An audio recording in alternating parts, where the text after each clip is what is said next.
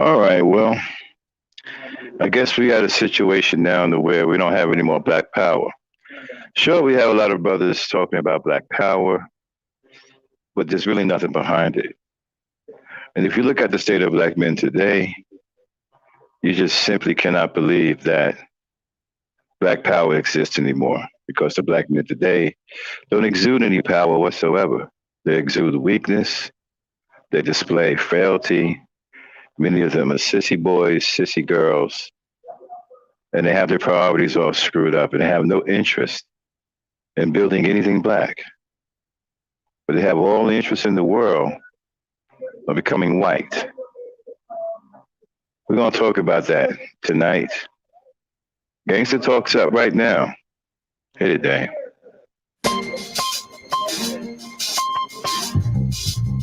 Yeah, son. There's mad kids out there getting cream for the 9-5, bro. Yeah, and I've been doing this for a long time. You know, shoot the game, going for mine. Alright. And this is the year when mad caps get peeled. So I'ma spark this line, kick the rear.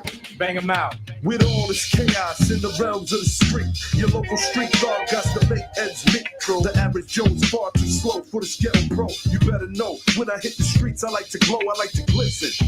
And at the same time, stay low, listen, motherfuck the fame. I'm pursuing the dope. My stilo is symbolic to a kilo. Cash is popping, coke's cooking, beef's copping. Ain't that some shit? A player that's used to living rich is now a sticky kid, caught up in a ditch. In 94, Giuliani kicked down the door. In 95, niggas flipped to stay alive. Peeling caps while I laugh. In the stats, the 4.5. Remy in the glass, spark the boom, then I blast. They wanna confine me, sneak up from behind me. Bust a cap in my back and put me where they can't find me. They hate to see a young player pay. I don't wanna see that, son. They rather see him spray. But I'm like Diddy, a Terminator, squeeze the lead off. Using verbs and nouns like rounds to blow your head off. Hitting up spots, heating up blocks. Investing in stocks like Colombian blow crops. I'm out to get cream and ain't no doubt in my mind. Fuck this broke shit, I'm hit, I get down for mine. I get down for mine. I get down for this. Put your hands in the air. I get down for mine. I get down for this. On the regular, shake it, no fear. I get down for mine. I get down for this. Put your hands in the air. I get down for mine. I get down for this. On the regular, shake it. I hear you wanna be a player. I ain't some place you bet. Let's play a game of real nigga roulette. Witness a DOA as I spray the melee. Contact and punctuation is compared to AKs. You in a daze, overdose, but karma's a boost smoke. Decapitated rappers in my trunk. I'm sick, pumping skunk, bouncing with my click, popping mega jump. I'm getting back while these clowns be zigzagging. What's this talk about flipping keys? Come on, you're nickel bagging. I'm blasting off wings and making doubters believe it. You see, I was packing heaters when jokers was banging cheerleaders. Ain't nothing changed, it's still the same in the rap game. I'm known for banging rookies out the frame. Y'all done forgot who was the pimp from the start. Sipping vintage wine, eating a la carte. I'm phenomenal from the abdominal. Far from comical lyrics and sticking the brains like barnacles. Never sweet. I'm bringing the drama to the streets with techniques and rolling in fleets. Ain't nothing sweet about the streets, so I'm poetically ill. I'm pure like cook up and lyrics shine like fish scale. I got the banger at your throat and you ain't showing no signs. K-Dep, let them know I get down for mine. I get down for mine. Whatever it is, if you want to put your hands in the air. I get down for mine. Whatever it is, on the regular, shake it, no fear. I get down for mine. Whatever it is, if you want to put your hands in the air. I get down for mine. Whatever it is, on the regular, shake it, no fear. I get down for mine. I get down for mine.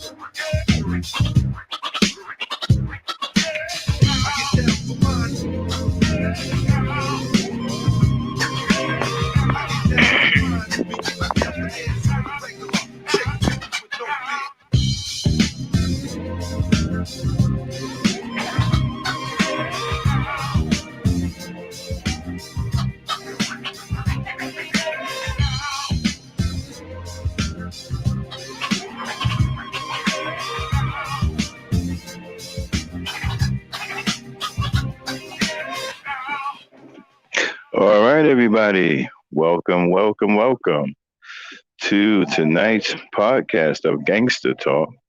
Usually we don't run this late. We usually try to get it up early in the morning. to get your day started. But we do have some time to talk tonight. So we decided to ride tonight. Gangsters up. PPU, everybody. Shout out to the strong peoples in the chat as always. Supermod Hassan Burton and T. We also have our regulars, E Nation, supporting the Ebony Star Network. I'm joined by the Lady Knight herself, named Frankie, my partner in crime. The Thunder Princess could not be with us tonight. She is under the weather. So let's wish her well in a speedy recovery.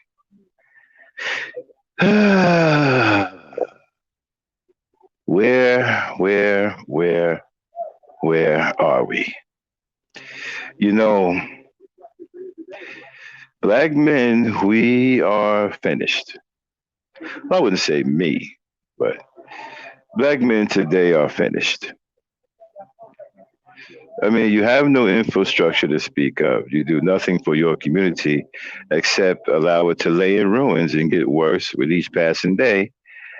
And on top of that, you seem to have your priorities screwed up. You've built no institutions of higher learning. You have no places where you can employ your people. You have nothing. You have totally sold out. You have put yourself on an auction block ready to be sold to the highest racist. You are the new type of Negro. You are what I call the SIS nigga 10,000. You are the SIS nigga 10,000. You come with batteries included, and you are also self enslaving.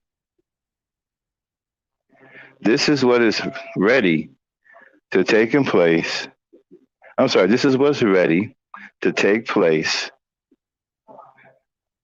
and to take control of the black community. These new type Negroes, these SIS nigga 10,000s that come with batteries and are capable of self enslavement.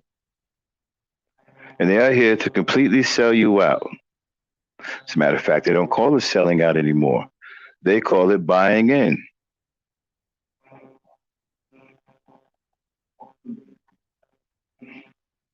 You know, Kevin Samuels had made quite the name for himself, or for berating black women and being a hero for black men. You know, the kind that swoops in and protects you from a bully. Cowardly black men now regard black women as bullies. And so they need someone like Kevin Samuels to come to their aid. And so he comes to your aid and pretends to fend off the big bad bully, the black woman, and you guys flock to him like a sheep herder. Give him all of your belongings and throw your panties at him as if you're throwing panties on stage. You guys are taking off your drawers and throwing them at Kevin Samuels, complete with shit stains and all. I'm sure he's rather happy of the smell, but, you know, I guess he's being bashful at the moment. But this is who you chose to get behind. Someone who has become famous for doing absolutely nothing. What he's doing is no real contribution to black society. He's making you Negroes who have mommy issues, who are whiny, who are effeminate, who are girly, who are sissies, who act like sophisticated women. He's telling you what you want. He's treating you like a girl. He's telling you what you want to hear. He's getting into your psyche. He's making you feel good about your femininity. And you're eating it up. And you're opening up your man purses and you're just throwing it at him. You're taking off your drawers and you're throwing it at him. Ooh, Kevin Samuels.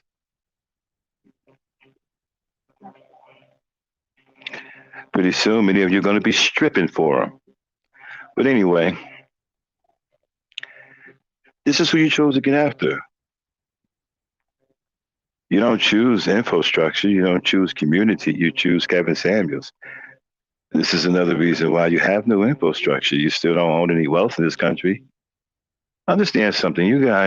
Are, you guys are never going to do anything and amount to anything. You aren't going to build infrastructure. So the black woman can absolutely forget it if she thinks you're going to build something. Because if she thinks you're going to build something now, she's going to be thinking the same thing until doomsday because you're not going to build anything. You guys are incapable of building anything.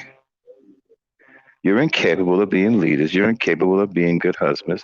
And you're incapable of being good fathers. You guys are here to be obedient lapdogs and pets to white supremacy. That's what you're good for. And that is what you're here for. And that is what your behavior represents. You are obedient to white supremacy. You've completely brought in, you've sold out, you are convinced that the white man has your back. And so he gives some of you a few trinkets, some podcast shows, and you guys think you made it. I was watching the Joe Budden's podcast, and actually, Joe Budden's is from Jersey City. You know, can't believe how weak he's become. For someone who grew up in the street of Jersey City, to be that weak, to have somebody like Kevin Samuels on his show. I mean, think about what this guy is famous for. He's famous for supposedly telling off women. What kind of contribution is that to? I don't. Okay, somebody explain to me, in the grand scheme of things, how does that help us as black people? How does that help the police stop shooting us? How does that help the police to stop murdering our kids, murdering our women, coming into our houses and killing us? How does it change its policies? How does that do anything? How? I mean, how? What is wrong with us as black people? We don't see that we are embarrassing ourselves. That our men now are known for virtually nothing and have become famous for doing things that are destructive to their own people. And you guys are so goddamn weak. You're gonna tell me you can't get a girl? You need some dude to come in and be your savior against black women? That's an absolute disgrace. And then y'all getting on these podcasts. Look at the body language. Y'all sit with your legs crossed and your hands clasped in your laps like women do. You got your shoulders all shied up like you're cold, like you're a frail woman. Y'all don't even exude any toughness anymore. Any real grit. Y'all look like scared girls. Puny, frail, scaredy cat females. That's what y'all look like. Y'all don't look like no hard men. You don't look like no real tough, brute niggas. Y'all look like a bunch. Some of y'all look like pregnant women.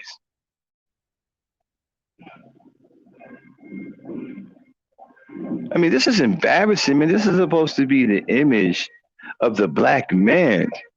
Y'all have destroyed the image of the black man.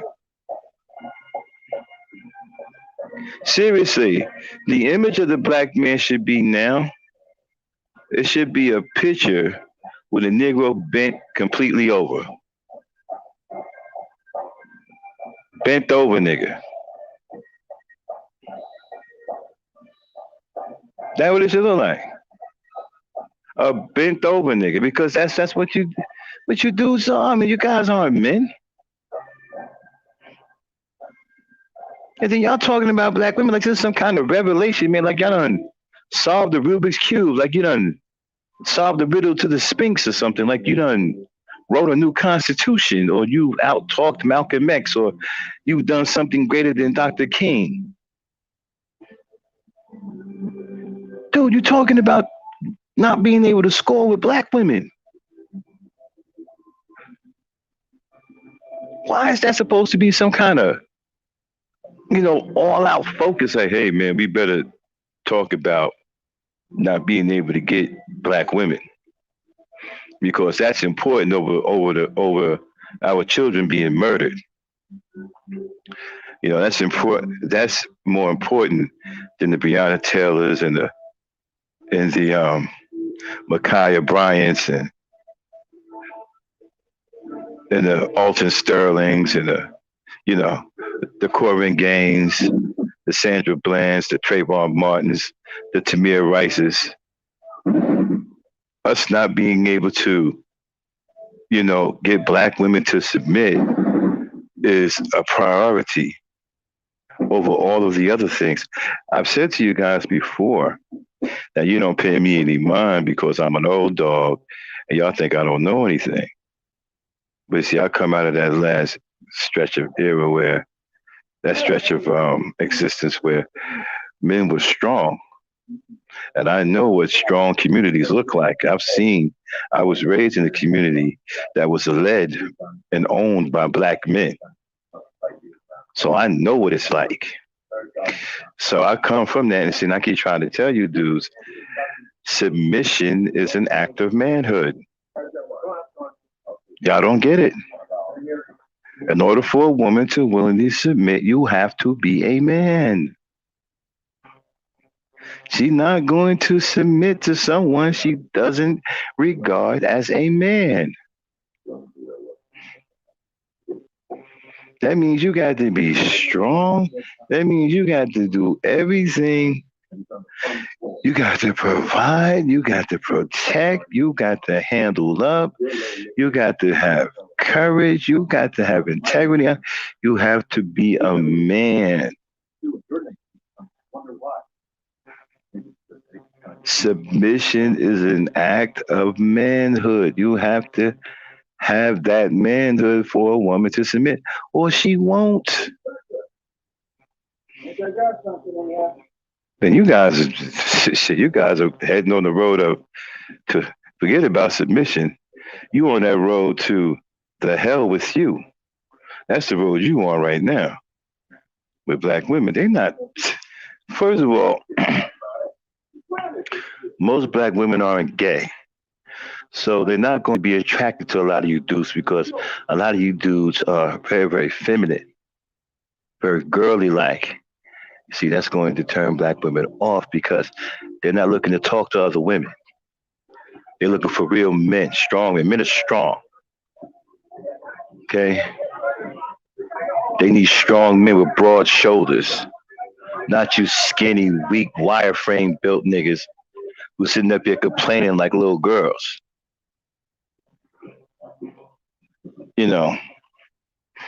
Sitting up here trying to have a conversation. Let's have a conversation. Why y'all want to talk so much? But y'all can't fight? You see, y'all scared to death of fighting.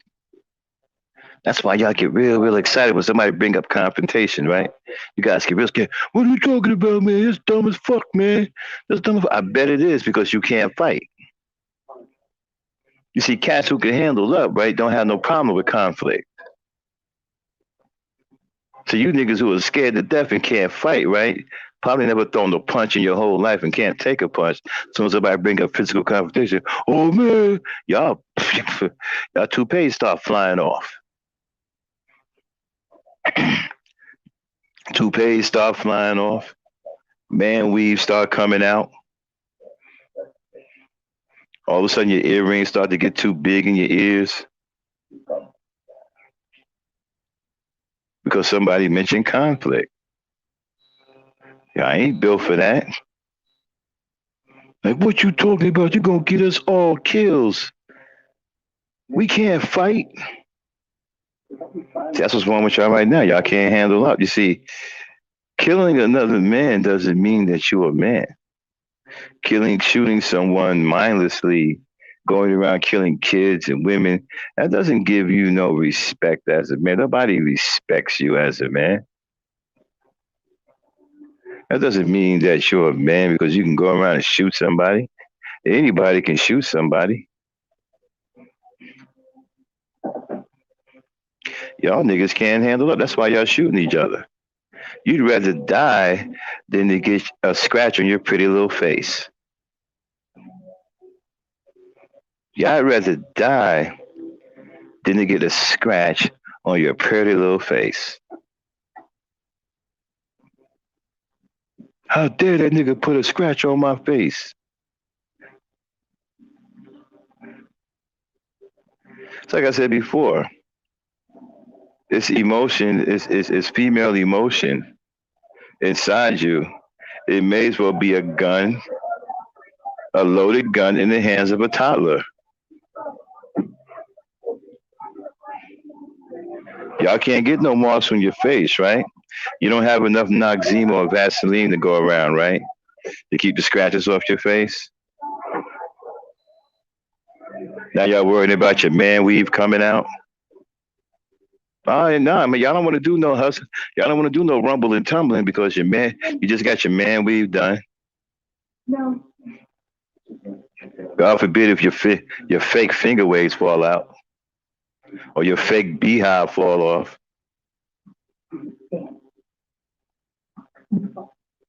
So, and like I said before, I really feel bad for black women. And I hate to say that because this generation of black men that's out here right now,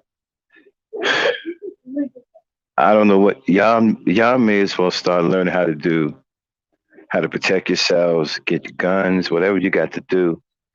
Start businesses, building your own little community because you can forget about these Negroes. They done.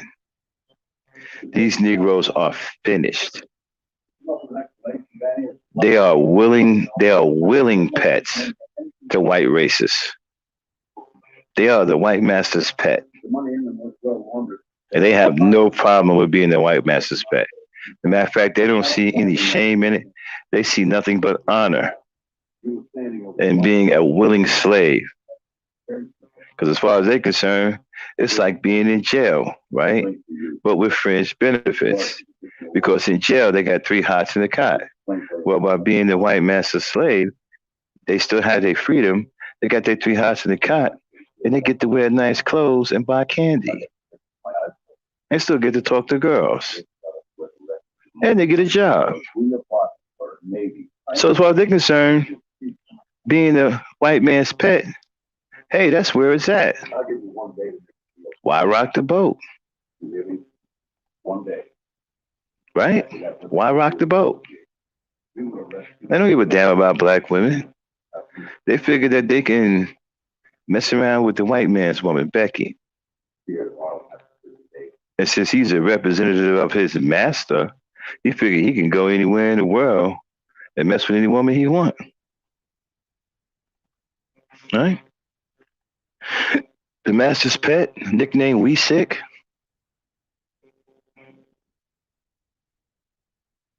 That's your guy's nickname? We Sick? The SIS nigga 10,000 nickname is We Sick.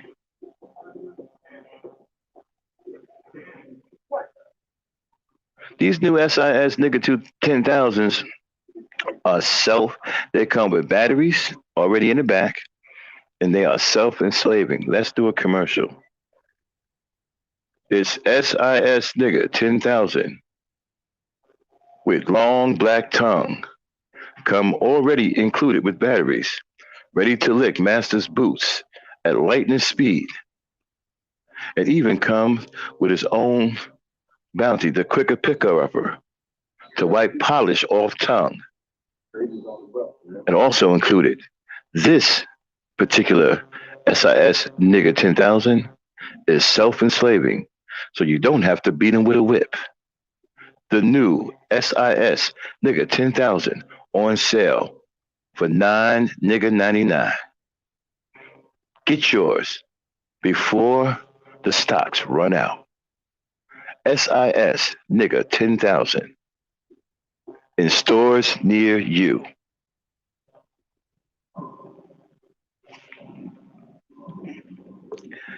Yeah. Somebody hashtag SIS nigga with an A 10,000. The self enslaving unit. SIS means self enslaved.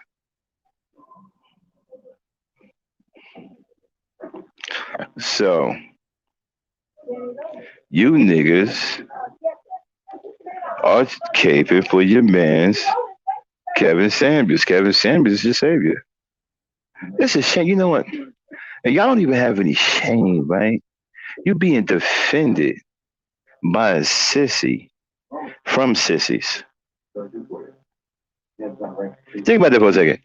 You being defended by a sissy from a sissy. Women are natural sissies because they're women. And you got a wannabe sissy defending you from the real sissies. So y'all being bullied by black women. And the fact that you are behind a sissy like Kevin Samuels shows that you're willing to not give a damn about your manhood, your pride, nothing, your image, nothing. You don't have any shame in embarrassing yourself and being seen as absolutely disgraceful, right? Don't make things worse than they already are. Just put the gun down. Absolutely disgraceful. My life, Bob. Some dude is running around here telling off black women, talking about all of this BS about black women, and you Negroes who are walking around with pent up mommy rage are coming out of what we're talking about. It's about time. Some of you Negroes are crying on live streams talking about you thank God for Kevin Samuels. Seriously? Why would you say that for another person to hear you? Forget about hundreds of people who are listening to you on the podcast. Why would you say that for another person to hear you? Loud enough for just one person to hear you. Even if that person was yourself. Why would you say that? Thank God for Kevin Samuels? What? You see what they're making me do? What the fuck are you doing? You just got married, man. Think about that. Ah, boy, I tell you. I'm glad I come from the era I come from because I still have something to be proud of before I die. I'm still proud of the men that I've seen growing up who bucked against the system, who were strong men, who did not lay down and die, who built things in their community, who owned businesses and housing in their community, who were gentlemen and upstanding men who taught me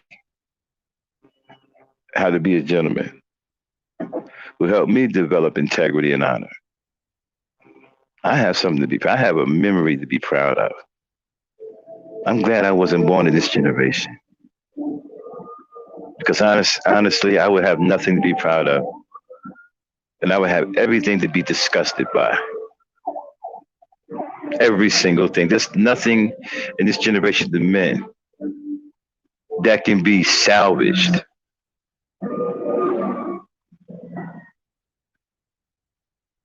You guys are done. You guys are finished. And the sad part about it is you don't have any problem with that because you feel that you've been saved anyway because you have totally brought into white supremacy. That's why y'all walk around here and act as though nothing is happening. Nothing is happening to us as black people. You completely turned your eye in the opposite direction of what's going on with black people. That's why you have podcasts about black women. You don't have podcasts about what happened to Ma'Khia Bryant or why she was murdered, or these hooligans and nutcases and psychopaths that are running around in our community, the ones that you have neglected to raise, who are now murdering our women and children. You don't make any podcasts about them. You completely ignore what's going on out here. You got young animals trying to bite people's faces off because they don't have any guidance. They don't have any fathers to raise them. So they've been raised in the street like animals. And so they exhibit, desperate animal behavior. And it's deadly. And you guys just make podcast after podcast about black women. Unbelievable. Unbelievable. I mean, it's almost to the point where it's astounding, to the point where your jaw drops and hits the ground, right? And it stays there so long that you walk off and leave it there. You forget that it fell. And then for the rest of the day, you're walking around with the bottom of your mouth missing. And people are passing you on the street and looking at you like you're a freak. And you wonder, like, what's wrong with them? But you don't realize the bottom of your mouth is missing because you left it three or four blocks back. Because you are astounded and so much in shock to how pathetic Negroes have come. Your mouth hit the ground and it stayed there for so long you walked off and left it there. Because you forgot it fell. And now you got to figure out 5 or 6 blocks later why people are looking at you like you're crazy because you're walking around with the bottom of your mouth missing. You don't realize it. And so when you come to, somebody shows you a mirror, oh shit, the bottom of my mouth missing. Where is it? Now you got to double back, follow your tracks, and go back and try to find your mouth, the bottom part of your mouth. And hopefully someone didn't kick it in the sewer.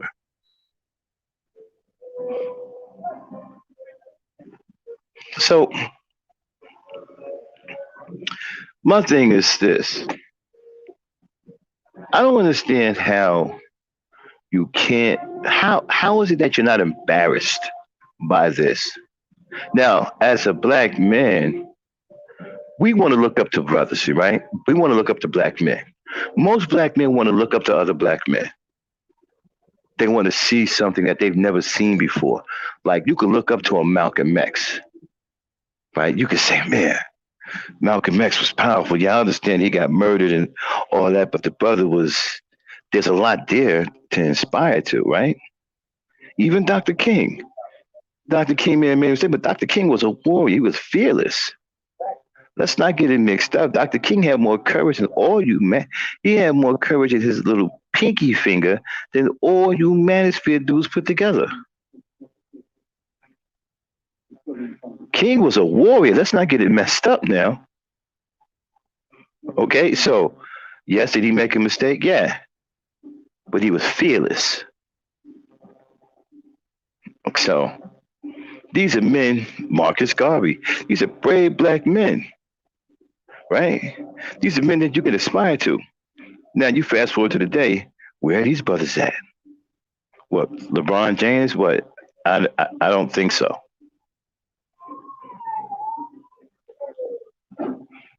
Oh, it's Kevin Samuels. You guys got your Malcolm X and your Dr. King and your Marcus Garvey and your Medgar Evers and your Thurgood Marshall, all in Kevin Samuels. That's your new Malcolm X. Just like Malcolm X told Elijah Muhammad when he became an imam, he said that he's dedicated to telling the white devil the truth to his face. So Kevin Samuels have convinced you dudes that he is the reincarnation of Malcolm X, Dr. King, Garvey, and all of the other heroes of yesteryear. He's convinced you that he's them and then some. And he's promised you that he's going to tell the black woman the truth to her face. And all of you have brought in on that. Why? Because many of you are pathetic dudes with mommy issues, awkward dudes with blow-up dolls and sex dolls. Many of you live vicariously through video games. That's why some of you have elaborate characters on these video games because to you, you escape into the video games and make the video games real life and make the real life the video game, right? You guys are socially awkward, 40 years old, walking around with pencils in your ear, walking around with a backpack full of pencils and number two markers and boxes of Crayola crayons and shit. Looking real whack. Can't get a girl, don't know how to talk to women. Abusive to blow up dolls. Some of you are so abusive to blow up dolls that the sex shop don't want to sell you blow up dolls anymore because you're too abusive to them.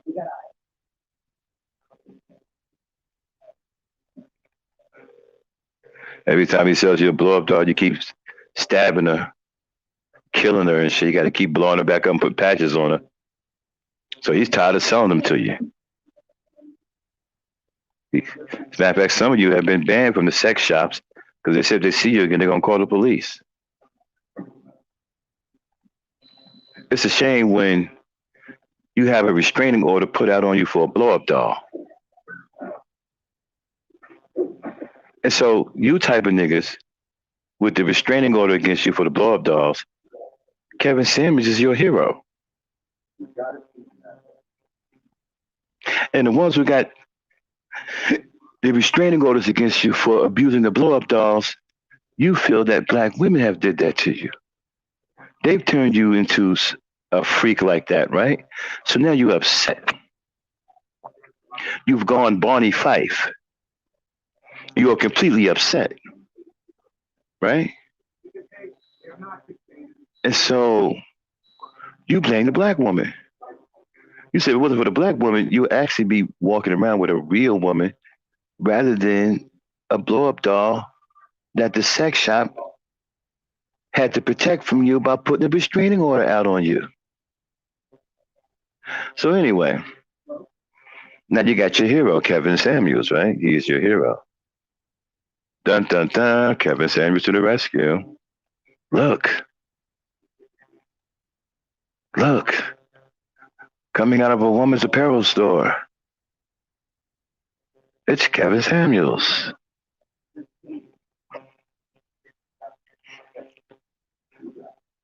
So,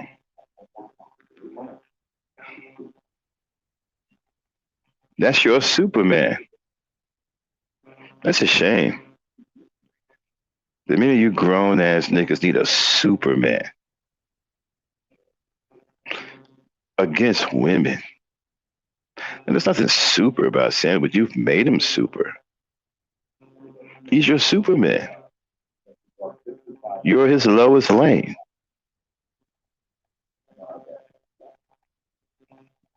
He is going to defend you from the big bad villains, the black women. Ooh, the black women. The super villain black women. The ones with all kinds of unimaginable powers. The power to make you awkward. They got the power to make you a geek. The power to make you a nerd. The power to make you like wearing diapers as a grown man. The power that makes you swirl with blow-up dolls.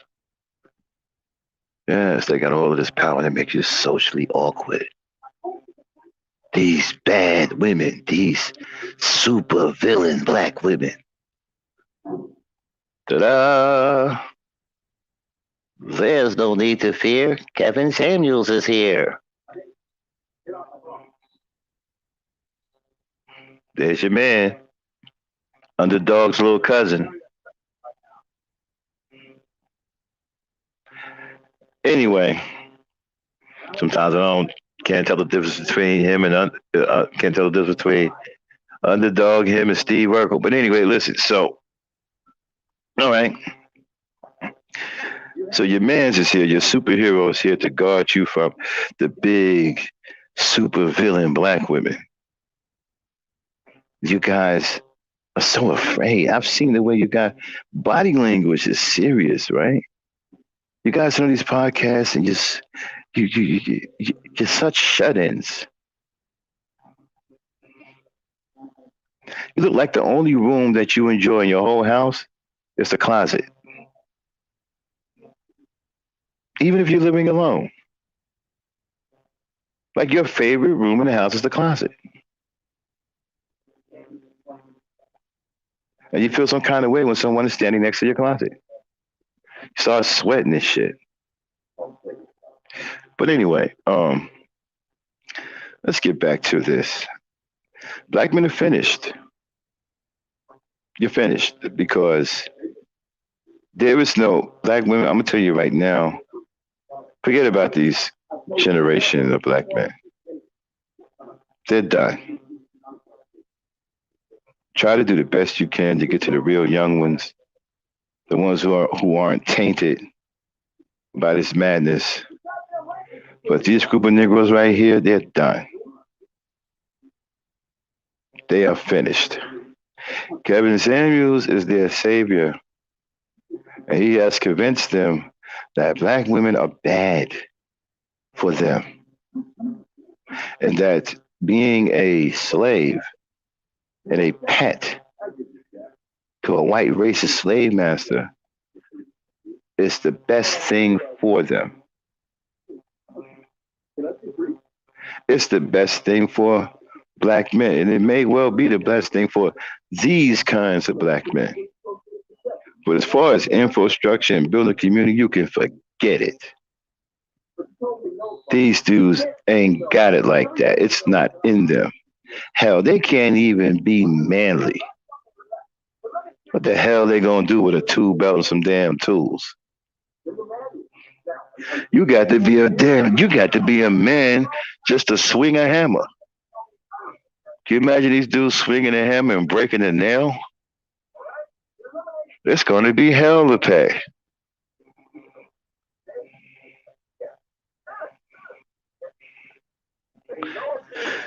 Well, I'll say this in closing. I used to hear expressions like this. It'll be a cold day in hell before blank, blank, blank, right? Or people in hell will get ice water before blank, blank, blank. Well, when it comes down to these black men today, it looks like it's a winter wonderland in heaven. I mean, in hell. It's a winter wonderland in hell. And you got Santa Claus down there, Frosty, all of them down there. As far as the people in hell getting ice water, shit.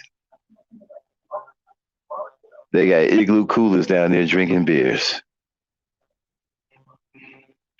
Plenty of ice to go around, people. And with that being said, let me bring in my co-host, the Lady Knight. Dang, come on in here. Okay. I am at the end of my rant. Give me your take on what you heard. And drop the link in the chat. Okay. Well, apparently, uh, hell has froze over. Madness is ensued. The demons are running loose. Who we got in the waiting room? Waiting room. There's no one in the waiting room. Okay. Where's Lucy? I don't know. She might be in the clouds. Yeah, so Mm-hmm. drop the link in the chat. Anybody want to come up? So yeah, tell me what you think. Give me your take on what you heard. Was it Okay. entertaining? Was it entertaining as usual? Oh yeah, yeah, yeah. What about when pigs fly? I'm sorry, Auntie. I gotta stop looking at them in there. Yeah, they Okay. fly. Yeah, they flying, Nancy, all over. They flying because this group of black men ain't crap. Uh huh. Y'all can forget it. Well,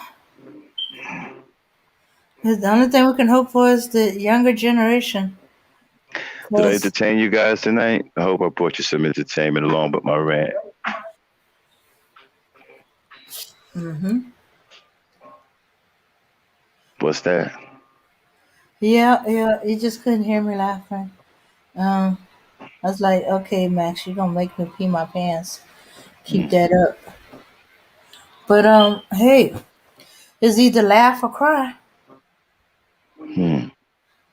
I think we're on the point of crying at this point.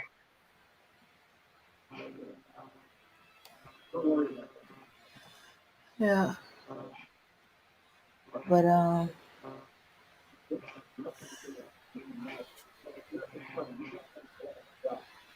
oh my goodness. Okay. Yeah. Well, as I said, the only thing we can hope for is the younger generation because they seem to have a lot more sense Now tell to. me what you thought about the rant. Tell me that first, then we'll go on to some other Oh, stuff. okay. w- Well, Give me your take. Give me your take.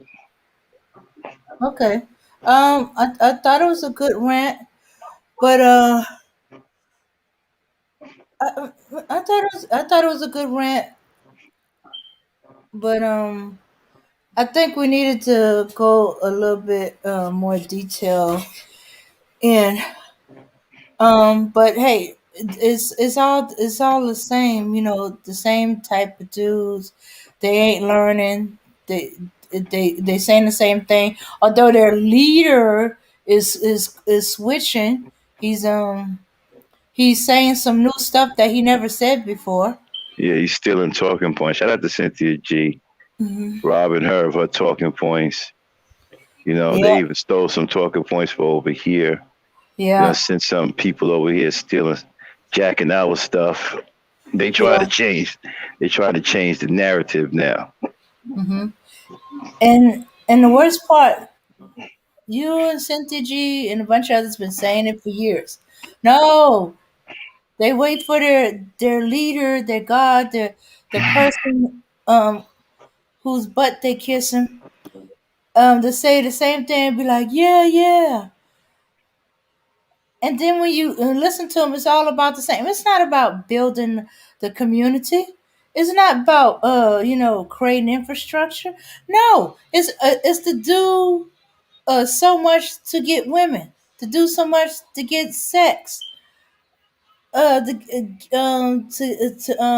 get submissive women. None, then no real, no real. If you listen to it closely, what he's saying, they not gonna really build a salubrious environment. If they do, it's an ulterior motive, and and I have a feeling that if they so called build, which I doubt they're gonna do, they too lazy and they don't bother to get to know women to find out what they consider a salubrious environment. They're gonna create what they think is a salubrious environment. Then they're gonna haul some woman in there, and when she don't submit, they're gonna curse her out and stomp it down and set it on fire and be on their merry way. Like it didn't work. They don't appreciate nothing.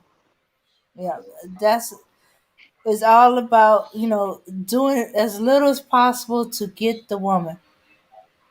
They as I always said, they want the perks of being a leader without actually being a leader. Leaders do not waste time trying to get women to submit.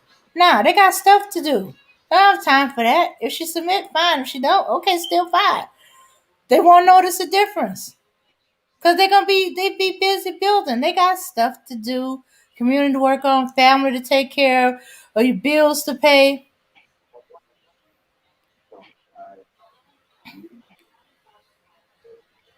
Yeah. And no matter how old you get one of these dudes, Their mindset is still like a horny teenager. I don't even think teenagers be that obsessed.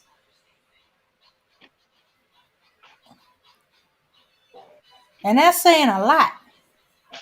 They say stuff, stupid stuff like, "It's hard. I can't do that. You're policing. You're cock blocking. You're doing this and that."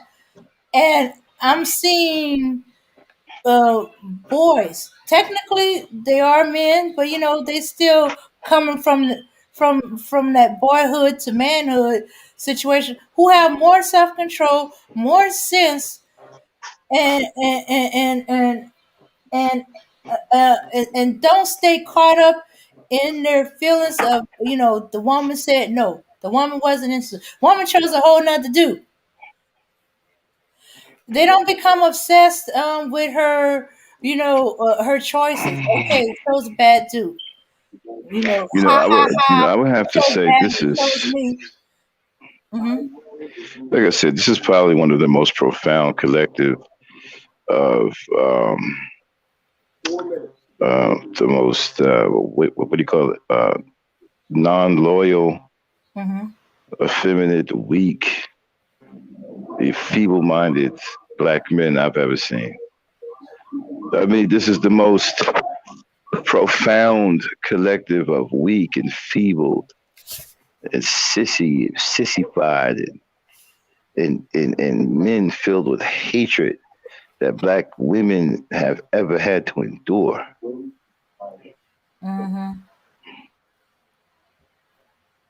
I mean, you just think about it. Like, Hmm. how the hell is the most famous guy right now that's black is talking negative about women?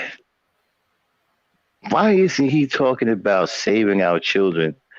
Why is he talking about opening up a hospital? Why isn't he talking about something that's going to help black people? Why is he talking about negative things about black women? And why is that so popular? Why are Negroes crowning this dude in droves by the thousands? They done made this man rich, yo. He wasn't rich before, he rich now. This man is now a bona fide millionaire because of these fools. They can't pay child support, but they can make somebody like that a millionaire. Go figure that. The SIS nigga 10,000 can't pay child support, but can make a dude like that a millionaire.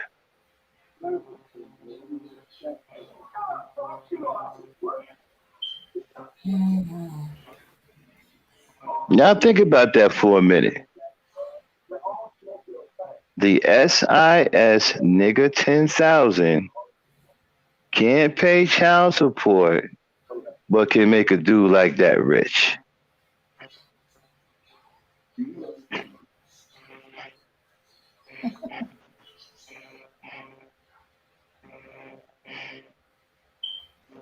My goodness. And That white just people are shows. white people are lined up out at the black market store waiting to get their SIS nigga 10,000.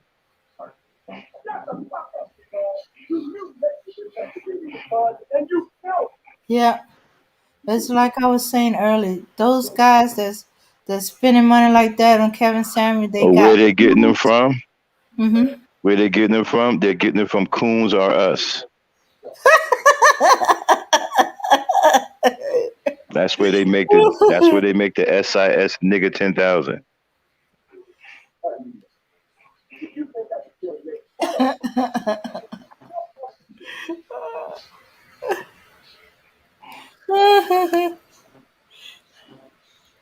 No, not um, 2,000, 10,000. Dang. oh, okay. SIS nigga 10,000, not 2,000. All right.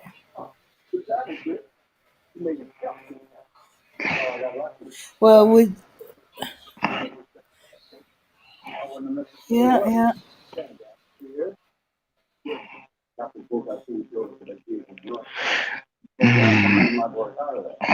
Yeah. So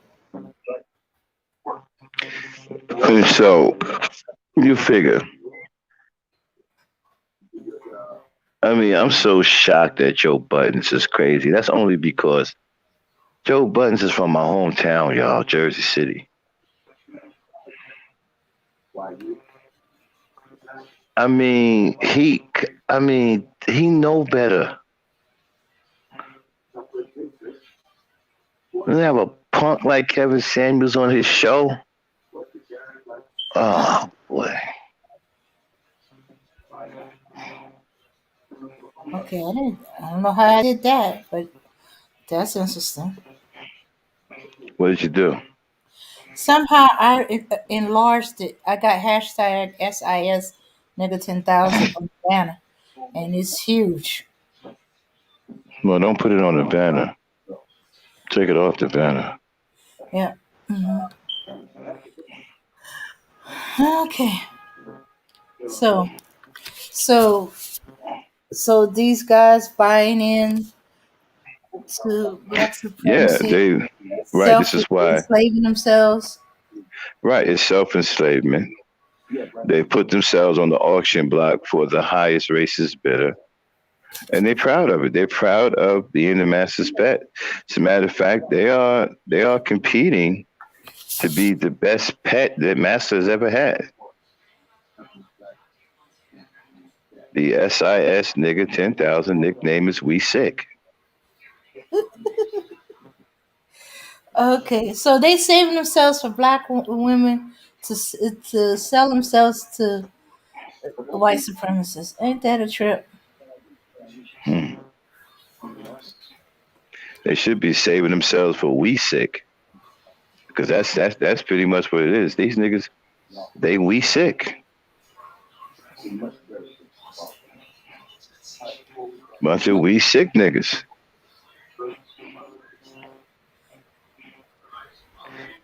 Well, let's Yeah. hope. Maybe if we isolate them Now and ain't no isolating these dudes. There's too many of them. They have a legion. There's a legion of these dudes. I call them the Legion of Coons. Y'all can hashtag that too. LOC. Legion of Coons. Depending on how you want to spell coon. You can spell it with a C or you want to spell it with a K. It don't matter. If it's a K, it's LOK. If it's a C, it's LOC. They are part of the Legion of Coons. There's no blocking them out. There's just too many of them. They're everywhere. And they have hordes within that legion. They have different hordes and they have different contingents within that legion. okay. Yeah, there is no blocking them out. Well, I guess because I kept thinking that they got some kind of illness or virus and it's just spreading along. The more and more they congregate among themselves, like Right, you it's said. called right. It's called being a Sambo. Mm. No, I think they reach a level that's Sambos have never reached before. No, you don't go any higher than Sambos because Sambos are dangerous. Sambos will kill for the white master. You don't need to Yeah. go any higher than that. Once you're willing to take life of your own people, that's the pinnacle. You're at the highest. You don't need to go any higher than that. A Sambo is dangerous. A Sambo is willing to take black life. You know, this is what I'm saying. You see these guys. Where's Lucy? Oh, she did say a blackout was coming on. Yeah. Right, and so these guys, and you know what? It's such a shame. Like when you look at black men, I see groups and groups of black men trying to seriously. Oh, hold on. Here she is. Let me put her in. Hey, Lucy. Peace, My Daniel. African. What's good, Max? What's up? Did you hear the rant? It was quite colorful. I came in on the tail end. You know, we be having technical difficulties over here. Yeah, we just went in on these fools. Um, I'm sure. So, supporting Kevin Samuels rather than infrastructure and community. They chose Kevin Samuels instead of infrastructure and community. yeah, Hey, well, that's what I see. Mm, I just thought of something. I mm, think the reason why they worship Kevin Samuel is there's that one opportunity to date a cheerleader. Yay! pretty much. And you Oh, know shit. what? Yeah. Shit. And then here's another thing too, right? He is a voice for all of these guys who've been bullied by black women. Mm. They was bullied by their mama. Yeah, Their bullied. daddy left a long time ago because they was talking that stupid shit back in the 60s. And their daddy left to go be pimps and whatever the hell else, and hoes, because they was pimps and hoes within themselves. The way See, let they me drop slang something. their penis all over the place. Let me drop Hence, something on y'all that let me shit. drop something on y'all that I heard from an old woman years ago that blew my mind, right? She said if a woman have to run a man out of the house, right? She becomes angry with the seed he left behind because the seed is cut from the same cloth. Uh, you have women that think like that, but I'm not like that because one of my sons looked just like his father. He's just my Mm-hmm. complexion, and I don't feel that way because I love my Mm-hmm. sons. Mm-hmm. I'm not one of those mothers. Now, my mother, she's one of those. She's one of Yeah, those. she said some women are like that because the father was such a messed up dude that they Mhm. can't help thinking that the son has the same attributes as the father. I mean, with psychological damage. I mean, when I Mm, look at my son, he looks like him. His head is shaped like his face, his teeth, even his teeth, his body structure, his mannerisms. And Max, you and I had this conversation, I think maybe 2 years ago on a live about the similarities between my firstborn son and his father, and he really he didn't get any time around him to be able to pick up any habits or get taught anything, and yet it's in his blood. My grandmother told me that it's in the blood, and she always told me watch what you breed with, not who, watch what you breed with, because it's in the bloodline, and I clearly see it in my children. I mean, hell, my daughter, the way she wakes up in the morning, she looks confused and discombobulated and everything, just like her father. Like she literally has the same face he has, and does the same like falling around, and like neither one of them can get themselves together when they wake up in the morning, and it's in the blood. So yeah, mm, you got women that'll be like that because it's in the blood. It that those mannerisms, habits, mentalities, spirits, all of that can transfer into your children, and it's by nature. And so yeah, you'll have you women that know, will hate their children because the trauma that they went through with the other parent. I'm Is wondering that if you have. acceptable? No, but it happens. I wonder if you have that now happening on a greater scale because of the kind of black men you have out now. You know what I'm saying? You got guys like Kevin Samuels and the guys who follow him. But I mean, Um, this. but well, I made another interesting observation. I've noticed. I started with my immediate family.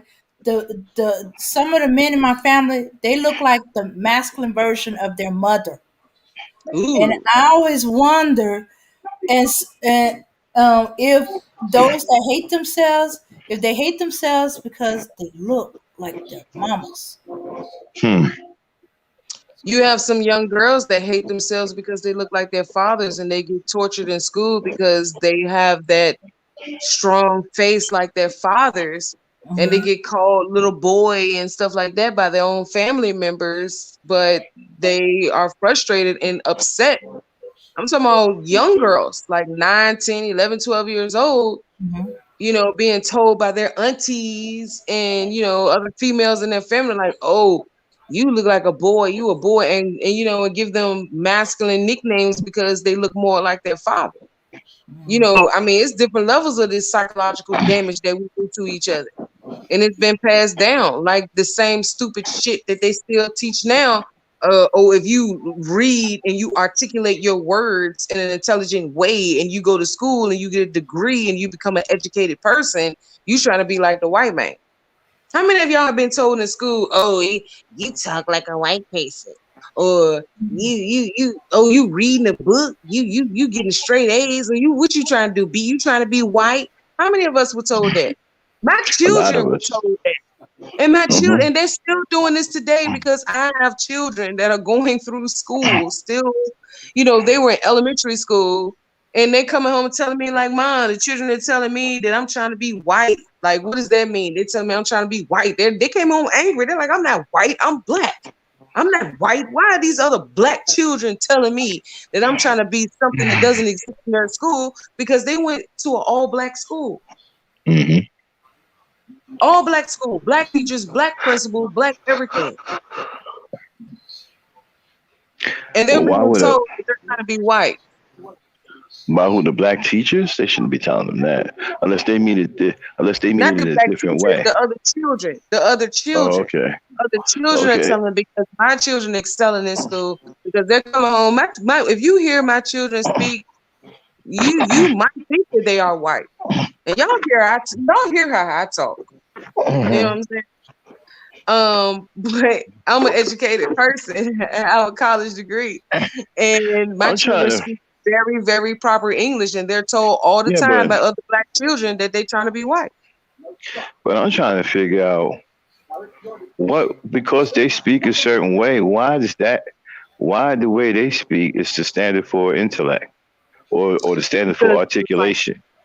That's the psychological damage that we continue to perpetuate on each other that was given to us by the colonizer, just like this stupid ass Kevin Samuels. He hates women, and we all know now why. He hates women. And why are they so concerned? And listen, and why are they so concerned and so, mesmerized by the way we talk? And why they spend so much time trying to talk like us? That's a good question. Yeah, and then they even got their corporate businesses and commercials laced with the way we talk. And hip hop music and dances and everything. But yeah, you got black man sitting up on the internet, and either you got several different levels of dusty. You got your high value fake ass nigga that's sitting up there want to shit on black women and put the blame on black women. Everything is about the black woman. And then you got this other dusty that's so black power that it's still the black woman's fault, and it's the white man's fault too. Everything is the white man's fault. But when is either one of these niggas gonna get up and do something? Ain't getting up and doing it. This generation is finished. This group of black men, they finished. Which is Gen Z. They want to blame it on Gen X, but it's Gen X and whatever is after us. No, they can't blame it on us Xers because we come from the last shred of black manhood. Kevin Samuels is Gen X. Kevin Samuels is Gen X. Yeah, but he's in our generation, Max. Yeah, but he's gay. He needs to sell out. and niggas are worshiping him. They are fighting. He's a sellout. Women. Okay. Well, how you explain GDS? You have to understand. You have to understand something, right? You have to understand, right? Coons and Sambos, they're in every generation. They're in every generation. There's no generation that doesn't have any coons or Sambos. Oh, so this is a whole nother level of cooning. Yeah. This is a whole nother level of cooning. Oh Okay, shit! Turn on let me black tell you woman. how. Let me tell you how it's at another level. This dude said that he don't call selling out selling out. He called it buying in. So what do you call the opposite of feminism? Because that's what it sounds like to me that these niggas be crying about. Feminism, a feminist. What would you call it? A Bim, masculinist? I guess a masculinist, a masculinism. Biminism, I Biminism. mean, I don't know. It's just stupid. well, they what they are. All these I manosphere, don't even know. sissy I don't damn even. ass niggas. They all are the opposite of feminists. They're what feminists, Isn't what they that say feminists are, but in chauvinist? but they're dudes. Isn't that I don't. chauvinistic? Isn't But chauvinistic the wait a minute. opposite of feminist? Yeah, but I Is it don't even misogyny? know. Is It's that what misogyny? misogyny. I think it is misogyny. Oh, okay. You know, misogyny is in. Well, it's Well, not in that the word Bible. It's in the. sounds too sexy. That word sounds kind of sexy. Misogyny, Well, like it sounds actually, like well, misogyny. Like they actually, should get a word that sounds shit like feminist. Feminist is a shitty sounding word, so they should get a shitty sounding word too. well, misogyny is in the book of Enoch. It's not in the book. It should have been in the Bible, but it's been blocked out of the Bible. But it's in the book of Enoch, Mm, and how there's a special place in hell for people who practice misogyny. That's in the book of mm, Enoch. mm, It's been kept out of the Bible, though. I wonder why. mm. Well, that Hmm. shit don't fly with me, so they can kiss my ass. That's what I got to say But about here's my all thing. the same niggas. Why is feminism so important? This is what I don't understand. Why are these Negroes complaining about feminism? That happened so long ago. And so what, you got feminists out here now? What does that got to do with you getting your hands dirty and getting into this infrastructure? I would think Feminism black ain't got men should nothing. be happy for feminism because that opened the doors for black women to be able to work as well. So when white women walked in the door, we walked in right behind them. Feminism don't have nothing to do with you grabbing a tool belt, getting these tools and some supplies, and getting on Nope. this infrastructure. You know, I'm glad you said that, Max, They because just you use know it as an excuse.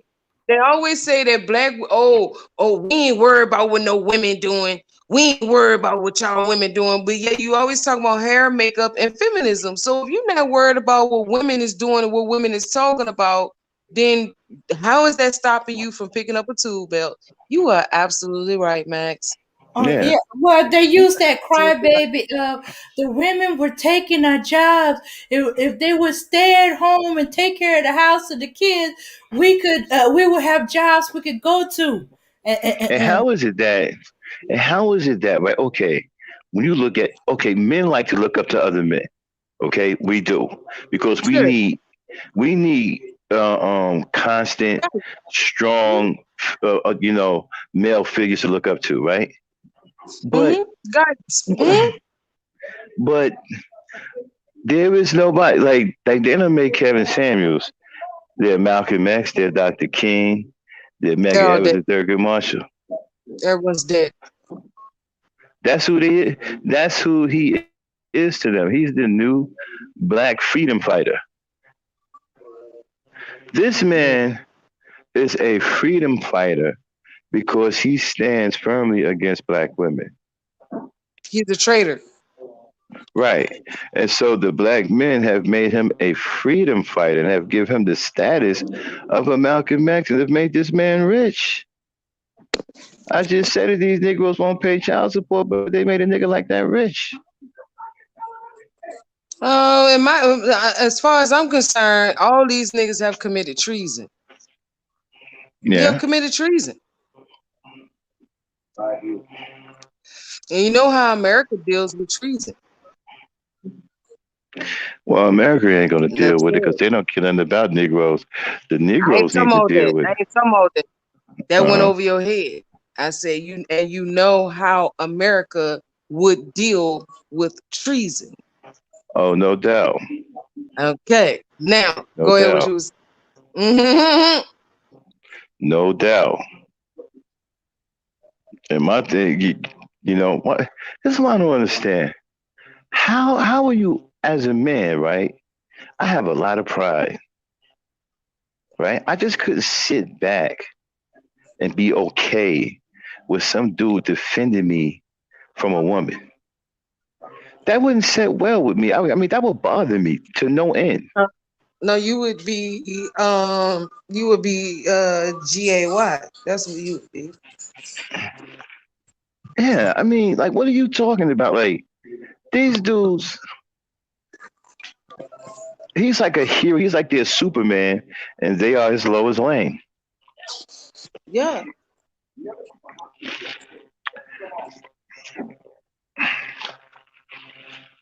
And what they don't understand is that he is tearing up their image. Yep. Yeah, he's planning on getting his freak on with them. He's He's grooming them. tearing up. He's massaging their shoulders, He's massaging their mind, tearing. and next thing you know, they'll be bent over or on their knees. Pretty soon, it's going to have these guys flat out in the open competing with women for the love of men. You already got them over there making podcasts about how ugly dudes are. What? Yeah, You got a group of men talking about how they're ugly over there other. right now making podcasts. I just saw a notification with podcasts going up. Why do the ugly dudes this, and that? Man, stop No, lying, We'll post that back. man. You lie, I'll put it. bruh. You lie, I'll put it. bruh. I'll put the link in my in Discord. Hold on. Man, nah, man. I can't Put the even link look in at you. Discord. I can't even look at Discord right now. well, I can wait till afterward. But Yeah. Now, when you see it, I've been warning y'all about this guy. Remember? hmm You'll see what I'm talking about in a minute. Man, nah, man. Hey, is there any way you could play? Is it live now? probably if he got the notification, it's probably gonna go live in about 30 minutes. Oh, you might can't screen share, but you can play the audio. You can play the audio. Hey, look, man, look. These dudes, like that's sus, man. Look. I ain't even worried about the sus part. It's like you got so many other things that's going completely fucking wrong in this country, not even just the world, in the United States. That absolutely has nothing to do with race. That has to do with So did you people see? being Did you able see to it? survive in America, and it doesn't I Hey, matter did see what it. you? your race is. Y'all see the link I put in the chat I and see it. Lucy won't in be able to Discord? see it till after she gets off. In the Yeah. chat. Oh, yeah, I can't. Yeah, I can't. Hey, I Dave, can't look at it right now. haven't I been warning you about that dude? Yes, you have. It's starting to come clear to you now, right? Let me Well, see. Hold yeah. on. But he been Hmm. saying something like that. Just he didn't outright call them ugly dudes. So you got dudes in the manosphere making podcasts about Yeah, ugly yeah, dudes. yeah. I had to come down off the stream to look at it. Yeah, Yeah. it's Well, worth look. it. It's It's other worth it. stuff. Oh, he's It's live worth right it. now. It's worth it just to come down and take a look at it and come back up. Just the thumbnail. Just looking at the title. No, just looking at the link in the chat. Okay. Mhm. Yeah, I was like, oh yeah, you've been Make told us it about that. those of you who are part of the E Nation, y'all can y'all can slip into Discord and look at the general chat. The link is in there. hmm You'll see who I'm talking about. Making podcasts of ugly dudes.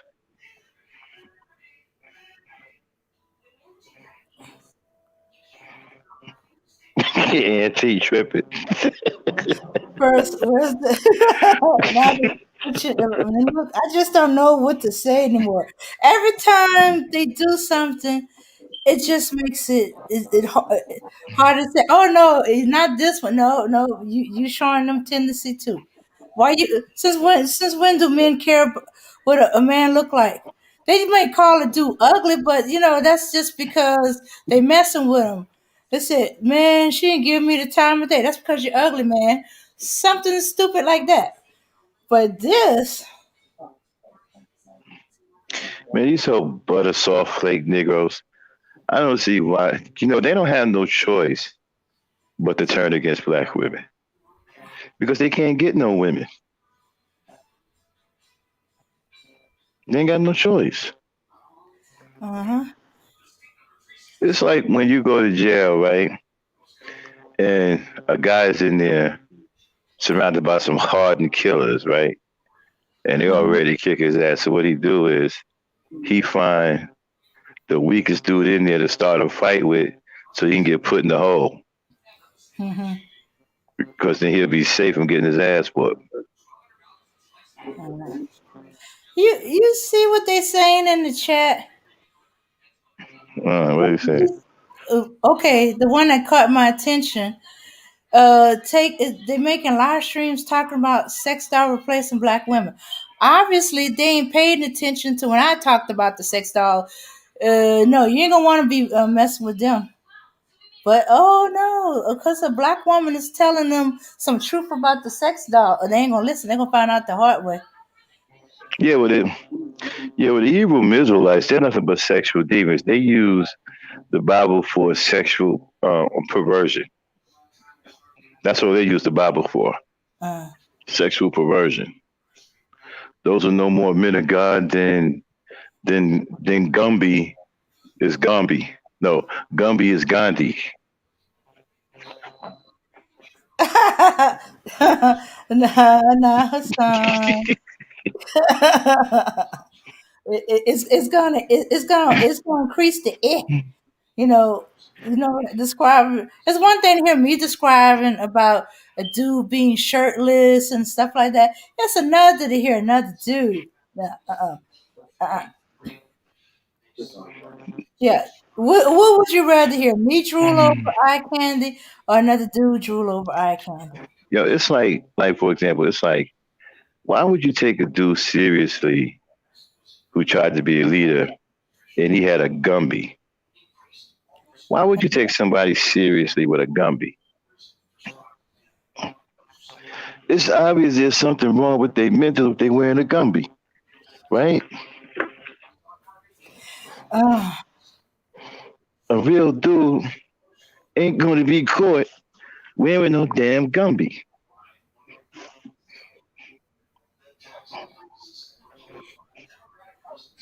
yeah. It always look lopsided. I seen the flat tops, but not the Gumby. Well, a flat top, they pretty much did away with it because a flat top exudes too much manliness. So what they did was they took the flat tops, and now they got the LGBT females sporting the flat tops because it make them look more and more like a man. That's a very manly haircut, a flat top. Mm-hmm. Okay, a Gumby is some kind of flimsy go between a girl and a woman type thing. It's some old flimsy. Ain't no dude, no self righteous dude wearing no Gumby. Yo. Okay. Lucy might be having a hard time getting back. Right. So you got these awkward dudes with their grandma dynamite jacked up hot rods, Mm-hmm. with their fake fairy tale, you know. You got one dude who's a serial blow up dog killer.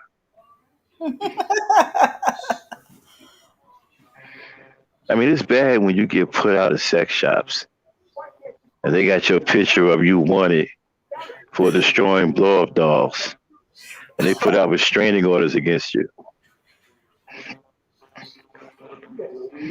And then you try to show your face in public like you right in the head. See, what gets me is a lot of these guys with these problems, they come around us as if nothing is wrong with them. Yeah. Right. And it's like they act as if we don't know that there's something wrong with them. So then when they come around us, what you get is them behaving normally, and you get the rest of us who knows that they're crazy staring at them out of Hmm. pure shock.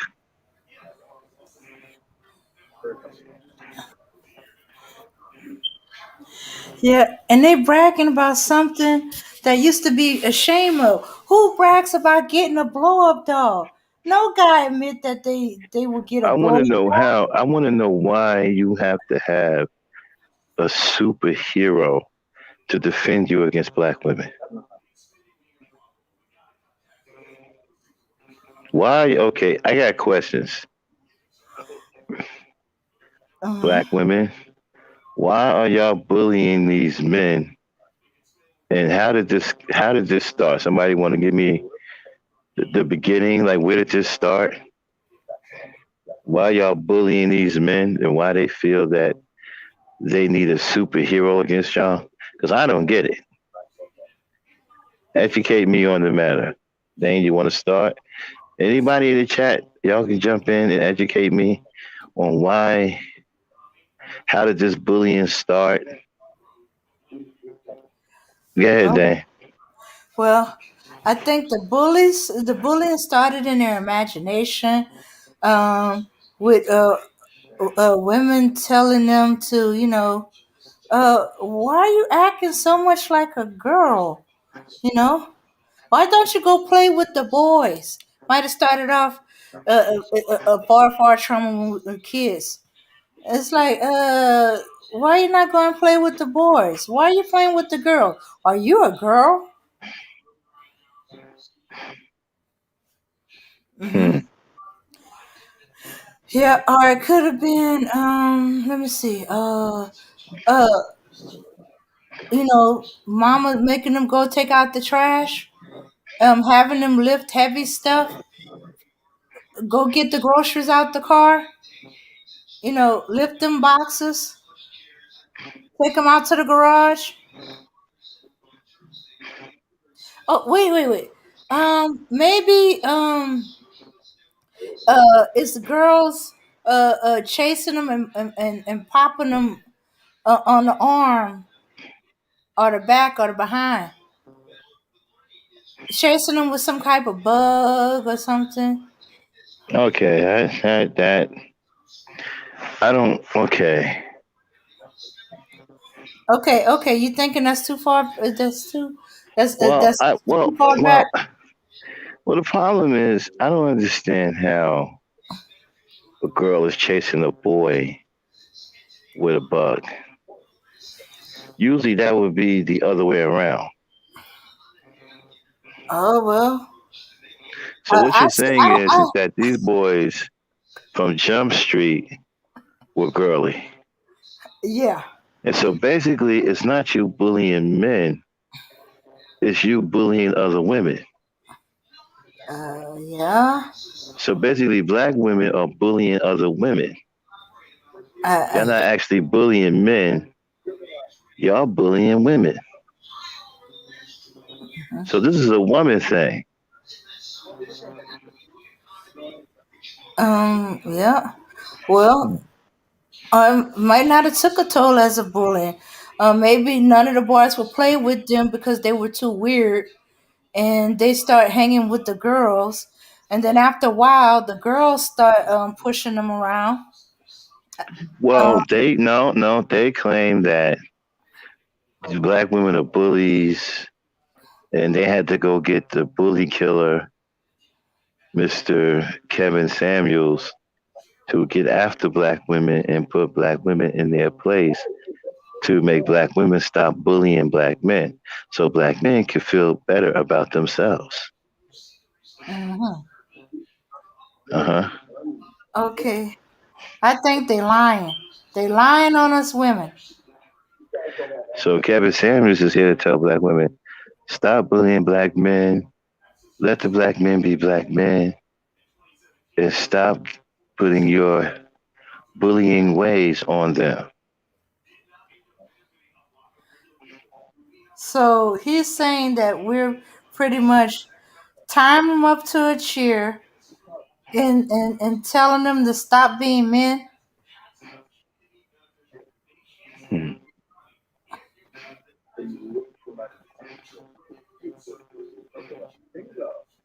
Let's see. How did we bully them? Okay, we beat them up. We tie them up in a chair. Um, we hold their tennis shoes and their video game hostage. We put a gun to the video machine and said, "You gonna change your ways or else you gonna you're no longer the leader. I'm the leader. Say it, or this PlayStation 5 is gonna get it." I got a question. What is the strongest woman hygienic product that guards against cycling? Guards against cycling. Hmm. What is the Uh, strongest feminine product? I guess it would be is either the tampon or the cup. The cup? It's just called the cup? Oh shucks, I forgot the correct name for it because I don't use it. Um, let's see. Oh wait, it's a menstrual cup. Menstrual cup. It's either, Okay. All right, but menstrual cup. I got it. but Okay. that wouldn't work on no dudes. So I guess it would be a tampon.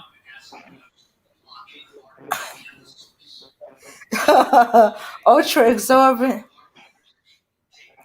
A super.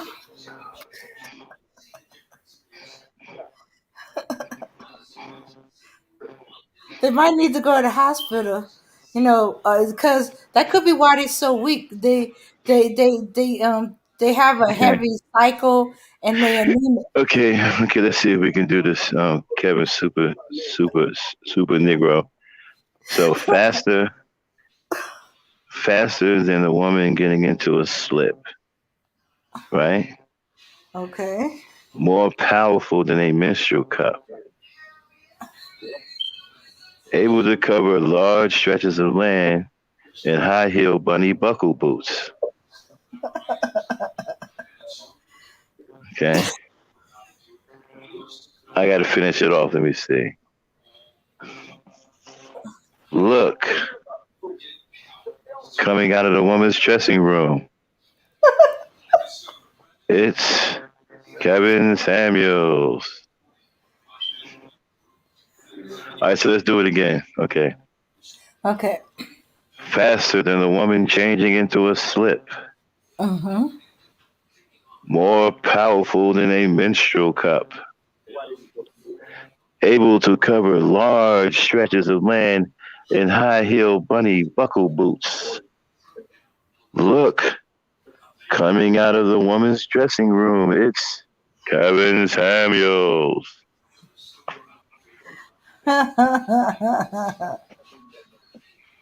Oh my goodness.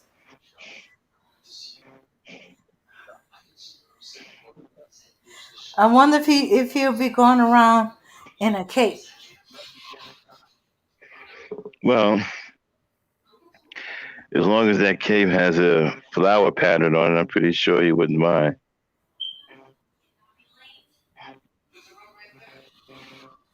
Hmm. I'm gonna tell you something, y'all. Quiet as cat. When you see guys walking around, when you see guys walking around in really bright clothes, Mm-hmm. and they're very stylish with them bright clothes, Mm-hmm. that's suspect. You see some dude wearing a beige suit with white shoes or beige shoes. Okay, that's problematic. Wait a minute. Beige? That's not a Yeah. that's not a bright color.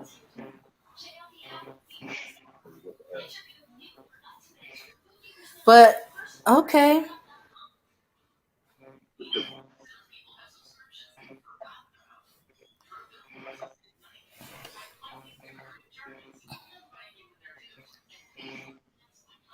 I was thinking you was talking about I saw a guy in what was like a tangerine suit.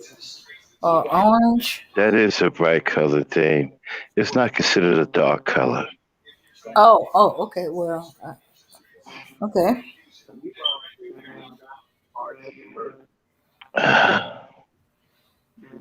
Anyway, but yeah, when you see guys in loud colors like lime and green, bright orange, and all that, that's suspect. And they styling too. I ain't talking about somebody that's wearing a white jacket, Mm-hmm. Uh-huh. or a yellow jacket or something like that. You know, Mm-hmm. somebody who's dressed from head to toe in bright colors. That's suspect. Mm-hmm. That's suspect. Yeah. Manly men don't wear bright colors like that. That's some suspect dudes.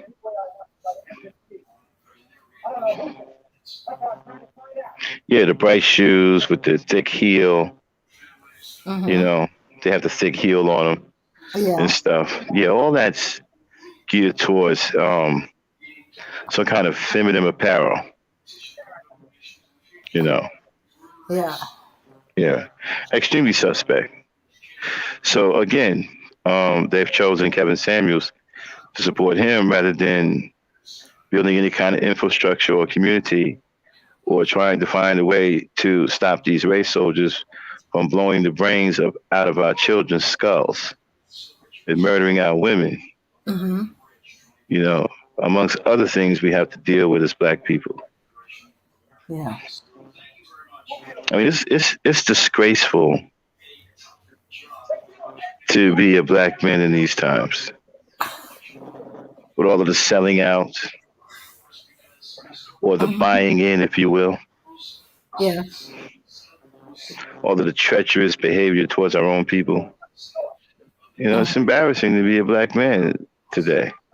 It's almost like, back in the day when they played football, the NFL, Mm-hmm. they used to have a couple of bad teams. Like, I remember one time Tampa Bay and New Orleans were the worst teams in the NFL. Mm-hmm. I mean, they would go either one in something or not go with a win at all. Mm-hmm. And the fans, at least the Tampa Bay, not Tampa Bay, the New Orleans fans would put bags over their head when they attended the games. They'd be sitting in the stands with bags on their head. Okay. They didn't want nobody to see them because New Orleans was so bad. You know, it's kind of like being a black man now. We have to walk around with bags over our head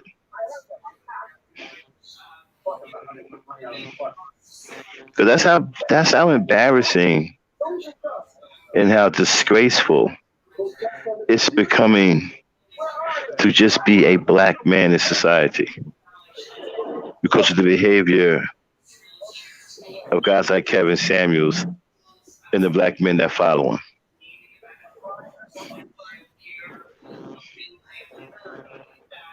It's becoming disgraceful and embarrassing.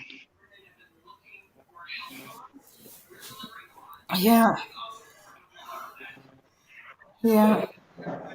Too bad there's no emoji with upside down paper bag with holes uh, for the Hey, eyes. Candy G, how are you?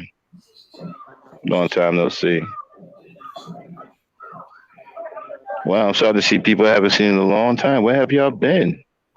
Y'all been getting the notifications? Yeah. Candy G, haven't seen her in a while. Um. Wait a minute. I thought she was there for lady. No, she wasn't there. That was last ladies' night. I ain't see my girl Carib Carib. I ain't see my people's Carib Carib either. Mm-hmm.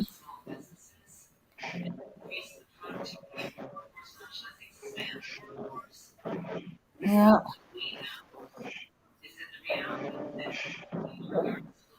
Uh. Yeah. She Okay, popped Candy in said and she out. pops in and out. Okay, but yeah, it's like I said, it's embarrassing now to be black in America, be a black man in America, and then when you have groups like the Manosphere, they are influencing young black men in a negative way. They are influencing them to disrespect their mothers, disrespect black women, not value the lives of black women. So if they're not valuing the lives of black women, then they don't value the lives of their mothers either. And in Mm-mm. some cases, they're even being encouraged to be violent towards black women. They're encouraged to be violent. And you see how that's starting to play out. Mm-hmm. The one guy who killed his family, wasn't he a supporter of the manosphere? The police officer that was a follower of someone in the manosphere, they ended up killing his wife and his family. Oh, okay. I remember. Yeah, he was a follower of Greg something. I've never seen this dude before. I've heard about him. You know. All right, Damon, I got to break for a minute. I'll be back. Okay, and try to stay on topic. I'll be right back. Okay. Oh, okay. Candace said, yeah, he followed Coach Craig. Uh, okay. He worked the graveyard shift. And except for them nights when we be doing them 10 hours, we ain't uh, been playing when I guess, when you be working. Okay, yeah, I was having the giggles at all the Captain Kitten Hills and Captain Suspect and Suspect and his sidekick Suspect Sam. Oh, he was very active on the misogyny websites. Yeah. A lot of the manospheres get their stuff from the misogynist websites. Yeah, yeah, yeah. Although,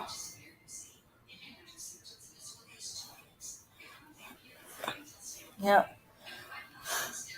yeah. So, oh shoots. Hold on a second, y'all.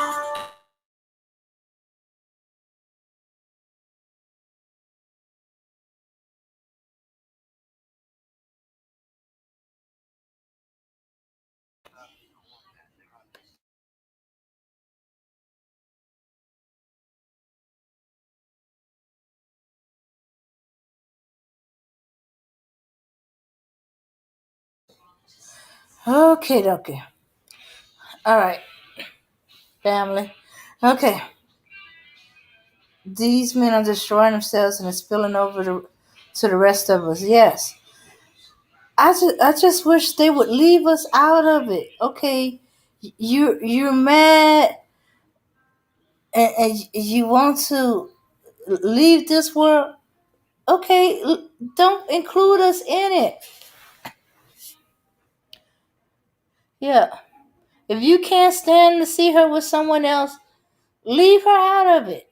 Just go do what you got to do, but don't take her life and the children's lives.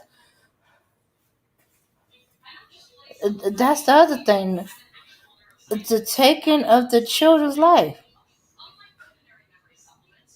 Just show to me that you don't love. They don't love their kids.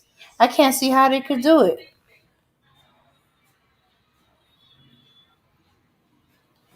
So they just put up with the kids, and then when they jumped on the first Oh, no, excuse. excuse me, Dang. Uh huh. Do me a favor. Take care of that situation I just called you about. It sticks out like a sore thumb. It looks really bad. So get and take care of that. I'll hold it down till you get back, okay? Okay. Won't be able to do that till afterwards. You should be able to do it now in real time. Okay. Okay, it just looks really bad. Okay. Okay. Gotta take care of that because it looks really, really bad. It sticks out like it's it hits you dead in the face when you look at it. Okay. All right. Yes, yeah. See if you can handle I'll that. be right back. All right. But anyway, y'all. Um, yeah, they are destroying themselves, and no, no, no, no. They're not really destroying themselves. What they're doing is they're selling themselves to the highest racist bidder. They are willingly becoming pets to white supremacists, to white supremacist masters. Yes, they're willing to be the proverbial Rottweiler or pit bull. Okay, and they're trained to hate black people.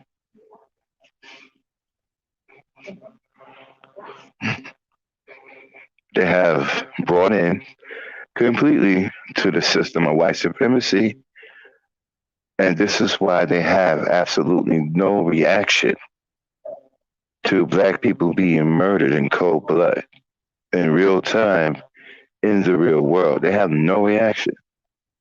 They have no regard whatsoever. They feel that their place is secure at the feet of the white slave master. They have no problem with self enslavement. These brothers enslave themselves and put themselves in some kind of real live human kennel so white slave masters can come by and give them the once over while they wag their tails and have their tongues hanging out and panting and doing handstands and stuff, hoping that the white master who's looking them over will take them home.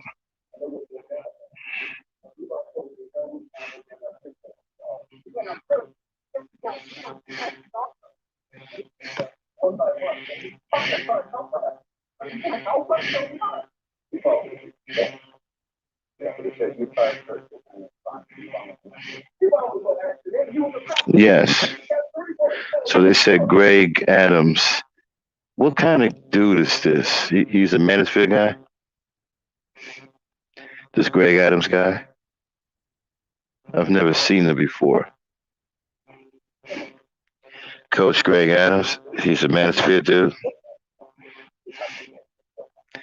With a name like Coach Greg Adams, he sounds older. What is it with these old dudes turning into these bitter old women? Why are 50 years old, 50 plus year old dudes?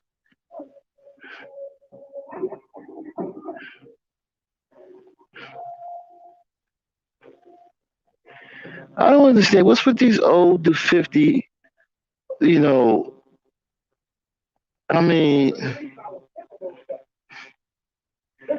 a red pill dating coach? Red pill got dating coaches? What is it with these dating coaches? Why is a dating coach so important?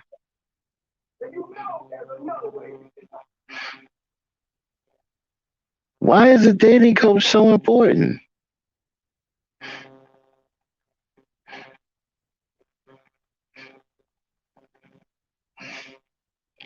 Yeah, I'm still trying to figure out where all these dating coaches come from all of a sudden.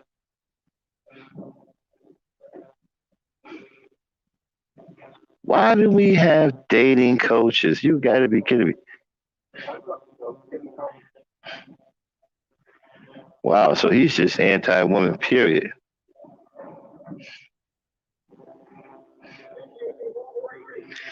Yeah, this, okay, so basically what it is, you got these old, bitter, hateful dudes. I'm mad now because they're broke up and they're in their 50s and they feel that their life is over, so now they hate black women.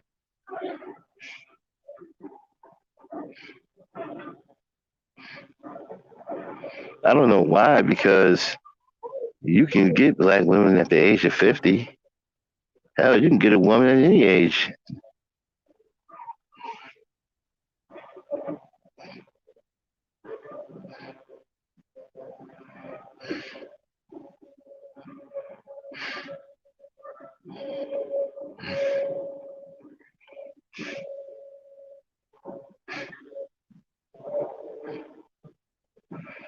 No, so Coach Greg. Oh, so he's a white dude.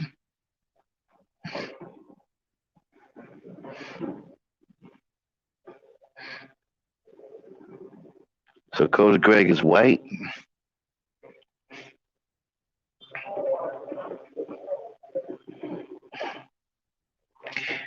Yeah, that Derek Jack. Yeah, that Derek Jackson was pretty bad, wasn't he? Yeah.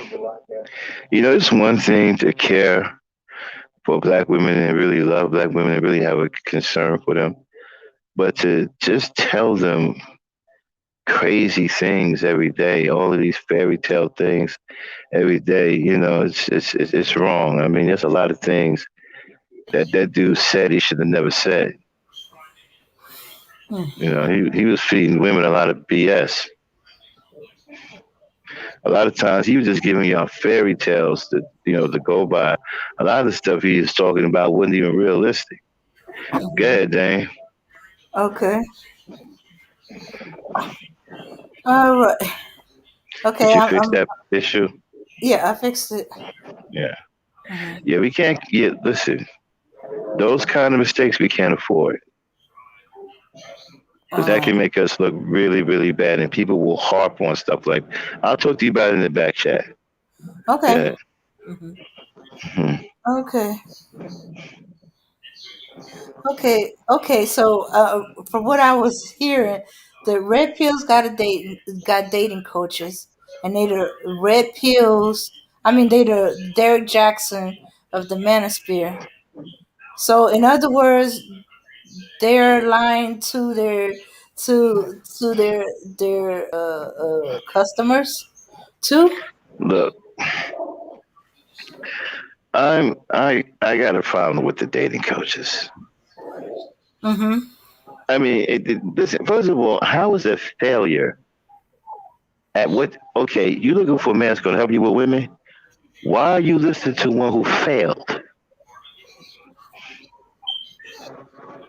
I don't understand that. Shouldn't you be taking advice from a guy who's a winner with women? Why are you taking advice from a dude that's a loser with women? All of these dating coaches that they listen to, these guys are losers with women. How are you listening to them? Because they can't stand the ones that's successful. They're successful because they those men don't understand their plight and problem. Probably because the real ones ain't messing with them.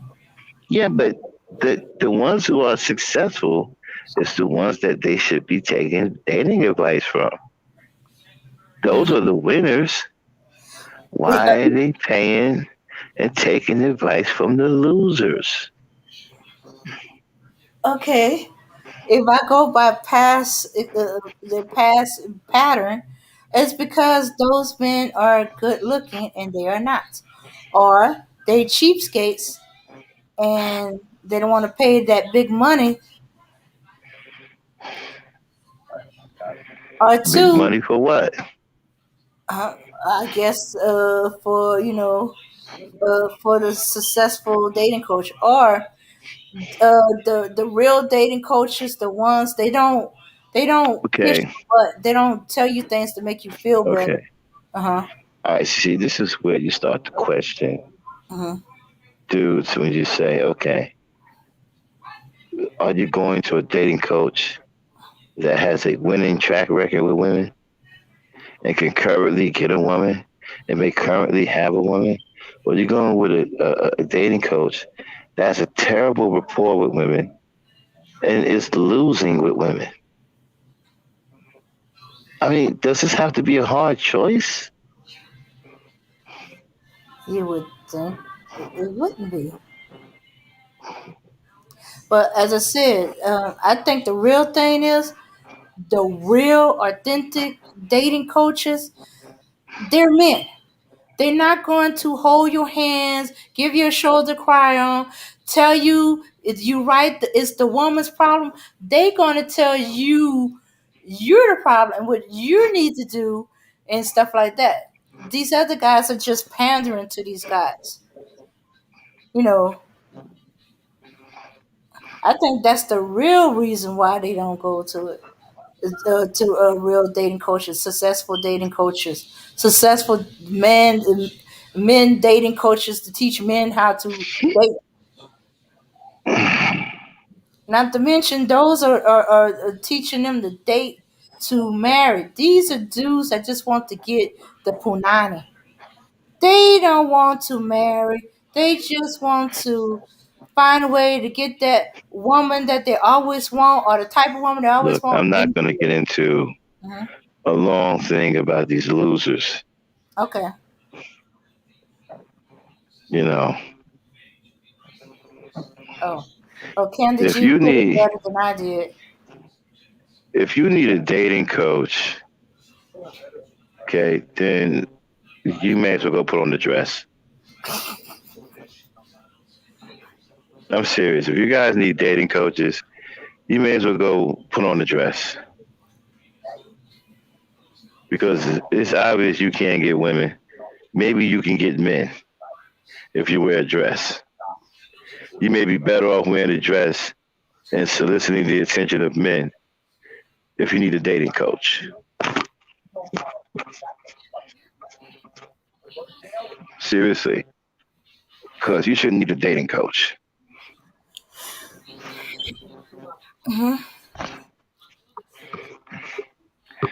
It's a disgrace as a man to need a dating coach.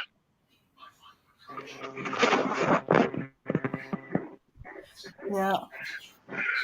Well, yeah. But as I said, the real dating coaches, they teaching you to date to marry. Yeah, Cynthia. I Look, mean, I'm not not going to sit up here and talk about something that isn't even helping black people. oh, okay. We need serious action. We don't need dating coaches. Yeah, Okay. but We got serious problems. yeah, we just gotta accept that these dudes, they're not trying to help black people. They're not Well trying to then help. why well then why are we encouraging the wrong thing? Why are we sitting talking about dating coaches? Dating coaches don't do anything for anybody. They don't help black people. All they do is take money from folks. I've never heard a person that said that they had a sexual relationship because they followed the directions of a dating coach. Mhm. What person is that? What person have you heard say something like that?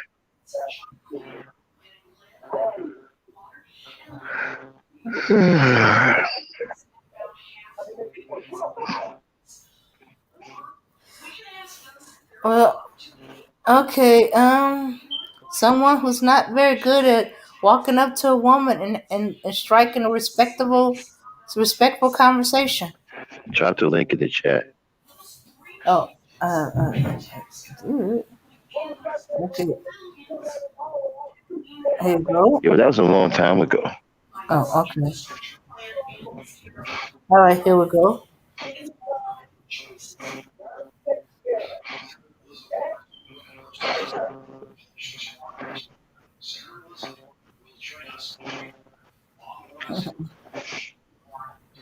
Okay, damn, I gotta get off for a few minutes. I'll be back. You hear me? Oh yeah, I hear you. I got you. Try to Yeah. stay on topic, man. Don't get caught up in these long things and just go too far away from the topic. Okay. What is the solution? Both sides seem to be intent on misunderstanding each other. Who? Yeah, that's the problem. They either misunderstanding each other or they they being entertained, and it's more about entertainment to them. Uh, mm, but they intend to misunderstand. You know what? Those that just want to misunderstand, they want to stay to whatever their point of view. They don't want to work. I say we leave them alone, ignore them, and just move on with the people like mine that want to build or fix or create, you know, or improve the community. And I'm talking about both sides, both sides. Those that don't want, all they want to do is have their little war, their back and forth, and all that other stuff. Leave them to it, you know, and just try to gather as many people of like mind, and we just move on and work with what we got. I'm not worried about what we don't got. I just keep giving our information, um talking the truth, and we're gonna attract the like-minded people. They Yeah, out you know, there. Kenny G said, "What is the solution when both sides seem to be intent on misunderstanding each other?" Mhm. The solution is to talk to a person that is willing to listen in order to gain understanding. And don't let it be the end all be all because you run into a few Negroes that refuse to understand and you don't want to understand. Now, sometimes it takes a person to bring the best out of someone else. And by you probably running into people who disagree with you, those not the ones who can bring the best out of you. You understand? So you go and you find somebody who's willing to listen and understand and then give you back the kind of feedback that you're looking for that will allow you to open up, that will allow you to open up and bring about understanding.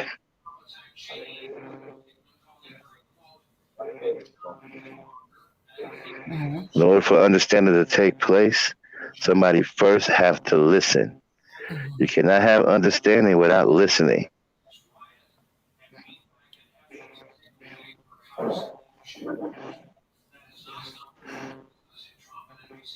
Go ahead, Dave. Mhm. Yeah. Okay. Yeah. So when you find the ones that's willing to listen, and you listen and hear how they want to uh, improve the community, fix the community, or they got questions, or they want to know how to go about it and stuff like that. The thing is to be willing to work on a solution, willing to do things to improve things. That's what these people don't want. So I say, wash your hands of them, let them go. Well, no, Candy G, we can't look at it that way because when we look at it as a collective, then we lose hope because when you look at the collective, it seems that there's no hope of the people either uniting, unifying, or all getting together on the same accord or the same page because the number is too large for us to comprehend. You know, the number is too large for us to comprehend unity that size or being unified in such a large group. So we can't look at it that way as a collective, but we have to look at it as an individual effort, individual progress. Each individual have to communicate with another individual and let that individual know that you're making progress and encourage that individual to make progress. Progress, not perfection. Progress. It takes time to build the right thing. It's easy to build the wrong thing. You can build the wrong thing in no time flat, but it takes time to build the right thing. So we have to go in now. Understand something. Just because I say individual doesn't mean that it has to take place slowly. That's not what that means. Actually, individualism can be actually faster than a group effort. You know how quickly word travels by a human? It almost travels at the speed of light.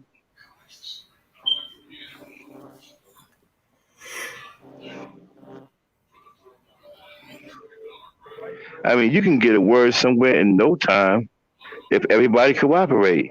One person tells the next person, tells the next person, tells the next person, tells the next person, tells the next person. Next thing you know, you got a word halfway around the damn community or all the way around the community. Yeah. Very quickly, too. Yeah. So just because I say individual, that doesn't mean slow.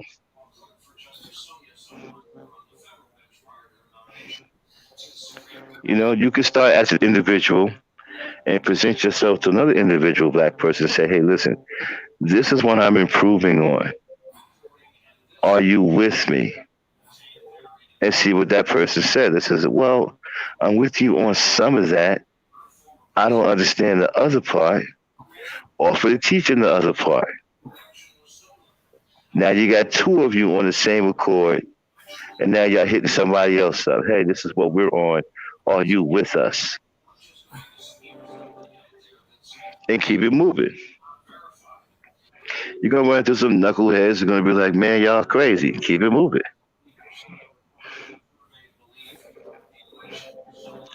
Listen, simplicity is the key to life. Forget all this complication.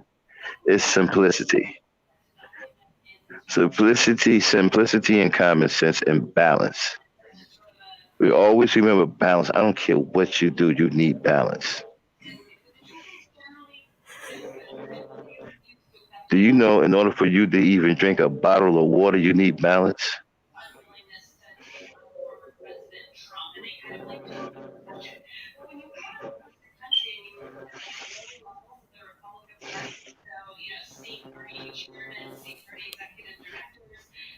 Ooh, oh, yeah.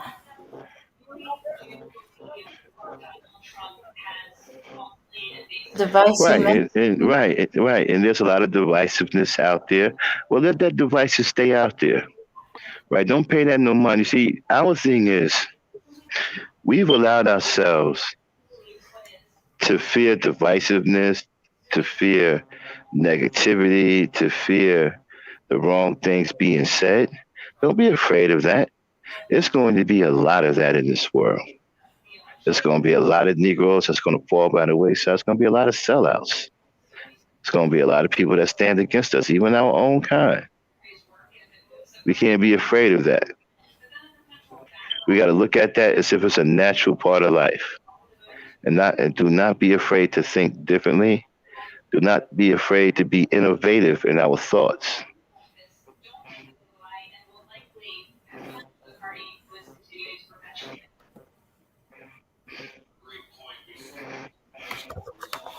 Yeah. Yeah, and the best way is to ignore divisiveness. Don't let it stop you from doing what you're doing because it's a distraction tactic. You know Right, it's a but if you look distraction at it like tactic. it's a natural part of life, then you won't pay it no mind anyway. Yeah. So, like for example, how many times we walk past trees, right? Mm-hmm. Almost every day, right? Right. How many times you stop to even touch a tree? Mm, maybe one time every other day. You stop and touch a tree every other day? Well, I actually use it as a I lean on it.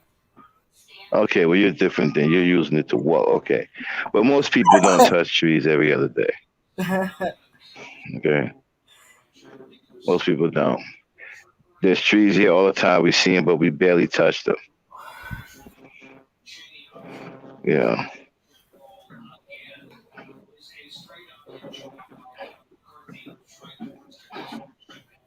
Hey, Lucy, you made it back, huh?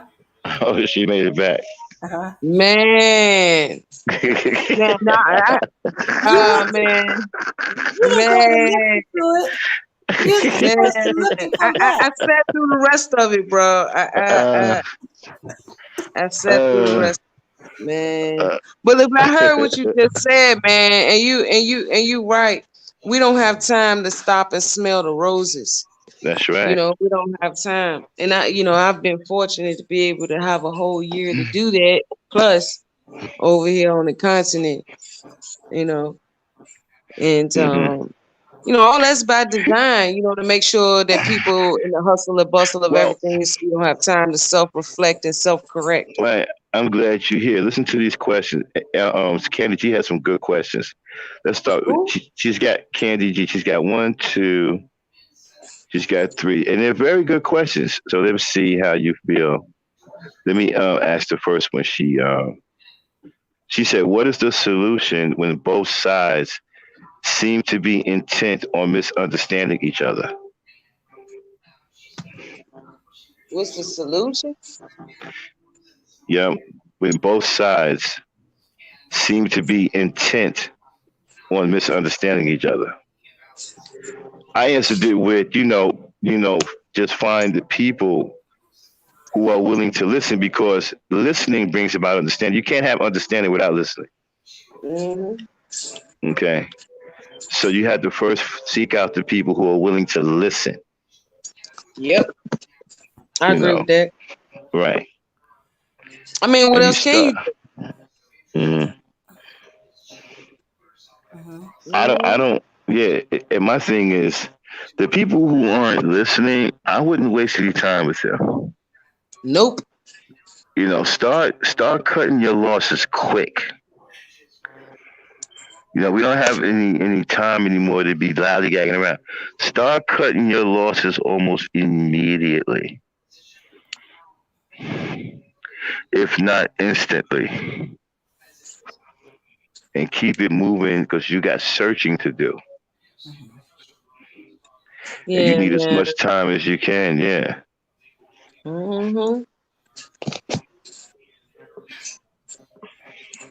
like she Yeah. also said the other one was she said, What of the collective? It's going to yeah, take she all of said, us to but what change is our yeah. Her circumstances. next one was, but what of the collective? It's going to take all of us to change our circumstances. No, it ain't. No, it Yeah, ain't. No, it uh, ain't. It ain't take all of us to get civil rights. true. It take all of True. us to do that. It ain't. It ain't gonna take all of us to do that. If we waiting for unity and for everybody to come together and hold hands, you can forget it. What collective? What collective you talking about? Collective of idiots? Collective of like-minded people? Collective of people that have at least the same interests? Like I ain't gotta like you. I don't have to agree with your ideals, your beliefs, your lifestyle, or anything. But one thing we do need to agree on for me to continue to engage in you is that we have the same end game, freedom. And you know what? That's powerful. You know why? Because that's how white supremacy survives. All white people don't even like each other. A Nope. lot of And them you know can't what outright freedom? stand each other. Uh And huh. they don't. And they don't. And you know the difference between us and them is it Mhm. is land, infrastructure, and nationhood. Mhm. We are the only group of people on this planet that do not have a nation, that do not have land, and does not have infrastructure. We need land, infrastructure, and nationhood. And nationhood does not mean unity. Well, Because we again, can't. Well, we can't do that when you have nearly 70% of black men following Kevin Samuels, who has no interest in infrastructure, community, or black anything. then we finish. If that's majority, if it's that percentage of black men, but is that the percentage of black men? I don't think that many black men are listen. I mean, it's millions of black men in America. I don't think majority of black men in America are listening to this clown. I hope not.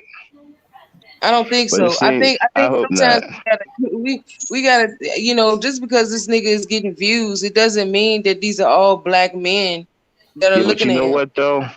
What's It's a lot of bothering white. me, right? Uh, Yeah, uh, uh, but what's Go ahead. bothering me is the people shows he's starting to appear on. People that wasn't in this type of area before, like a Joe Sure, they're gonna Buttons, promote fuckery. Sure, they're huh? gonna promote fuckery, and that's what a coon does. Isn't that what a coon does? Is Uh huh. buck dance out there and trot his ass out there for the white man to see, so he can say, "Hey, I's does it for your master. I's does it for your master. I cause destruction and confusion and diversion. I's does it, master. And looks, You know I's what? on the Has he been inside. on? I's on Has he the been on? inside, so I knows how to devise these new Hey man, niggas." did So y'all they, see? so they reward Did, him by hey, calling. Oh.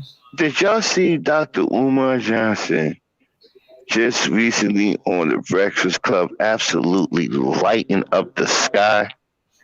I heard about it, but So I ain't looking. it was so bad that they couldn't even respond to him. They didn't even know how to talk to him. I Because don't Man, know this what is he one. said. he called them all out. Look, The little bit I'm I gonna heard, he go was on calling them record and out. tell y'all that Dr. Umar Johnson, I don't care how y'all feel about him. This brother is one of the greatest black minds of our time. This brother is ridiculously intelligent. I agree with that. I met him in person several times. Okay, I was on his National Independent Black Parent Association for Virginia, so I know him. man, Yeah, the good. weight he dropped on the Breakfast Club was too heavy for them to handle. I bet. Mm-hmm. You Yeah. know, Oh I yeah, he mean, was calling them out. they couldn't even talk, man. At the end of the day, they didn't even know what to say to this man. And we got people. You see what I'm talking about? We got our smart people. We won't even support. We're Well, gonna support guys like Kevin Samuels. We won't support the Umar Johnsons. We won't support the. Y'all understand how smart Lucy is? Y'all don't know how smart Lucy is, right? no, I If talk to y'all hood gangster. They don't think if I'm intelligent if the way y'all I only talk. knew how smart this woman was. Okay, I mean, we got to get behind our smart people. We have to start supporting our smart people. We're not doing it. Our smart people need resources. They need laboratories. They need things to help us. We have to give it to them.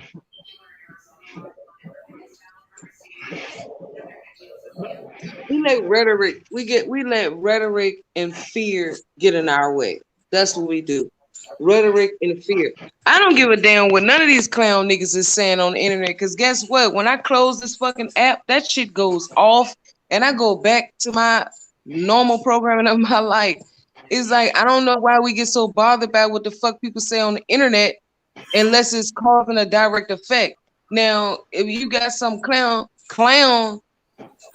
talking crazy. How many clowns have we had before that we've had other clowns that were far more important that actually caused damage, real damage to the black community that were black. Uh President Obama, okay? He was a huge detriment to the black community. And you still got niggas But that love him. But motherfuckers is worried about some goddamn Kevin Samuels. they They don't get think some blip on Obama. the fucking back. But they don't know how dangerous Obama was. So they don't know about them executive orders that he signed. Oh my God, You know. 13603. Yeah. 13603 is one of the worst ones. Yeah. One of the worst ones. And if y'all don't know what Executive Order 13603 is, I suggest you Google it right now. Executive Order 13603 and read it Yeah. thoroughly. That's what your Yes. president signed into Executive Order March 12th. What was it, March 12th, 2012, I think it was. Mhm. March the 16th, 2012, some shit like that. Yeah. And it's scary, y'all. It'll make the hair on your neck stand up. And so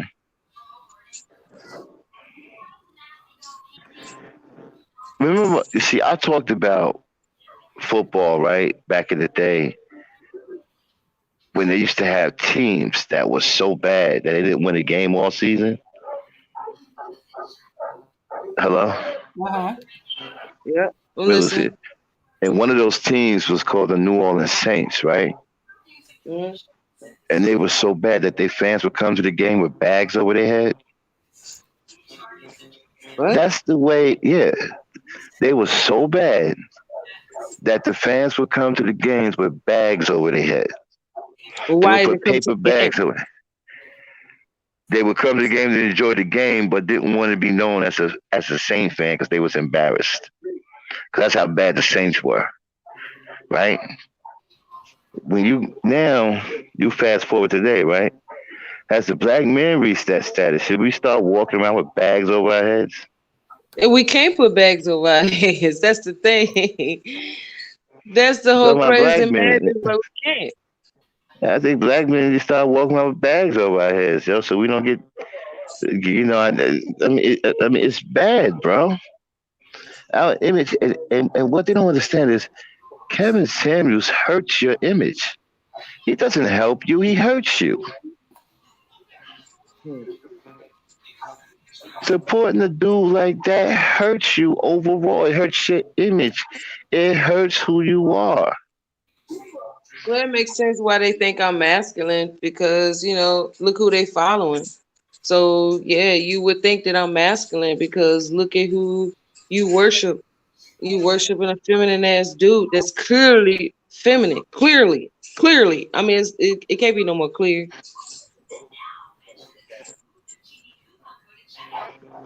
Wow. And nigga look like he bleached his skin.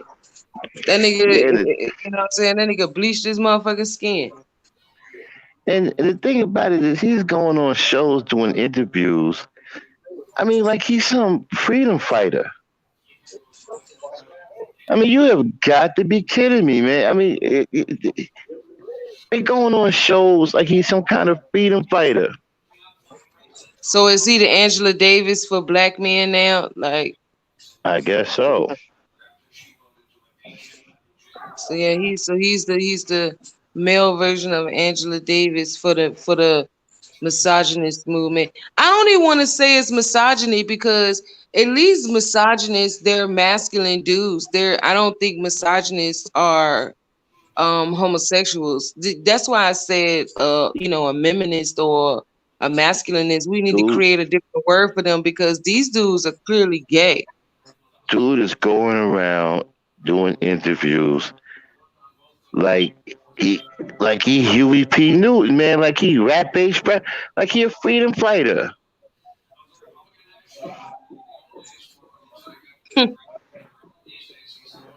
I Well, mean, you got to be kidding me, man. Like, hey, black man, we looking real bad right now, y'all. Well, I ain't gonna say we. I don't support the dude. I'm talking about y'all looking real bad right now, man. Seriously. if you look at it as a collective,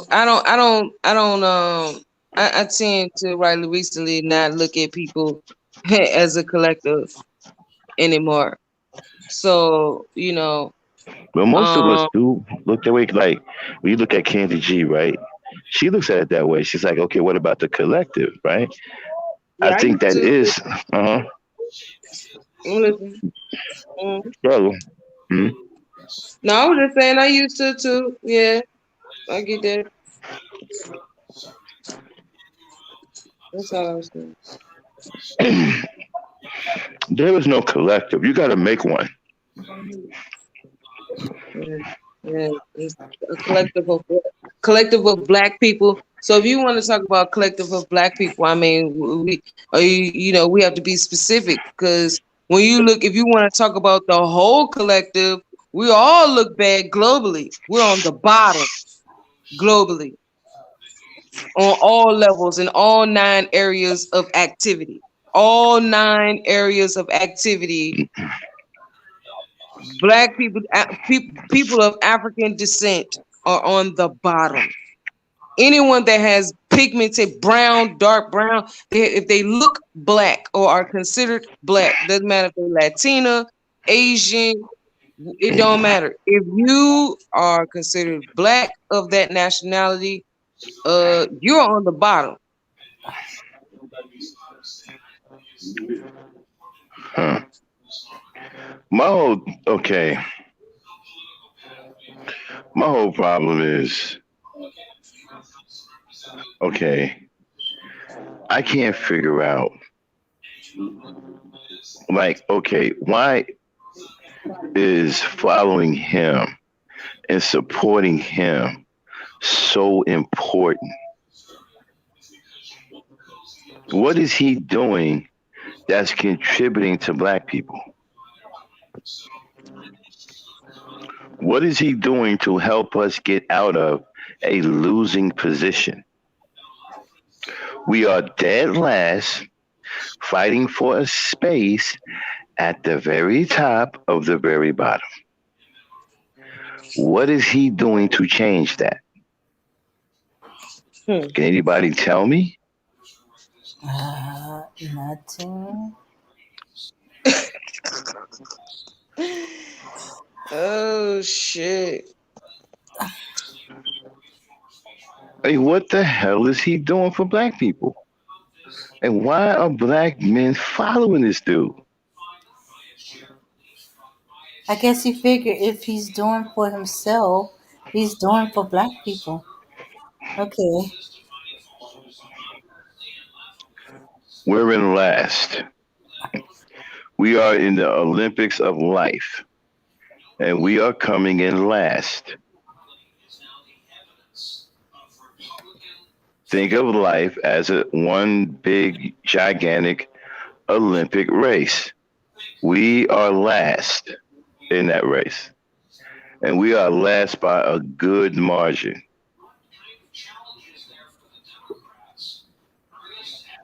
We've Okay. trained all our lives to be a part of this race called life just to come in last. Mm-hmm. We are last.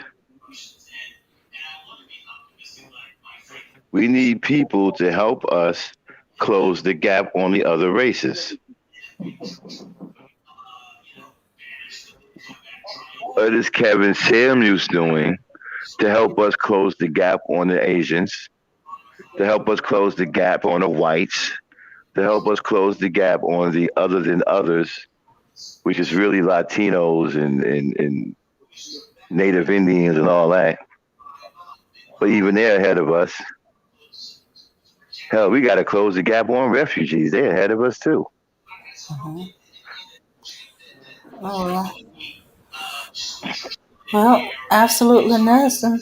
Unless he's considering, unless he's um trying to get black men to step down as leaders and let the black women lead. But as far as I could tell, nothing.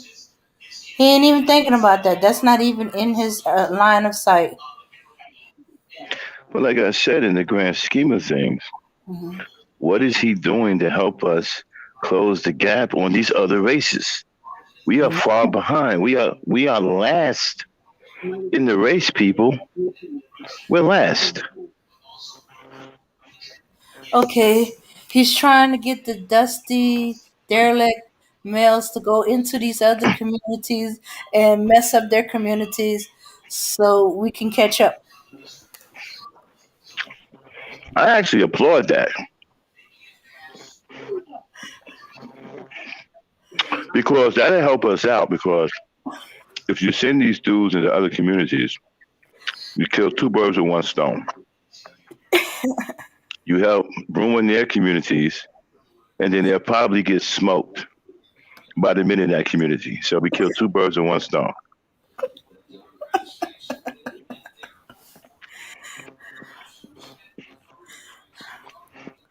Oh my goodness.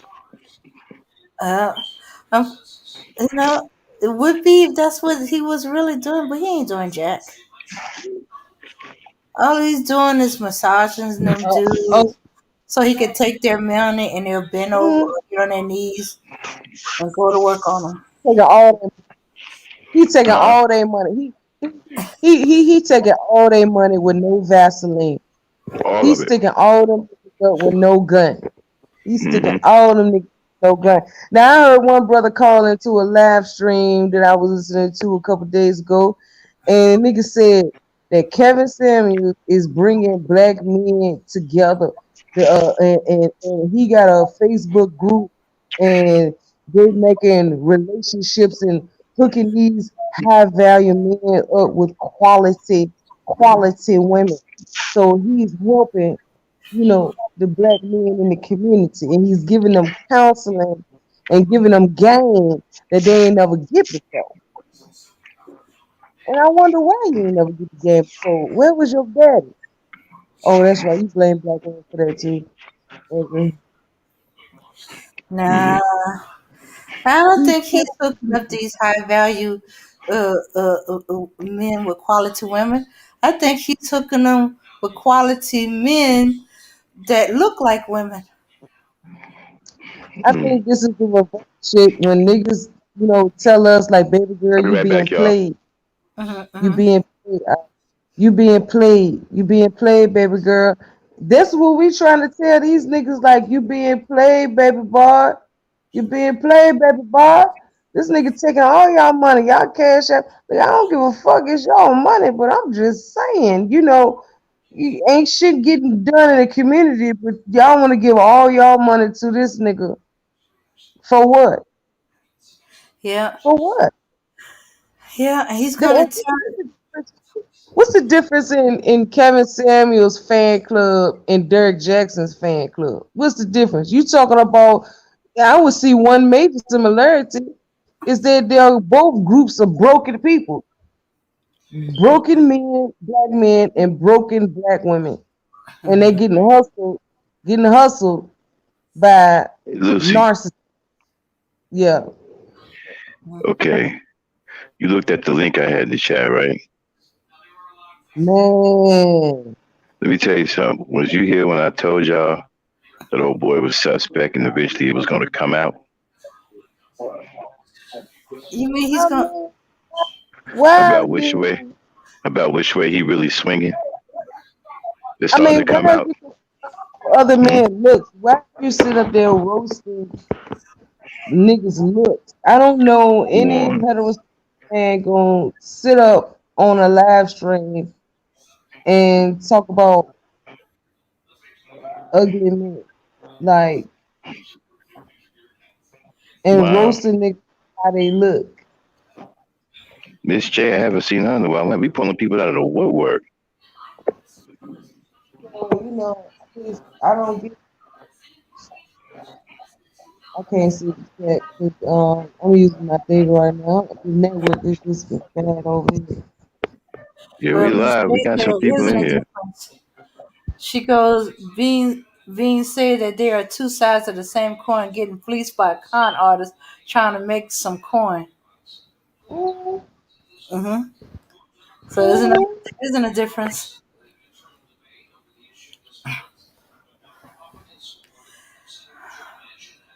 Yeah. Oh, hey, Aaron.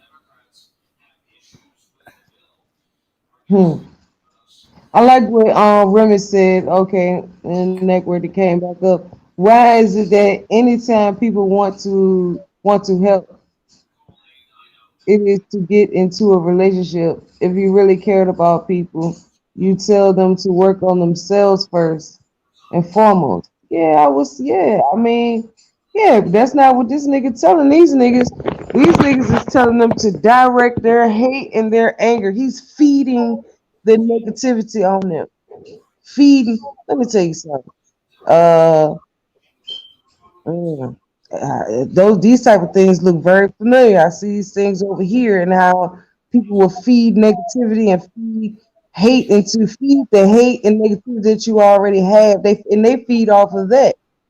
I Mm. mean, I want to know, what are these men really benefiting? How has your life improved by giving all your money to a dude you don't know, that's clearly has twinkle toes, um, I don't get it. So, I would assume that these dudes are, they're homosexual. And if they are, I mean, cool, but don't come over here attacking women. Stop attacking women. Like, be in your own group. You have your own group. MGTOW, you have all your little alphabets and everything. Whatever Sissy Bim, you have all your little alphabets. Go do you have a whole manosphere. How do you create a boys club and all you do is sit around and talk about girls? That's what I want to know. How do you create a boys club and they have different sectors of their boys clubs too, and they still sit around and talk about women, hair Okay. and makeup and all that shit? Like, Okay. I mean, if that Yeah. don't sound, Hey, Lucy. mm, Miss yeah. J just came up. Hey, Miss J, how are you? I'm doing good. How are you doing? I'm just fine, thank you. But Welcome I, to the I panel. seriously think the reason why this is more prevalent in the black community is because the majority of us are single. This kind of rhetoric only works if you're not in a healthy, functioning relationship. It's not even about the fact that he's sexually suspect. He's just doing this for a coin. Mm-hmm. He doesn't give a damn about none of this stuff. He's a marketing expert. He just found a way to make some money, and that's what he's doing. And he's going to ride it until the very, very end. That's what marketing experts do. They don't believe in a product, they believe in selling you a product. Uh-huh. So that's all that's about. I'm saying the reason why it works in our community is because we're the least coupled out there. You know what I'm saying? So people just have the feelings of anger, of we don't even really know what we're angry about. We know what we're angry about, but we don't know how to really change it. So we're just angry. And so we want to listen to this kind of rhetoric. It's not just him. There are people on both sides who do that. But when you Oh yeah, actually tell them, okay, let's take this, this is what I can do to change it, nobody wants to do it. It's always the other person, the other side, who's doing who is the problem. I'm fine. The other side's the problem. And that's why we keep having these circular arguments that never end. Mm-hmm. yeah, because this whole thing is multi-layered. Layered, like you said, it's not just about whether we think he's sus or not. That's just one part of what everybody's talking about. So basically, what you said is, Ms. J, is that he's a capitalist, and he's Yeah, capitalizing off the detriment of black people, just like white people do. So exactly. some of us, like we said before, we call him a coon. Uh-huh. That's what he's doing. It's not even And about, I'm saying people like him, they're not even coons. They're just basically, they're con artists. He does not care anything about black people, period. He's not pro black, anti black. He's about green. Once you understand what he's about, you're yeah, not going to take him seriously. But people, they're so caught up in the fact that how he makes them feel, because that's what the marketing experts is about, manipulating your emotions to get you to pay money. They're so caught up in it they can't see what he's doing. And by the time they see what he's doing, a lot of people's lives are going to be ruined. Mm. mhm. Like Derek Because they're Jackson. putting stuff out in the ether out there that's going to have a real boomerang effect. Hmm. Because if a lot of these women start believing what he's out here promoting, and what the men start believing what he's out here promoting, there's going to be a heck of a lot of collateral damage. Mm-hmm. Oh, it always He'll be is if you fine. keep. Mm-hmm. But I'm saying he'll be fine. But you're raising a whole generation of men and women, young people. They're going to be messed up in the game doing these kind of things. For every action, there's a reaction, Mm-hmm. and folks don't see that. Yeah. And that's why That is man's trying to be a voice to counter their message, try to pull Right? as many young people away from that falseness and those lies and twisted ideals. Yeah. very But true. honestly, social media is so powerful nowadays. I don't really see how this is gonna. I think by the time we turn around and change it, it's gonna be, the damage would have been done. The same thing like the generation before with television. Mm-hmm. When BET made that switch from being, black entertainment to just basically gutter TV, and Mm-hmm. ghetto TV that ruined generations. Entire generation was ruined by being raised on that nonsense. And now social media is the next stage. And Mm-hmm. it's gonna be it's already, but it's gonna get worse. And I feel sad about it, but it's like I personally don't see how you turn this around because we built him up too much. And now all these little acolytes are trying to be just like him. You know what I'm saying? It's like back in the day where you had a pimp, but now people are glorifying pimps and they want to be pimps. And it's Mm-hmm. just like, what are you doing to your community? You can't raise a generation on gangsterism and pimps and think you're going to have a successful society or a successful community. Mm-hmm. So, yeah, this is terrible. Mm-hmm. That's why I wish I lived on North Sentinel Island. I wish I was born there. I would type of issues. Yeah. I would really It would. should And be we can't figure out to save a whole bunch ourselves of. to truly save. We have so many issues. Like you were saying, there's so many issues in our community that we now have the ability, like we didn't have in the past, to actually solve them. You know what I'm Yep. saying? There are things like co-op housing we can start, co-op businesses we can start. Mm-hmm. Which is Now what they have easy. with charter schools, they allow you to set up your own schools. We could be doing that. We could be teaching our own Man, children. give me the money away. Now I'm finding out that Exactly. I'm niggas saying fraud with PPT since shit. They exactly with fraud. the George. I'm Oh saying my even with god. the George W. Bush administration, which was in the early 2000s, he had a law where basically you can start your own bank if you're in a church. We could What? have been yes, yes. Yeah. He made it Yeah. legal where Yep. churches can start their own banks. Yes. We could have been doing so many things, but yet still we all we do is sit around and complain. We don't there's so many things that could be done.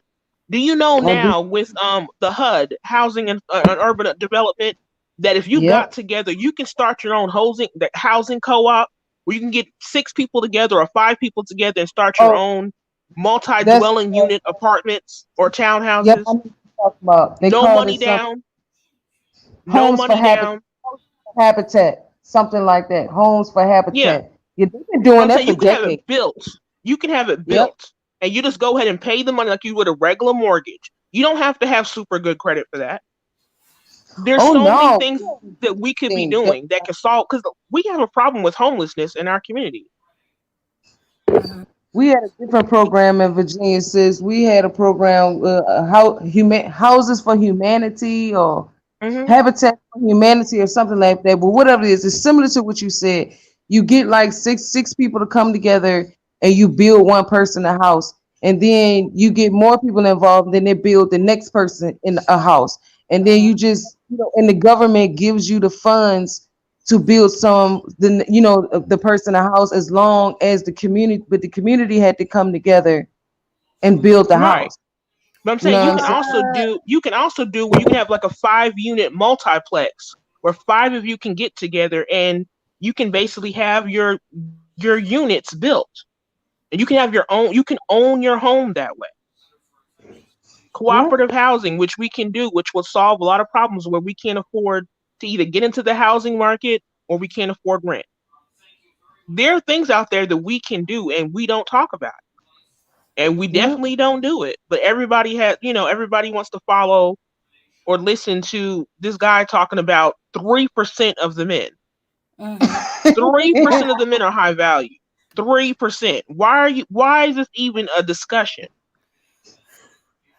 and Exactly. and another That's what Max 3% was talking following about. him. I mean, I'm not trying to diss anybody. I'm just saying why are we focused on that when there's so many other issues that we could be doing? Exactly. Mm, mm, It's like I don't get it. I really don't. And I wish there was a group, a large group we could all get together, people who actually want to get things done Mm-hmm. and do it and not focus on this other stuff. Because we're gonna be doing the same thing 20 years from now that people were doing 30 years ago in the 90s and get nowhere. Like Dr. Umar Johnson here, he's very, very smart. The man's been talking about building one school for a very long time, and a single big brick has been put together. Mhm. Yep. And then And it's just like, He shitted on Q Butter, and Q Butter actually has an online school, the Zyx Institute. My children been going there for 3 years now. yeah, And they love it. like why are you so focused on having a boarding school type school? I mean, get in where you fit in. At the amount of children of our children that can't read and write on grade level is a large number. I Mhm. mean, I And get coach, you want to have a school where people can go there, get them away from their crazy mama. I've heard the talking points, Mhm. but can we start a little less grandiose and move up from there? Like think in our about this. neighborhoods, we That's have. the I'm problem. saying We in our want to go neighborhood, we, big. huh? I said, I If think we that's have part been, of the problem. When we do have an idea, we want to go big and grand instead of taking the steps and start with what you got. Yeah, big and like, grand ideas, but not big and grand paychecks or yeah, bank accounts, and that doesn't get anywhere. I mean, we have food deserts in our neighborhood where you can't get nutritional food. We can start a grocery store co-op, but you just need us to get together, and we don't get together and then actually go forward. We know the problem, but for some reason we just can't coalesce together and just solve it, and it gets frustrating. It really does. But everybody wants to get behind this or talk about like it's going to change anything. Yeah. So Remy, I see you up. You had wanted to say something. Yes, I did. Hey, ladies, how are you tonight? Mm-hmm. All right. That's good. What I wanted to do is, just answer Miss J's question. How are you, by the way? I don't think I ever met you before. I'm doing good. How are you doing? Oh, I'm doing great. Um, the thing is that the reason why that I feel, my opinion, that we cannot get anything done in this community because we are so distracted by everything else that's going on in society. For instance, we work more than anybody. So we're already distracted by working 8 to 12 hour shifts just to make sure that we could pay our bills and take care of our families. Mm-hmm. Then at the same time, of course, you have the institutional racism we have to deal with. You have basically so many things that is distracting us that by the time we come together as people, we are already riled up and now we're ready to take out our frustrations on each other. So it seems Yep. like the only time that we always interact with each other is usually to, get all of that pent up frustration out of our system, out of our spirit, Mm-hmm. unfortunately. And by the time we're doing that, we get all our frustrations out on each other. We go to bed, we wake up in the morning, we all good, we feel fine. Guess what? We're in our best moods because we're at work, because we have to be. We can't afford to be, act like we do with each other. But again, the cycle continues every single day. So I think that's the reason why we can't get anything done. And then we're always distracted by everything bad that's going on within our community. Yeah. It's just a Yeah. continuous cycle. That's true. That's one of the reasons why I know it's going to be controversial, and I don't mean it to sound this way. So please bear with me. But that's one of the reasons why I'm so against us focusing so much energy on the police situation, because they deliberately do that to distract us, to stop us from doing what needs to be done. I'm not saying it's not bad, because it is. But I'm saying the way we focus on it, we're acting like every single one of us is dealing with this every single day, and there's so many other issues out there that we could also focus on. And that just holds us up. And we don't want to face the fact that we are, I hate to say it, but like you were saying, we are too emotional. We get in our feelings too much, that stops us from progressing and seeing the bigger picture. We can focus on more than one thing at a time, and we don't. I mean, how many people know about the severe homelessness situation that Black people are facing right now? But we all know about George Floyd. Mm-hmm. We all know about, Dante Wright. We all know about every single police shooting. But the other things that are really, really affecting millions of us, we don't know nothing about. Why is that?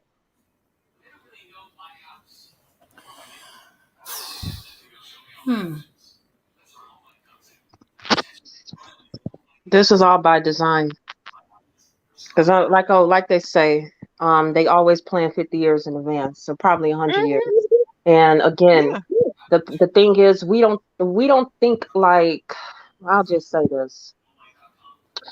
Everybody in their communities, and again, I'm not putting people on a pedestal. This is not to pedestrianize anybody, but I'm trying to compare behavior here. Behavior in other communities, they focus on what they can do for their community. That's just who they are. They plan, they strategize. Every move that they make in within their community, and any move they make outside of their community, again, it has to be a strategy behind it. They don't just go, okay, we're going to do something and then just go do it. They actually plan for it. Us, on the Um, other hand, unfortunately, we can't. And like I say, it's due to being distracted by so many things that's going on in the life of Black people. no doubt. And that is And Yeah, they that have is the think issue. tanks, they have initiatives, they have organizations. Like you said, they Hmm. sit down, they let plan it me out, they Yeah, discuss it, they do all that stuff. We just fly by the seat of our pants. right. let me jump Let in me there, tell ladies. How y'all y'all something doing? right quick. Oh, We're doing hey, good. How Um, are you? how are you?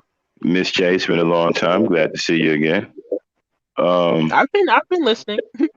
I remember that little swab where you and Charles Faulkner had. That was pretty wild. But anyway, this is why guys like Kevin Samuels are so dangerous. Okay, it's a huge distraction through negative influence. This is why a lot of us don't know about the homelessness. We don't know about these co-ops. We don't know about all of these opportunities for black people out here because they're being distracted by guys like this because he makes a big spectacle that attracts black people, especially young black people. What's bothering me with this guy is that he's influencing guys as young as 19 years old. 19 years old. That's our future. He gets to guys like this. He poisoned these young men and the girls who are coming behind him. He poisoned them. Our future is screwed. That's why we got to combat guys. So we got to combat and thwart the type of message that he's putting out. And that's what we try to do here. You know, you got to combat, you got to fight these guys hard. Him, the manosphere, because they are devastating us through our youth. They are influencing our young boys and girls with this negative, these these these negative messages. The way they talk about black women, how they devalue the lives of black women, is trickling down to young black men who now don't value the lives of young black girls. They don't care. You talk to a lot of them now, they could care less about the girls. They don't care if they get hurt. They don't care.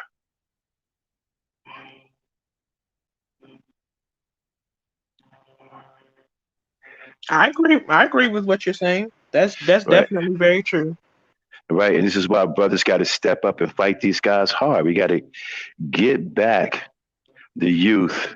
We got to get the minds back. You know, we got to somehow bump these guys. You know what? I'm telling you right now, I'm getting sick and tired of seeing weak black dude after weak black dude after. I'm an old school guy. I'm from out of the 60s and 70s, man. We were strong. These guys are so weak and pathetic, man. It's embarrassing. Every single day you sit up like girls and you cackle and degrade black women. You got infrastructure to build. You got lives to save out here. You're supposed to be the leaders in our community. There are lives out here you need to be saving. Just disgusted with it.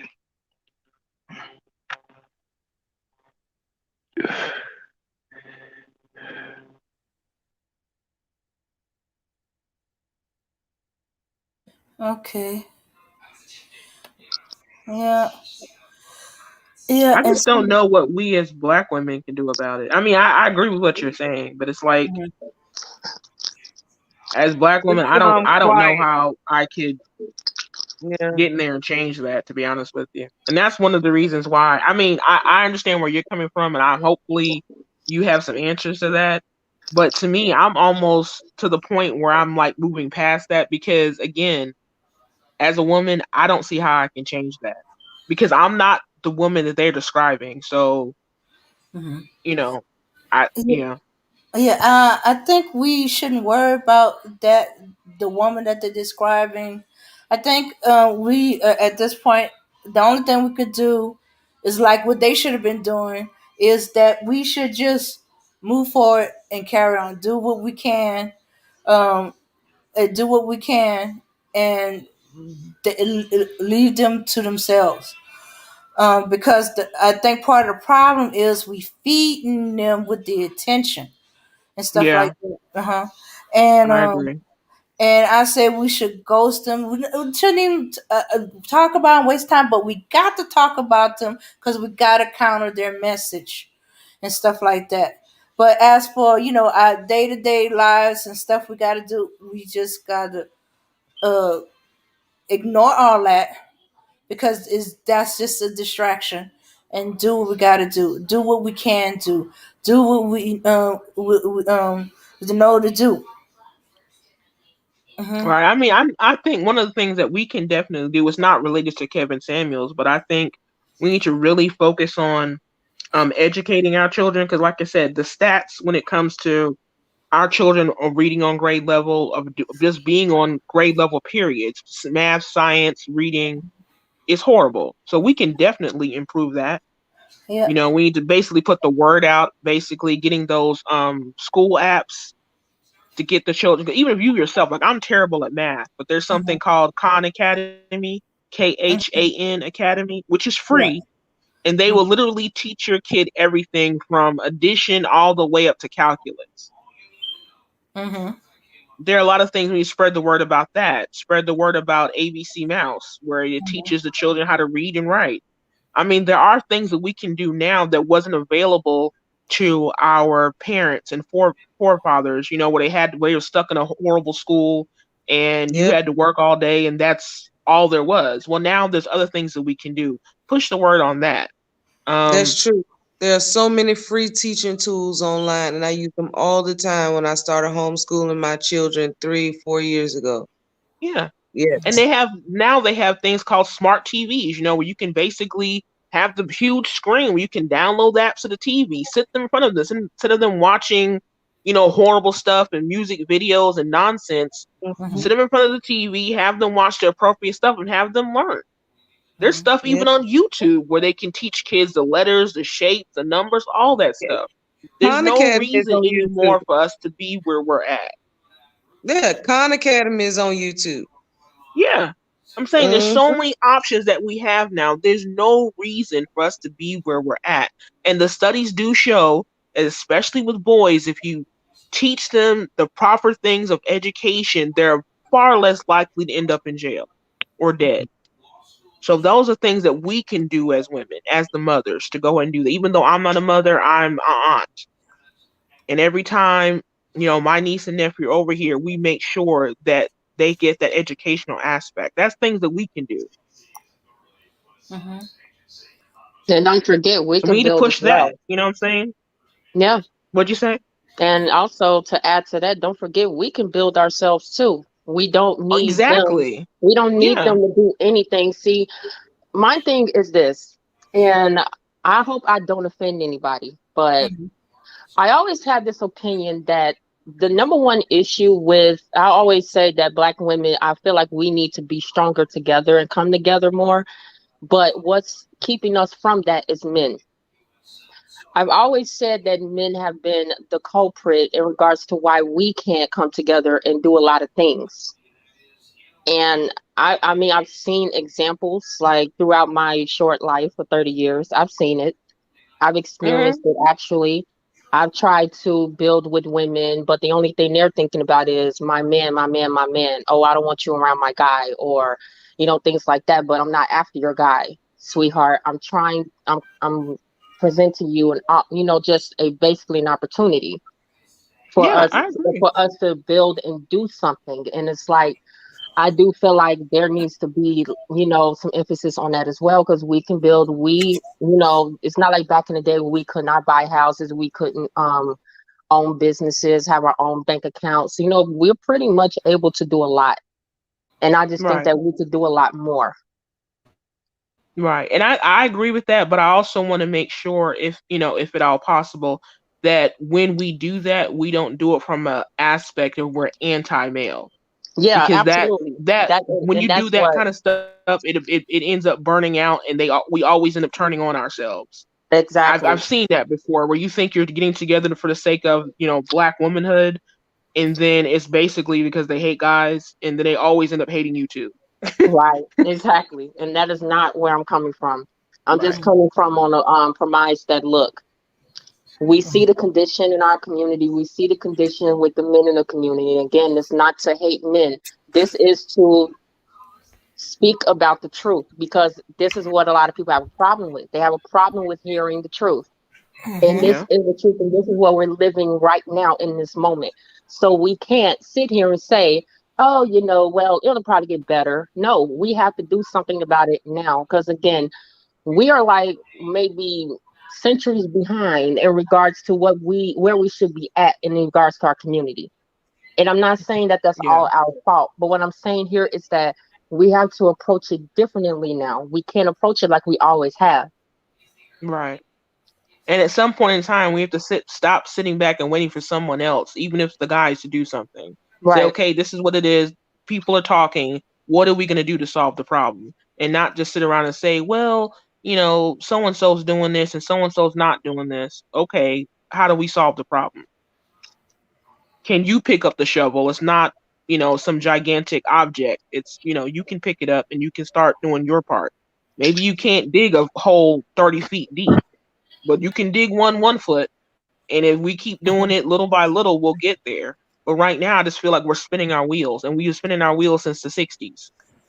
And at some point in time, we need to actually look around and say, everybody else is passing us up. Everybody else. People come over from wherever they're at in the world. They come over here, and within a generation, they pass us up. And we've been here 400 years, and we're still at the bottom. I'm tired. I know a lot of you are tired. So what are we going to do about it? That's where I'm at this point in time. It's just like, because even before Kevin Samuels, there was, them hating on us has been around forever. It's been on before there was YouTube, there was, rap music. You know what I'm saying? It's been around for like a long time. We just hate each other. It's not just a man versus woman thing. It's woman versus woman, man versus man. We just don't like each other. But what are we gonna do to solve it?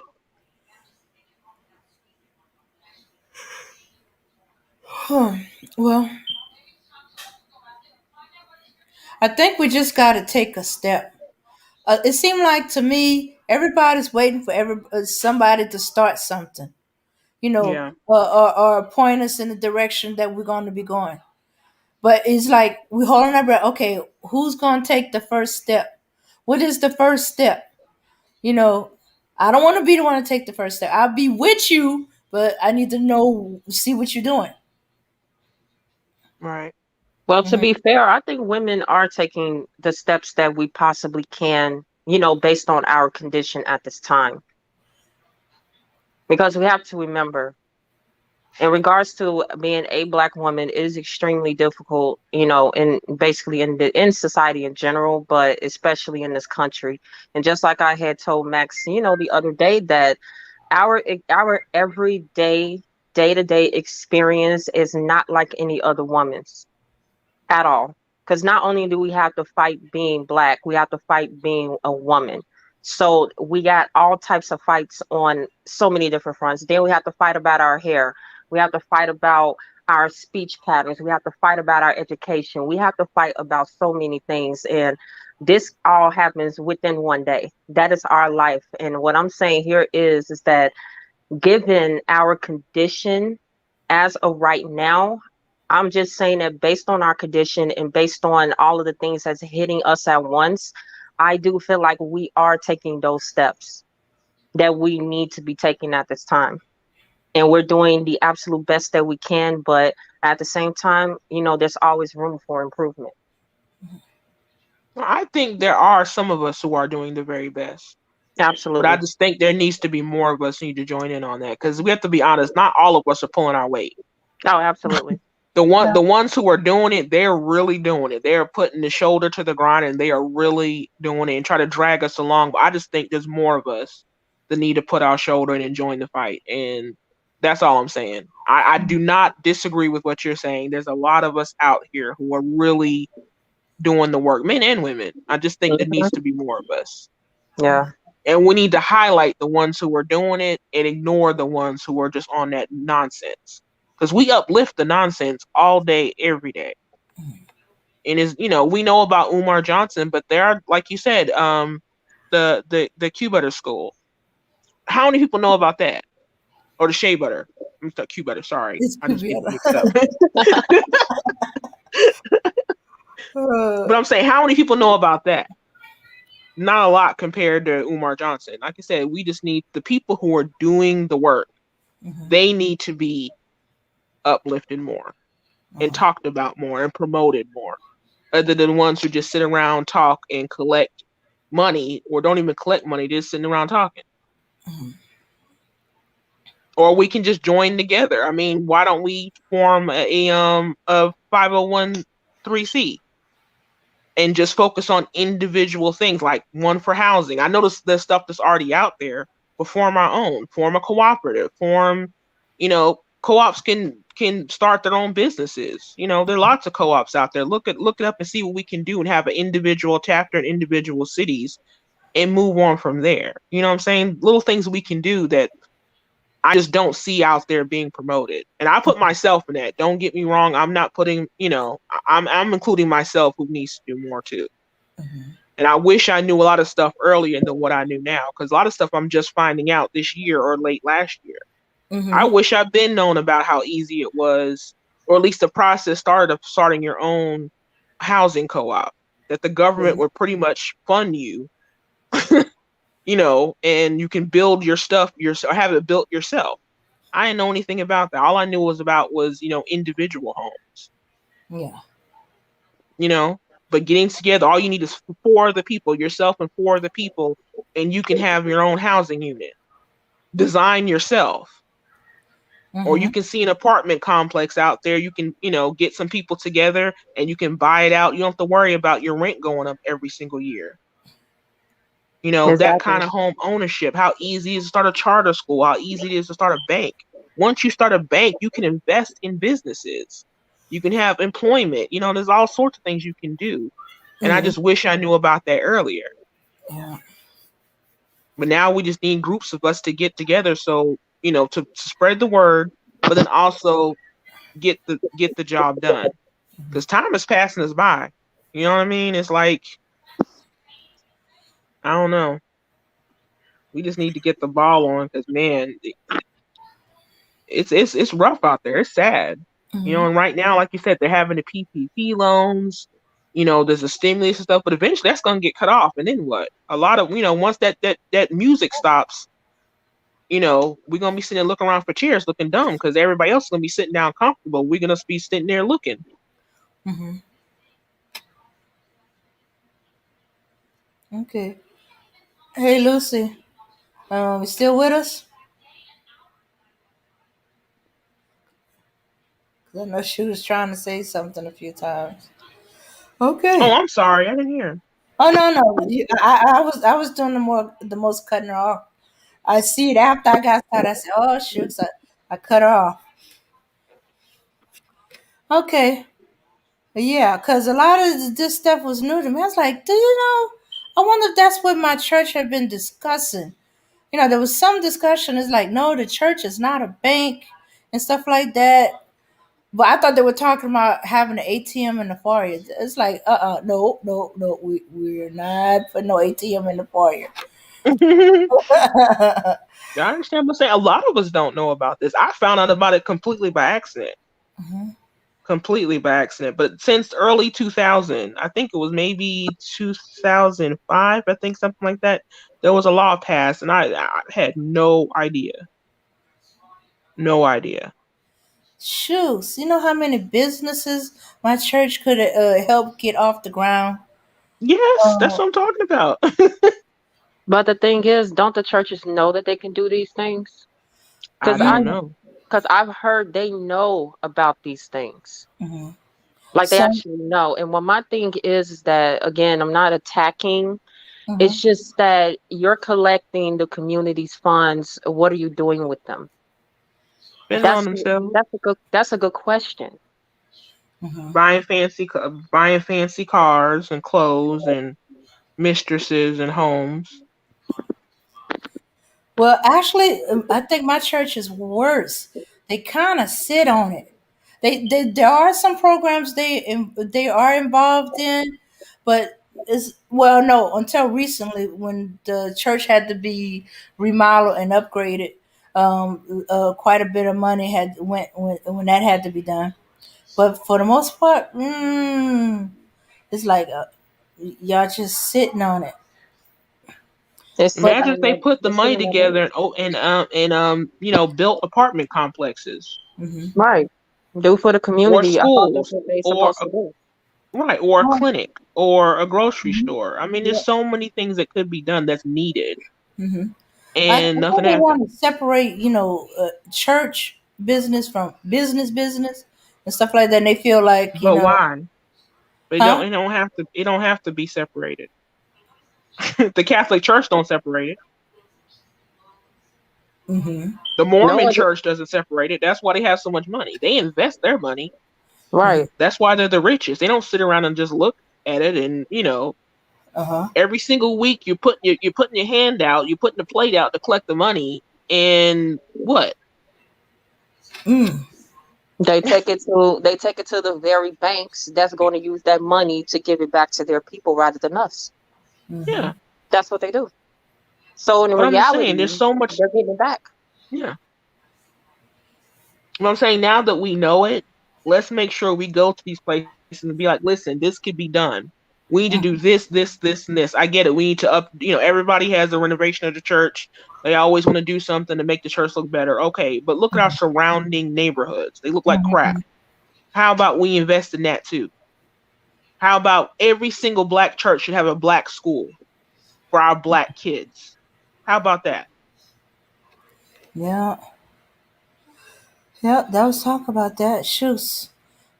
Shooks. At one point, they wanted to sell one of the schools after they do some remodeling. They was gonna put all the kids in one of the schools, remodel that. Something about asbestos at one of the schools, and they was just gonna go through all these older schools.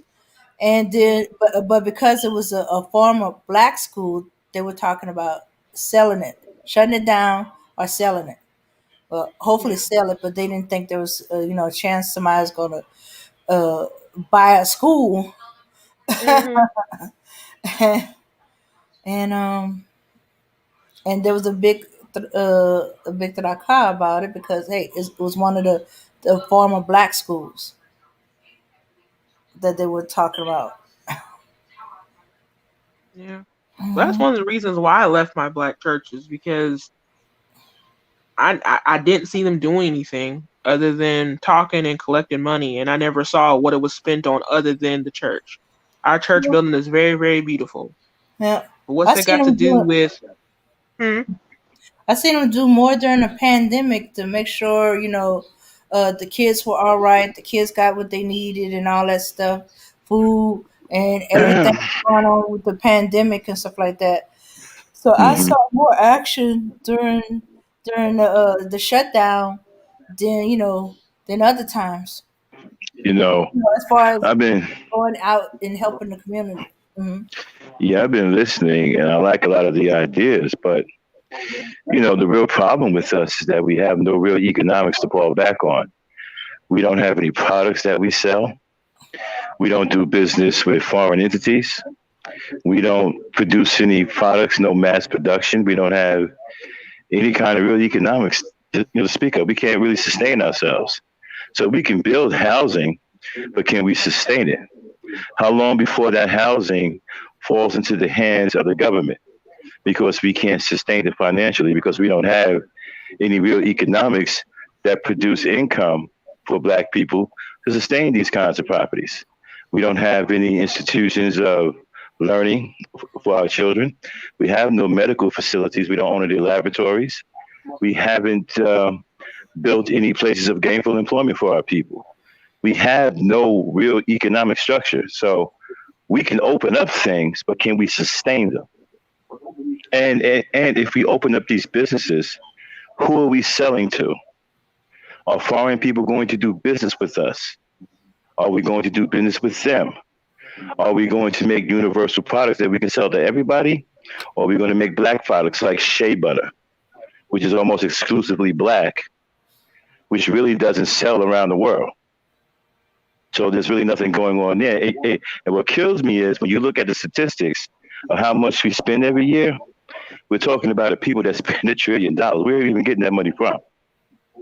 And how come that money isn't in the black community? So where are we getting the economics? We can't sustain anything. We have no money, and we have no way of making any money. We can't generate wealth without economics. Starting businesses is fine, but starting businesses is fine, but what product are you making that's going to sell, right, to people other than black people, non-black people? That's where your real money. That's where you're going to make your longest green. Chinese people own the manufacturing in this country, right? They sell to everybody. So what products are we going to make that's going to sell to everybody where we're going to make our longest green? We don't manufacture furniture, which is a product that can be sold all over the world. We don't manufacture lumber. We don't do anything. We don't even know how to deal with raw materials. Can show me a group of black people that can get material. Show me black people that can make silk out of raw material. Show me black people that can turn hides into material. We don't have anybody in those fields. We're way out of the game. We're way out of our depth economically. So I'm not trying to shoot anything down. We can talk a good game about housing complexes, supermarkets, and build a super gigantic wish list, but it means nothing if we can't financially sustain it. And then, not on top of that, we can't generate real wealth because we have no products that we can sell to the rest of the world. And then on top of that, we're not even known for doing that. So who's even going to take us seriously when we do start at some point creating products that can be sold globally? Who's going to buy from us? We're not known as merchants around the world. No one takes us seriously when it comes down to business. No one has seen a track record of us, selling, doing imports and exports, and doing business with foreign entities. No one has even seen us even establish any kind of economic growth in our own communities over here in this country. So who is going to take us seriously? We're faced with a real dilemma. It's economics. And no one is talking about establishing real economics to generate wealth. How are we going to get products out here that sell globally to where we can make some long green and become a player in this world? That's true. I don't have an answer for that. I'm not even gonna lie. Mm-hmm. I really don't. No, we're not players in this game. We can purchase a few housing complexes and great. That's great and all. But the white man owns all of the jobs in this country. What he don't own, the Asian man owns. And what the Asian man don't own, the other foreign melanated man owns, which is the Arab, right? Black people own very little in this country that actually means anything. We own 1/2 or 1% of the wealth of this country. That matters. You can't start housing complexes, supermarkets, and open up schools, right? and plan to get out of this situation where you only own 1/2 or 1% of the wealth in this country. That's wishful thinking. That's just flat out ridiculous. Nothing is going to happen. You're going to lose everything that you set out to build because you can't sustain it. And it's just going to get taken away from you. It's going to fall into dilapidation because Negroes are not going to keep it up because they're not used to keeping things up. Negroes aren't. Negroes don't have the mentality to where they're used to maintaining properties. We don't have that because we're not used to having anything. We're used to having nothing and we're used to losing. So without our own economics, that mentality is going to be dominant. We're not going to take care of what we built or brought, and we're going to lose it because we can't sustain it. And we haven't changed our mentality. That's the big problem. This is why money flies out of our community like it's going out of style. And check this out. The simple thing for us to do in our community with foreign businesses, we can easily drive foreign businesses out of our community with one simple thing. Don't purchase anything from them. You don't have to put up picket signs. You don't have to start a fight. You ain't got to throw a brick through nobody's window. You don't have to do any of that. Just don't purchase anything from them. They cannot survive without money. That's what they do to you. If you went to an area that was saturated with Asians and opened up a store, they won't buy anything from you. You'll be going in like 2 or 3 months. They won't purchase one thing from you. They won't let you make any money off of them. How come we can't do the same thing? We can't even do that.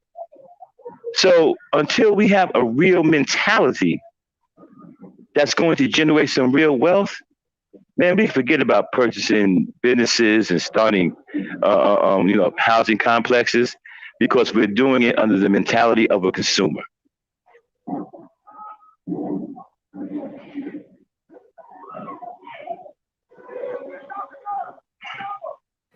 All right, I never thought about that. Yeah. But you don't think I a mean? few of us can get together and do that? I mean, I get it's not going to be the majority. Yeah, you We can get can a start. few.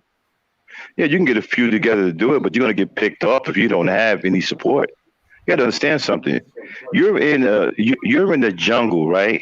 Where everybody is animals and you're the only human.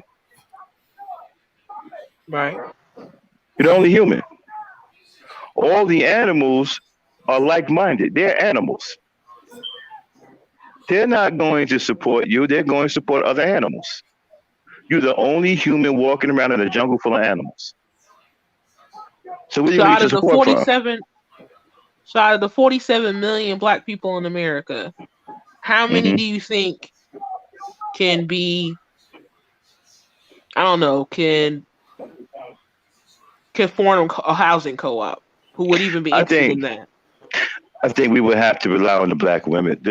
To me, the black woman is the most mentally stable right now and the most focused on real business and starting to understand that we need product.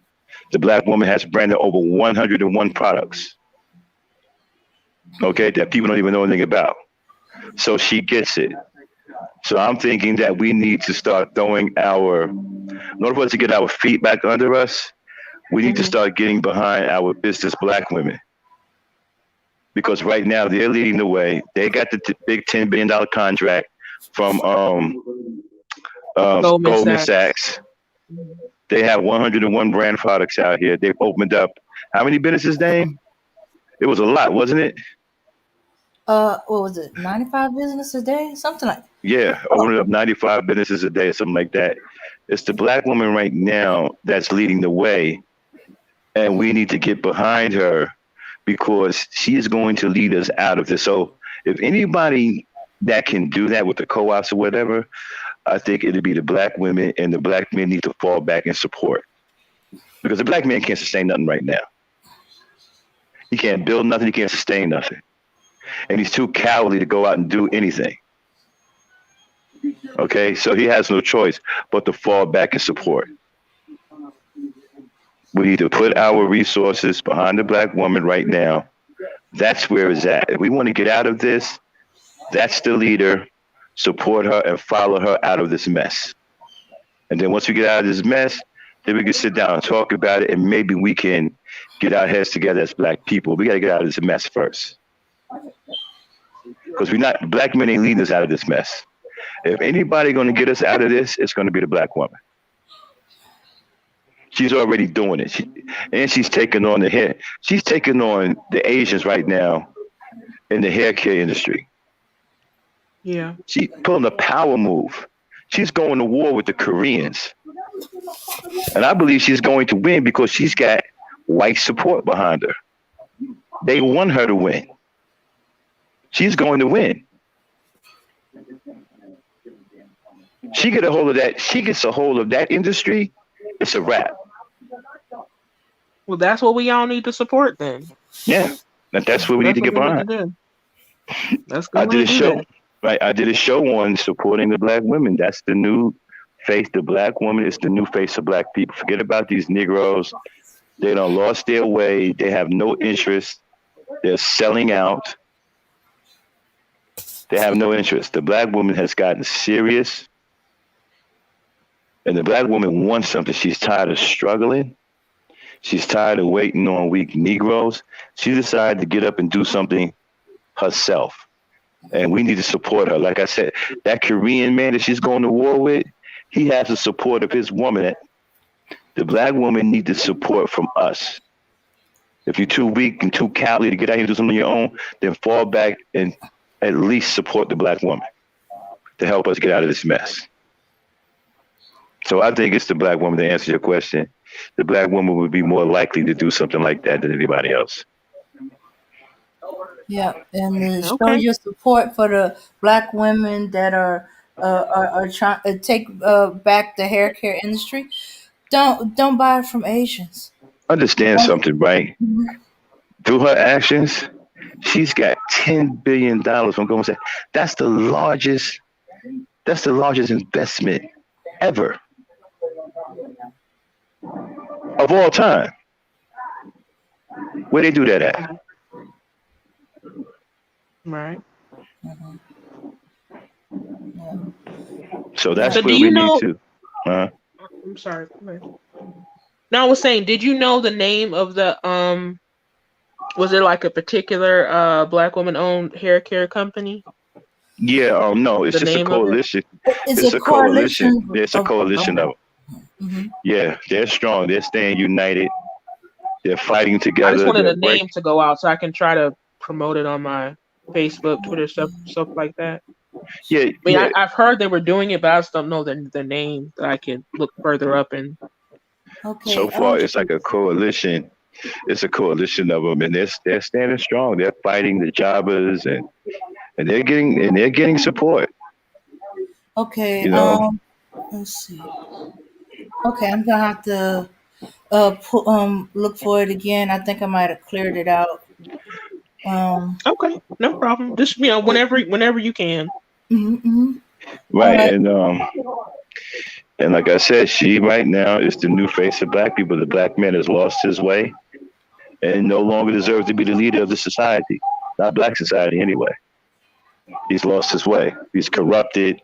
He's effeminate. He's weak. He's feeble, and he's cowardly. He's unfit to be the leader of our society.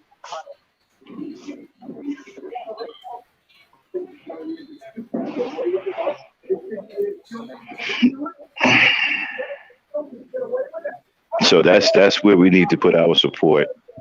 We need to get it behind the black women. She is the new face of black people.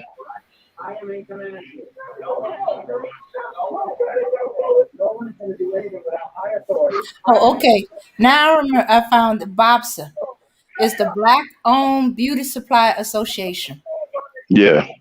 Mm-hmm. And they're doing it big, and they're gaining more and more support. They're going to beat that Korean man. Once I'm telling y'all, once they get a hold of that industry, it is an absolute wrap. Yeah, they got to wrestle the distribution control. Yeah, that's what they're fighting for. Yeah, because see, what the Koreans do it. Say you do a black beauty supply, some either hair or makeup product. Okay, let me tell you how stupid. Hold on 1 second, Dan. Let me tell you how stupid Negroes are. Right? Listen to all of this dumb stuff. If the black woman gets a hold of that industry that's bringing in billions of dollars, she's going to become a protected class. And that's going to leave black men on their own out in the cold because once she becomes a protected class, she's going to be protected by the government. She ain't going to need no black man's protection. Bringing in that kind of money, they already get how many jobs they created already? 7 million or something like that. Well, 1.7 million getting ready to come. okay, wait a minute. Okay, you asked me how many they making, how much they making off of Yeah, us? yeah. No. They are It's in the projected. trillion. It's in Yeah, the they're trillion. projected to We're a create trillion what? dollar industry. Yeah, they're projected to create over the next couple of years 1.7 million jobs. You know what that means? They are affecting the GDP. Hmm. They are single-handedly changing the numbers on the unemployment. They are going to become a protective class. And they will no longer need black man's protection because they will be protected by the freaking government. While these fools still running around here talking about black female fuckery and listening to bums like Kevin Samuels. Talking about black women don't deserve protection. Well, they ain't gonna need your protection in a minute. Shoots. You still gonna need some though.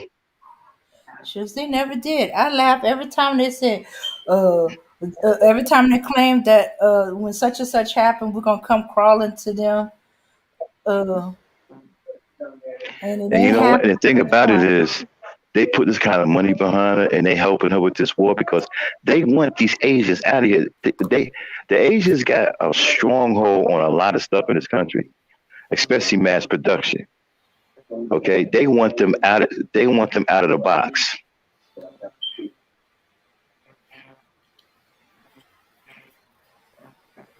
Well, thank you so much for bringing it to my attention because I'm looking at their website now, and that's a lot of good information there.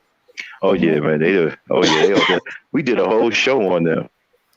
Yeah. Um, Hmm. it's called "The New Faces of Black People" with all of them black women on, all of them powerful black women on it. Yeah, yeah. We did a whole show on them. Black business, women business. Yeah. And Hmm. in that show, we had all the information, how many businesses they're starting, how many jobs they're creating, and they're affecting the national GDP. I mean, that's big time stuff. And these niggas running around here talking about she should choose better. I mean, well, yeah. Yeah, we had some fool over here. We had some fool on here the other day. What was it? Name Pooh Bear. Oh yeah. And that other idiot, Ron Ikiru, or whatever his name was, talking about black women don't even belong to us. They're not our women. They was brought over here on slave ships as concubines, Yeah, I but never heard that. told. Yeah, but never told us who we belonged to. You had this one fool. He hated black women because he was with a black woman taking care of her kids, and she ended up sleeping with the baby daddies anyway.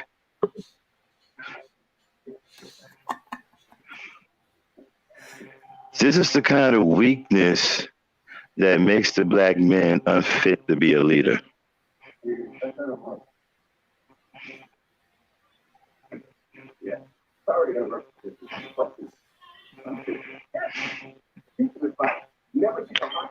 Hello? Did I fall off? No, just Uh, letting you finish. yeah, but this is the type of stuff that makes black men unfit to be leaders, unfit to be husbands, unfit to be fathers. Hmm. Yeah, they lost their way. I don't know when it happened, but they start seeing black women as competition, the opponent, and then the enemy, instead of your teammate that y'all supposed to be working together to either win the race, run the race, win the game. I figure in the next 5 years, as far as black people is concerned, black women are going to be making some serious power moves that's going to put us on the map. And I see in the next 10 to 15 years, black women are going to own black society. She's going to be the premier person. Whenever you want to deal with black people, you're going to have to go through her. The new leadership that's going to be in black society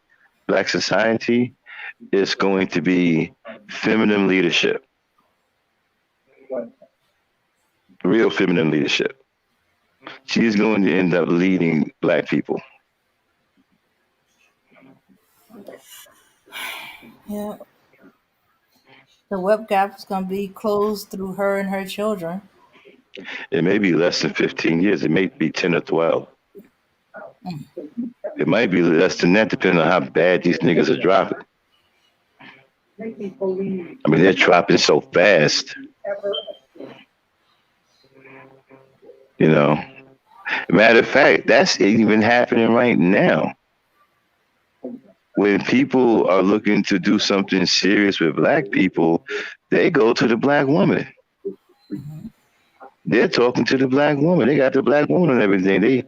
When they talking about situations with black people, they got a bunch of black women on these shows and stuff. They don't really have no black men up there talking, unless they're well-known black men, like a Eric Dyson or a Claude Anderson or somebody like that, or even a Dr. Umar Johnson.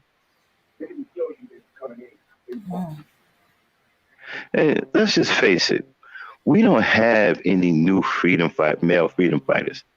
We don't have any more Malcolm X's. We don't have any new guys.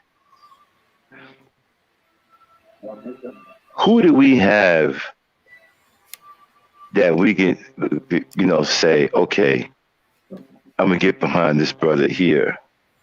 We have a Dr. Claude Anderson, probably.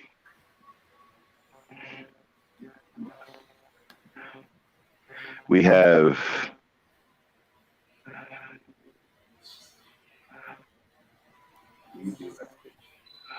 hell, I don't even know who else to think of.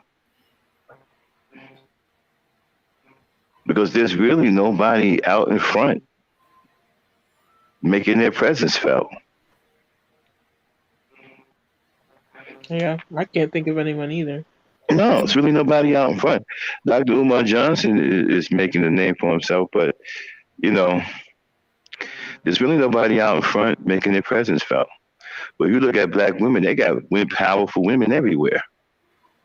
Speaking up, talking, trying to figure out what's going on with the children. They done got it. And what's one thing that you just got to understand about black women, they're not only starting businesses, they care about every facet of black society. They're talking about the children. They're talking about these schools. They're talking about police brutality. They're talking about what we're going to do to stop this. What are we going to do to that? They're involved in conversations of everything that's going on with black people. So they're not just starting businesses. This is why they're going to be the new leader. This is why they're going to be the face of black people very, very soon. Ain't nobody gonna be dealing with black men no more. It's gonna get to the point where you want to deal with the black people, you're going to have to go through the black woman, because she is going to be the de facto leader of the black people coming soon. She's gonna provide jobs for us. She's already about to do that. They got them a prediction in the next 5 or 6 years to create 1.7 million jobs. That's insane. Nobody does that.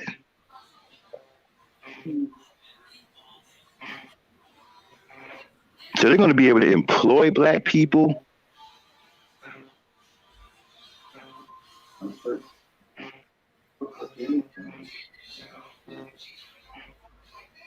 We need to think up more things we can do, though. Yeah. And like I said, they're already talking. Like I said, one thing I like about it, when you hear them on a lot of podcasts and they're talking, even the women that's in that coalition with the beauty supply thing, they're not just talking about that. They're talking about the children. They're talking about the school system. They're talking about how they can better educate their children. They're involved in everything black people. They're not just focused on what they're doing. They're focusing on all of the issues and problems in our society too that they want to fix. They're Is not just Bob's sitting the there. thing? Or are you talking about in Yeah. general?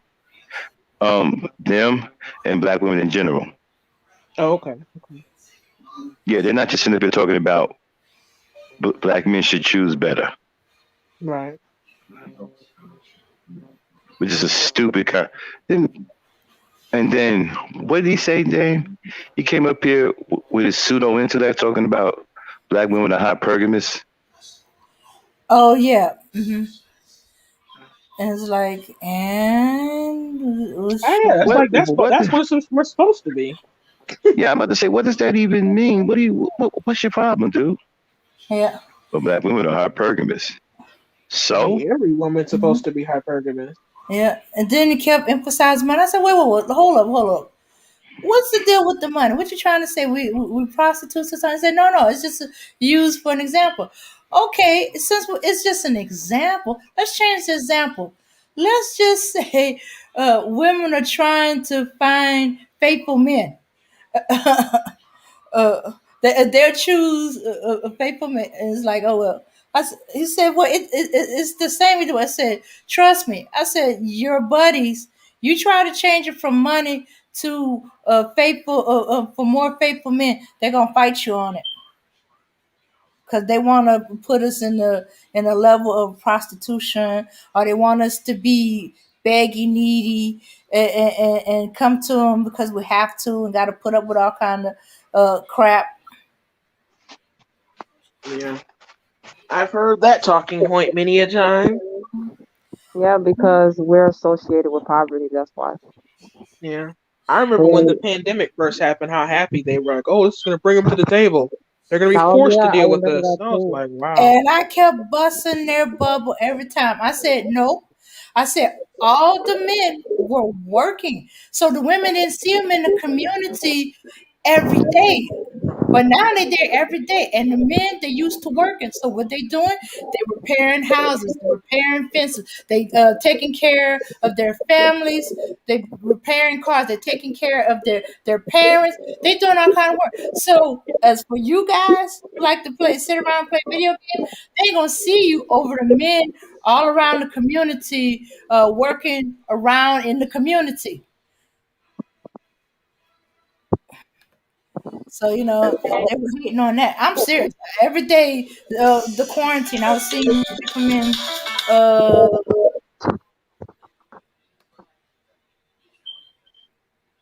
mm,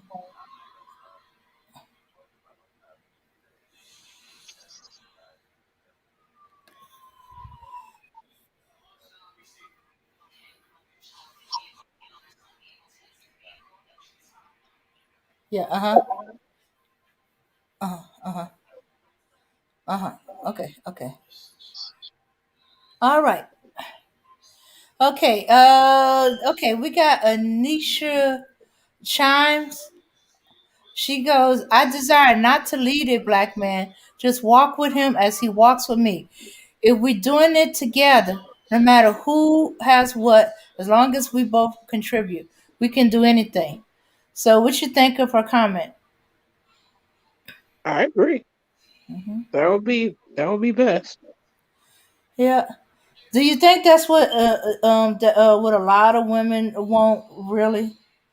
Yeah. Absolutely. Yeah.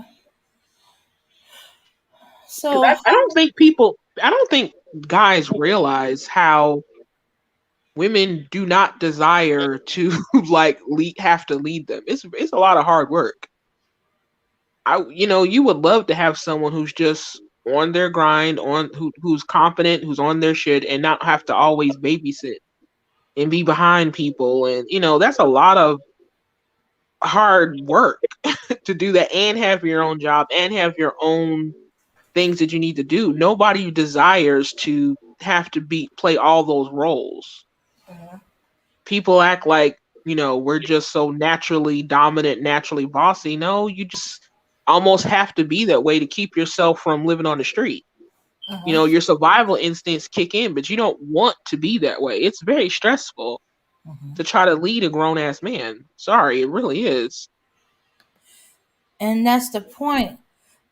If they were grown men, we wouldn't need to lead them. We wouldn't. Okay, they wouldn't be saying we were preventing them from leading. I Um, mean, I understand you trying to help someone out if they've fallen down. mhm, There's a difference between helping someone get up on their feet and always having to help somebody. Like none of us mind every now and again helping somebody, but when you're doing their job 24/7 and someone's ungrateful and they're nitpicking and they're comparing you to other people, that's mhm, when the anger and frustration comes in. Like, wait a minute, you know, you're telling me that I'm masculine, but at the same time, I'm fulfilling a role because you're not doing it. That's mhm, very frustrating to deal with that. That's one of the reasons why I'm like, part of me is just like, you know what, let it fall. Who yeah, cares? Because it's like all you see is just the ungratefulness of it, and mhm, it is extremely frustrating. So it's like I don't want to be your leader. I really don't. mhm. But I Yeah, need you to lead. And if you can't do it, I'm not gonna sit in the passenger seat while you're driving us off a cliff in the name of, oh, you have a penis. Sorry. mhm. Yeah, yeah, and not to mention it's exhausting. Even if there's sometimes there's a certain emotional aspect of it that they project that's exhausting. I've actually told this to dudes. I was, I just was taking a very long break. I needed to work on myself, and I felt having a man was a distraction. It was unnecessary stress, and it messing with me emotionally. But for some reason, I was tracking these dudes that were coming out of the woodworks, and and their friends was trying to hook me up. Friends that I had with them was trying to, and I was like, look, I don't, I'm not looking for no man right now. I need to work on myself. I got some baggage and stuff like that. And the dude wasn't listening to me, so I pick up a stick. And I was like, "Do I have to beat you with a stick before you listen and go away and stuff like that?" And, and he kind of walked away because I guess I looked at it a little crazy. And then afterwards, when I was walking back, he came to apologize and he said, "Are we men really that hard to deal with?" I said, "Yes, y'all can be emotionally draining because that's what I had been dealing with. Somebody that was draining me emotionally, you know." And I said, "Yes, y'all can be emotionally draining and stuff like that." And it's hard when you got all your stuff and then you got to deal with his too and stuff like that. It wouldn't be too bad if it's like once in a while he's having a bad moment. Stuff got to be too much, and he needed to let something go and talk to me and stuff like that. But when it's happening every day, every second, every hour, every minute, it's too much. And the guesswork involved, because you never know from day to day if you're like, they want you to play your role, but your role changes minute for minute. Hmm. Like one minute you want me to be the Amazon warrior queen, and the next minute you want me to be this delicate flower. Then you're mad either way, and it's just like I don't have the time for that. Hmm. It can just get very frustrating, and to the point where you're just like, you know what, I'm not dealing with it. I'm not doing it. Yeah, they have some weird idea about who you are, Yeah. and I they mean, I want get you your to mom had compete. some issues and your mom did some stuff. I mean, we all have issues with, previous generations, Uh huh. but I can't fix that issue for you. I'm sorry. Yeah. And I really wish people would stop putting all their issues on you and expecting you to fix it. And then when you can't fix it, then you're the bitch. Yeah. It's But like, how see, does that work? that's why they seek us out because we have to remember, we are the fixers of society. Every time somebody has a problem, who they coming to? Us, Uh, Yeah. everybody. It right. doesn't matter who it is. And again, remember Dame when we, those two gentlemen, they was on the Pooh Bear or whatever his other name is. When I said that, I felt like they was there for one of us to solve their problems, Mm-hmm. Hmm. right? Despite the But then fact when you that they try to don't like solve us. it, then all of a sudden you're called masculine. You're out of your energy. You're out of And this. that's You're out of that. Like, and Dame, can isn't you that make what up your women mind? Do said? you want me to solve it? Do you want me to do the work, or you want me to sit back and let you do it? Mm-hmm. Now, what you But somebody said that in the chat that there what? was masculine women on the panel. That's exactly how they responded. Yeah. Exactly how they responded. So basic But then again, when we're not, nothing gets done, and that's the part that frustrates me. right. You almost want us So to do both roles, but at the same time, you're mad when we do both roles. And I just really wish people would make up their mind. What do you want? Mm-hmm. I believe that their mind is made up. I just feel like it's a here's the thing. With me, I'm really big on mental health. I'm really big on, your spiritual health and your emotional health. I do believe people know what they're doing. They know exactly what they're doing when they're trying to play mind games with you because they're keeping you guessing every single minute. They don't want you to let your guard down. And they want you to feel as if, okay, well, what am I supposed to do? I feel like with Black women, we're in this perpetual, what are we supposed to do type of mentality. Because remember, every time that we have conversations with Black men, they're always moving the goalposts. So they say, Right. okay, be more feminine. You do that. Then they get mad at you and say, no, you have to be like this. You can't be out here being like that because other men are going to blah, blah, blah, blah, blah. Okay, okay. So then they'll say, well, you guys, you need to stop working so much. But then you stop working so much. Okay, well, how the bills go get paid? It's like I say, it's just a constant, like, what do I do now type of mentality. Mm-hmm. And I feel like Yeah. I think that's a problem that we have. It's like, it's just this constant trying to please everybody. And then it's like when you try to please everybody, they don't like you pleasing them. I don't know. It's a lot. It's so draining just even talking about it. Yeah. Mm. Yeah, and since I've been on hiatus, I've been falling into okay. I don't mind. Every once in a while they talk to me about the problem. They ask my opinion on, or what I do. I give them suggestions to do what they want to, but usually what I have to nip in the bud is the ones that they have women. I don't know why. The last one, and I had to nip that a lot. Start comparing me to her and me in the favor in my favor. I'm like, whoa, whoa, whoa, whoa! You don't know anything about me. I said, I have days I don't feel like cleaning up. The house could be a mess and I could care less. I have the moments. I have the moments where I don't bathe.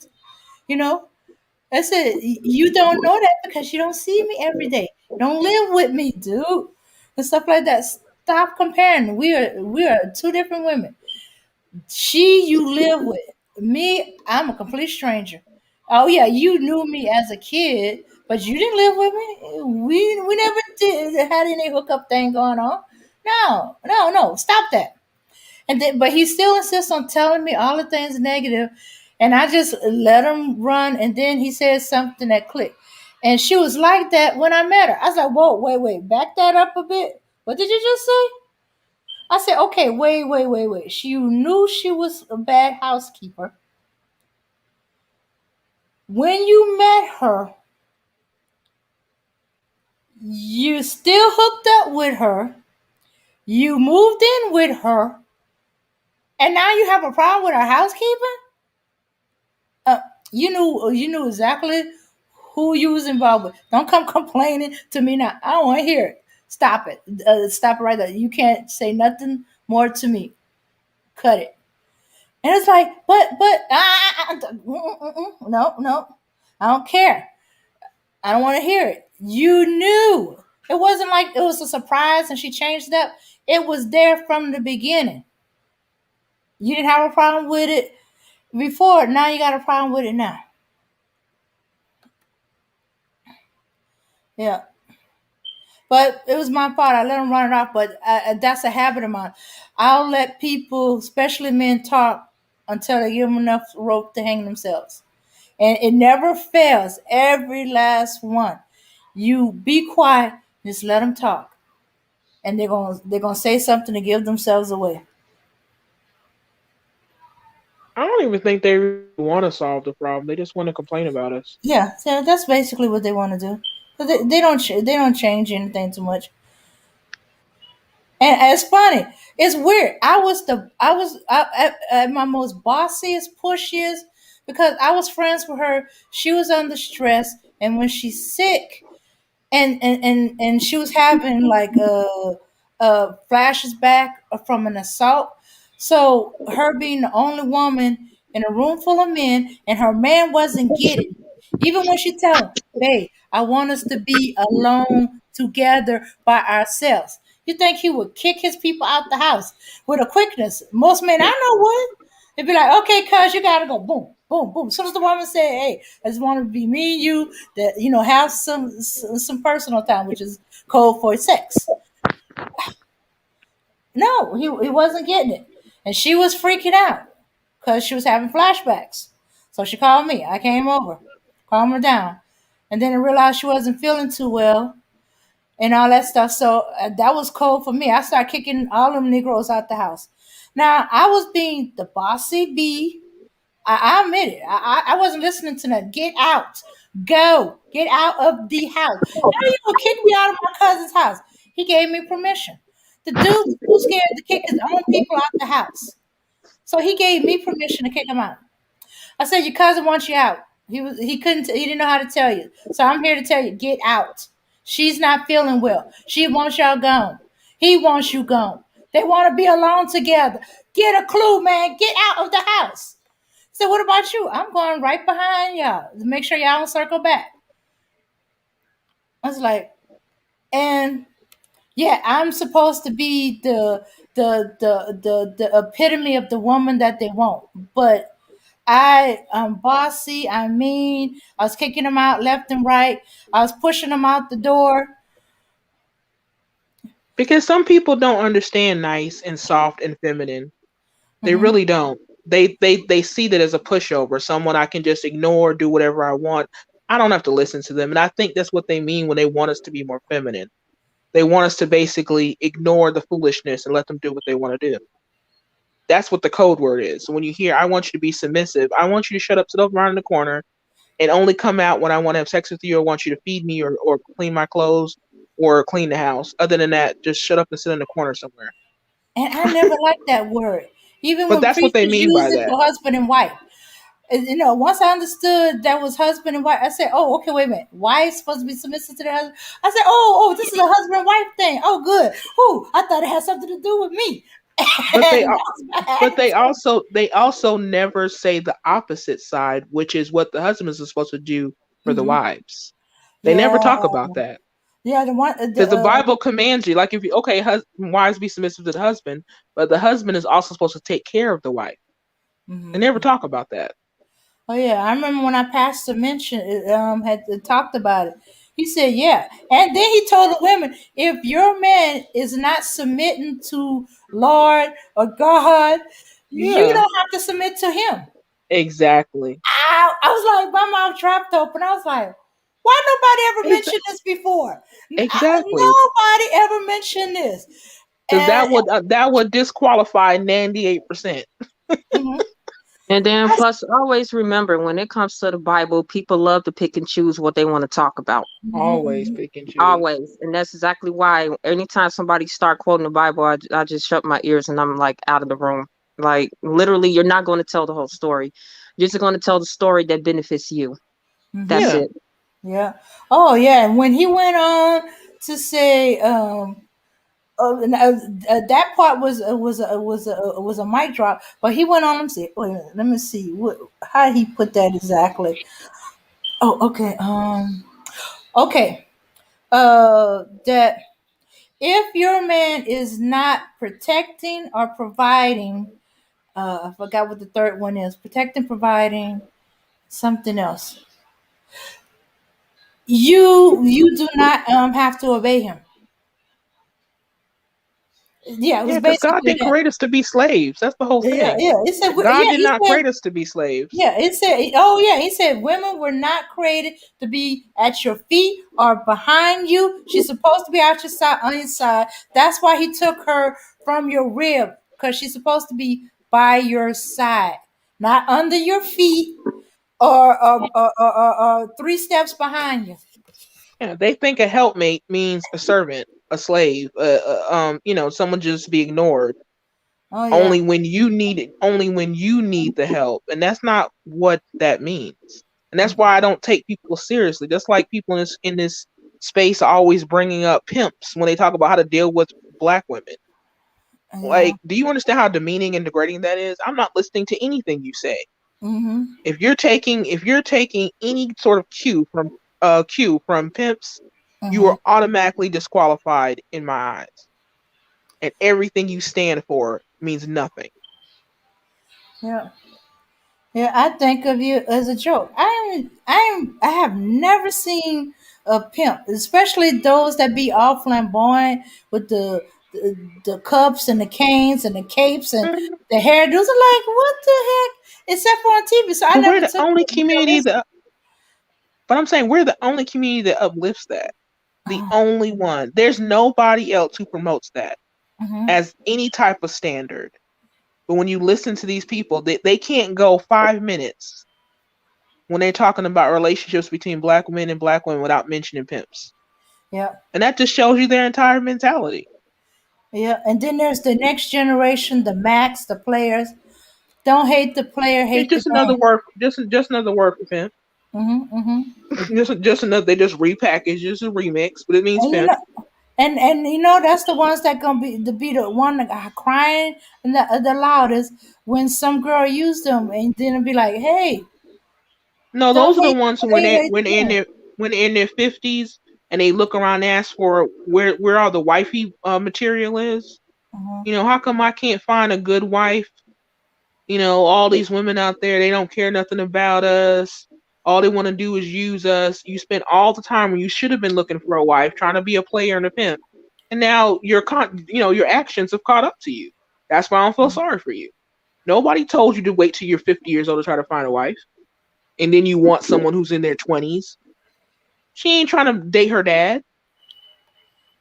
Well, I have money now. I have resources. I'm supposed to have this hot wife. I don't know who told you that, but somebody lied. You should have spent your youth trying to find a wife. Mhm. When you're in your 50s and 60s, you need to start looking for a nurse or a CNA. Ain't a wife. Oh, yeah, They just got the game wrong. They wonder why they lose. It's ridiculous. yeah.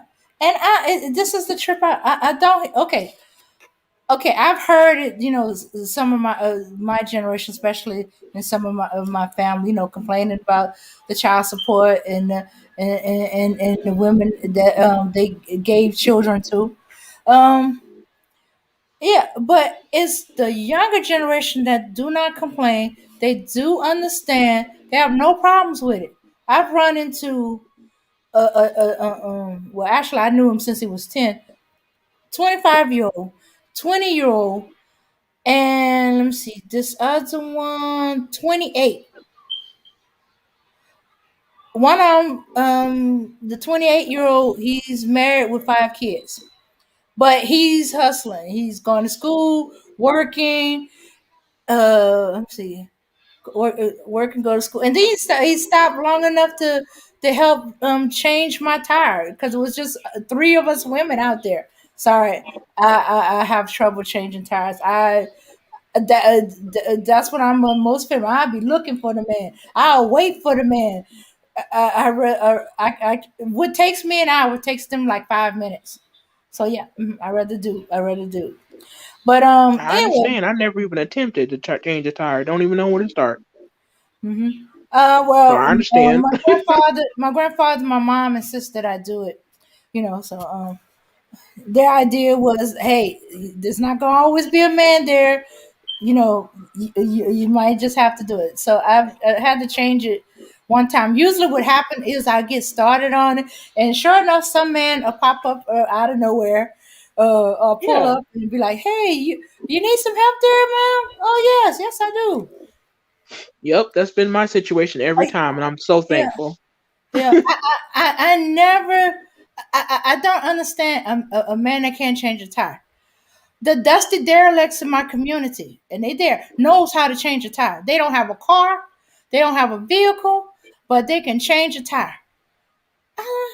I was like, to me, that's just the first thing men learn to do as boys. So to me that didn't make sense the first time I ran into a man that says, "I don't know how to change a tire." You don't know how to do what?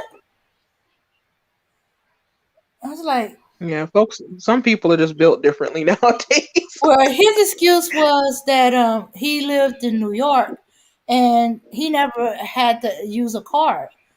There's always Oh, well, transportation. that's kind of understandable. That some people Oh no, I they met can't even drive a a car. New Never York mind do anything person with that it. said, "No, that's just a freaking excuse. He's just being lazy." He said, "I don't have a car. I use transportation all the time, but I know how to change a tire." I was like, "Okay, so that was him." But still, I couldn't look at him the same way no more. I Yeah. it turned me completely off. The fact that he didn't know how to change a tire. So he's watching me as I change a tire. And I'm looking at him. Oh, he offered to help to take the nuts off after I show him how to do it. But I mean, yeah. But I still couldn't see him. I accidentally lost my number. Oh, back in them days, if you didn't pay your bill too regularly you go too long, you lose your phone number. You have to get a whole new number. Yep, and Oh be yeah. like, "Oh, hey, I've been trying to call you. Said your number's no longer in service." Oh yeah, I lost it. I lost my phone. I think they give you like 60 or 90 days before you lose that number. Oh yeah. So yeah. Yeah, that just threw me completely off. Cause my mind was thinking, wait a minute, the most dusty, no good, wife beatingest, uh, B dropping, F dropping, H dropping Negro I know can change a tire. Don't have a lick of a car, but he can change a tire. Yeah, yeah. This is the weird thing in my community. The dusty derelicts are the ones with the better manners. Yeah. I was like, shouldn't there be a warning label on you? Yes, I'm manly, but I will get you a child, deny that it's mine, and I will go to jail before paying child support. But the thing that's so crazy to me about the whole child support um discussion, there has never been a time in recorded history where men did not pay for their children. They've always been financially responsible for their children. Mhm. That goes back to the Old Testament. So why are you complaining about it now when that's always been the case as if it's brand new?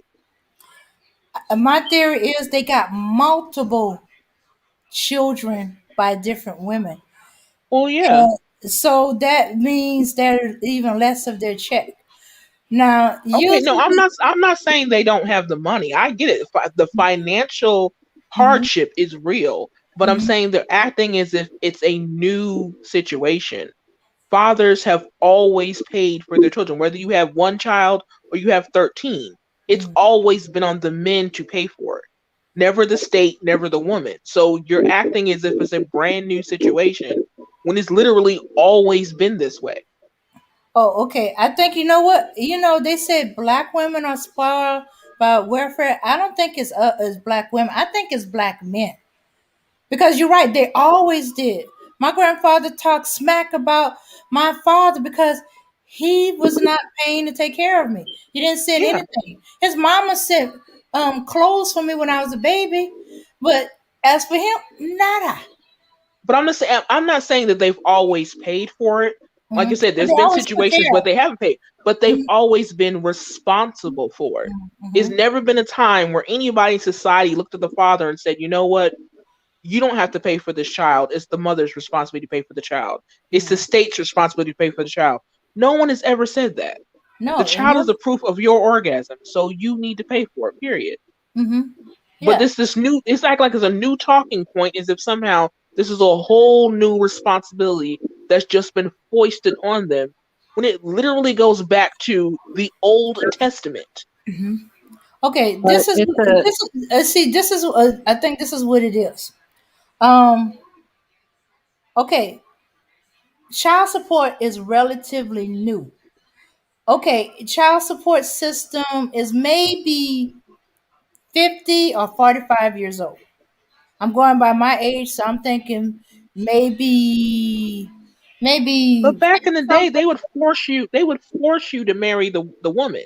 So you not only Yes. had to pay for the child, you also had to pay for the woman. Mm-hmm, Child support is now saying you don't have to pay for the woman, you just pay for the child. mm-hmm, mm-hmm. But they've always had to pay for the child. Now you just don't have to have a wife included with it. Okay. That's the only difference. Now this is why I say it's about 50 years old. It might be older because it was actually meant for white people, it wasn't meant for us. We were not Right. included in that. Okay. Hmm. Okay. Okay. But they could walk away. Even though they married a woman, there's nothing to say you. I have to stay there with her. I've heard stories of men walking away from their wife and their children because they didn't want Hmm. to in the first place. So Right. they stayed a few months and stuff like that, and then it's like I go to the store to get some cigarettes, never come back. Never That's come not back. just a Right. joke. That actually happened. You know, Hmm. yeah. So they could walk away now. Okay, by the time I came in, okay, my mom, I guess because of stuff she might have seen, when she realized my grandfather and his cousin, who's also a preacher, was coming with a shotgun. Yeah, our cousin is a rough preacher. He ain't that meek and mild type preacher. No, no, no, no, no, no, no, no, no. I ain't saying he's gangsterish, but he's a man's man, and he believes in the truth. Right. Anyway, they were going to do the shotgun thing, and I found most of the stuff later in life. He told my grandfather that my mom fooled around. He don't know if that I was his kid, which was a Hmm. lie. My grandfather didn't care. My grandfather said she said it's you, that it's you, so it's you. Whether she spread her legs for anybody else, she said it was you. The child is for you, so you could get married. My mom stepped in, put her foot down. I am not marrying a man who don't want to marry me. And you're not going to force me. You can do whatever you want with that Negro. Well, that's not the word she used, but you know. But as for Right. me, I ain't marrying him. You can't make me say I do. And my cousin said, "Well, no, I can't make her say unless you can find a way to force her to say I do. I can't make her say I do. If she don't say I do, it don't matter. We force him to say I do. If she ain't saying I do with him, it ain't. It's not gonna work. So that's the way my mom dealt with it. But you see, my father lived in a whole nother state. They met in college. He lived in another state. So he went another state. Back then, man step in another state, she would have to move into that state in order to get child support. And then she had to be living there, what, a few years, couple of years? That's how that went. So they could just go across the state line. Don't have to pay child support. They can be building up, as long as they stay away from that state, they can build up as much child support as they want. Okay, the government had enough of that. So they started up in the game, up in the game, up in the game. Now I got to, no matter where that black man go, he got a job, they gonna dox that check. They gonna get their money back because that's not their job. So what you're But saying was what changes now is the enforcement. Before they can dodge it, and mhm, now the government's saying, no, you ain't getting away with it. And that's what they're really mad about. right, They're forced to do it. Whereas they're forced to do it. before They they could don't. find a way to get around it. Mm-hmm, mm-hmm, mm-hmm. That makes sense. That makes sense. I can see Yeah, that. because if you look if I don't know how far, wait a minute, I don't know exactly how old you are, but you sound young. I'm in my 50s. If I was to look back, I can almost pinpoint which generation start complaining about child support. It is either the same year as me, or those of us that was born in 70, 71, or the next 5 years after that. That's when you start hearing the uptick about the child support and my baby's mama. That's when the words baby mama start coming about because they weren't forced to marry the woman.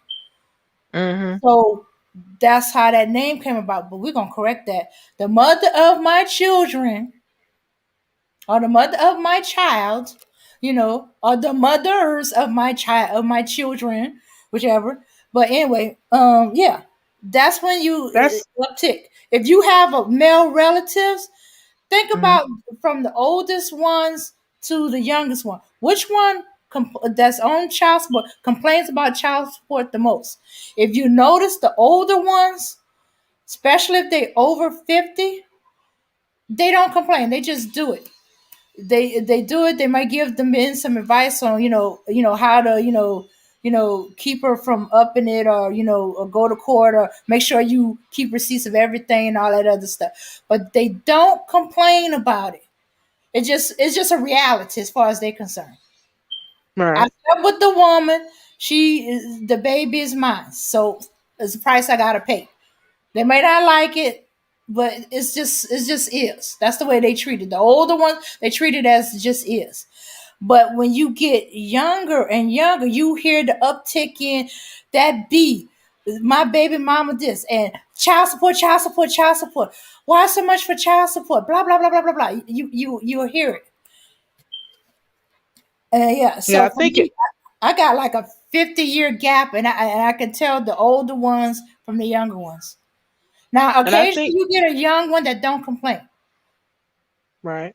But I But think that that's also to, to mhm, to match up what you're saying, I think mhm, that's also one of the reasons why the manosphere is always talking about black women on welfare. Because back in the mhm. day, they didn't give a damn. They would actively help you sign up for welfare. Yeah. In fact, sometimes it be But their I idea. yeah, but I think how why that mentality changed is because the state started charging the father if the mother went on like TANF or something like that. The father would the state would go back and try to recoup that money back from the father. Then all of a sudden, the black woman trying to get welfare for the kid was a problem. Hmm, hmm. Because now the talking point is you chose the welfare over the father, which let's be honest, back then they didn't give a damn about that. Like I said, you can see you heard the stories, but you can also even see documentaries Hmm, when they would hmm. say the father, as soon as they found out the mother was pregnant, he would drive her down to the local you know, Uh-huh. welfare place to sign up for the food stamps, the housing, the whole 9 yards, because the state was Hmm, picking up the charge and the state never went after the father for the money. hmm, But hmm. the state realized that they were like, wait a minute, so you knock these women up and then you're coming to us to pay the money and you're not going to change your behavior because as long as someone else is picking up the tab, you're not motivated. So let's Hmm. go ahead and change the rules. And now all of a sudden, it's a bad thing that women went on Yeah. welfare. Yeah. I think what it is, they left it to the woman to press for child support. But you see, Yeah, that's the thing. Black women wouldn't they wouldn't. press child support on their men. So it got to the point they don't trust us to press for child support, so they automatically do it. So what happened is now they get to the point where it's bribery. Okay, if you want the full amount of the stamp, the wick, or whatever, we need to know the name of your father, all the That's not information even you have bribery. on That's you. blackmail. Yeah. That's blackmail. Like you're not gonna get this money until you name a father. Because Yeah. again, like you were saying before, that wasn't the rule. You could just go down there and say, "Hey, I have this kid," Hmm, and black women got hit to that. Like, okay, I'm not gonna put the father down because I hmm, don't want the state to go after him. So even though he's living in the house with me or he's not living in the house with me, whatever, I'm not gonna put that down. So much to the fact that they said at some point in time, 40% of all black children born did not have a father named on the birth certificate. hmm, And almost all of those were the women who ended up on needing assistance. hmm. WIC, so forth and so on, TANF, so forth and so on. Yeah. So And they now, did not want the state to go after the father, so they didn't put the name down. The mhm, states started, some of the states got hit to that. They're like, no, you're not going to get this help until you name somebody. mhm. And the only way you can get help, and there's no name, there's no name. Now, there might not be a name on birth certificate, but the name for the service is if there's a record that you have been raped and you don't know who the father of the child from the rape. That's the Right. only way that you could, and they better be, and they will look. Now the agencies Yeah. are connected to each other. If there's no Hmm. record saying that, oh, okay, this woman reported a rape and she has no idea what child is, or she's gonna have to dirty herself up. I was drunk, intoxicated, and there was a bunch of dudes, and I don't know, and they don't care. I know one woman that tried that. Well, Yeah.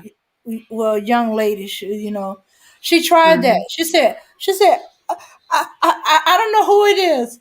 I was drunk. I think somebody put somebody in my drink, and there was a bunch of dudes. I don't know who my father. They wanted her to name all the men she remembered that was in the room with her at the time she was drunk.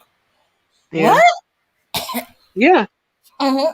Because they want to go after someone for the money.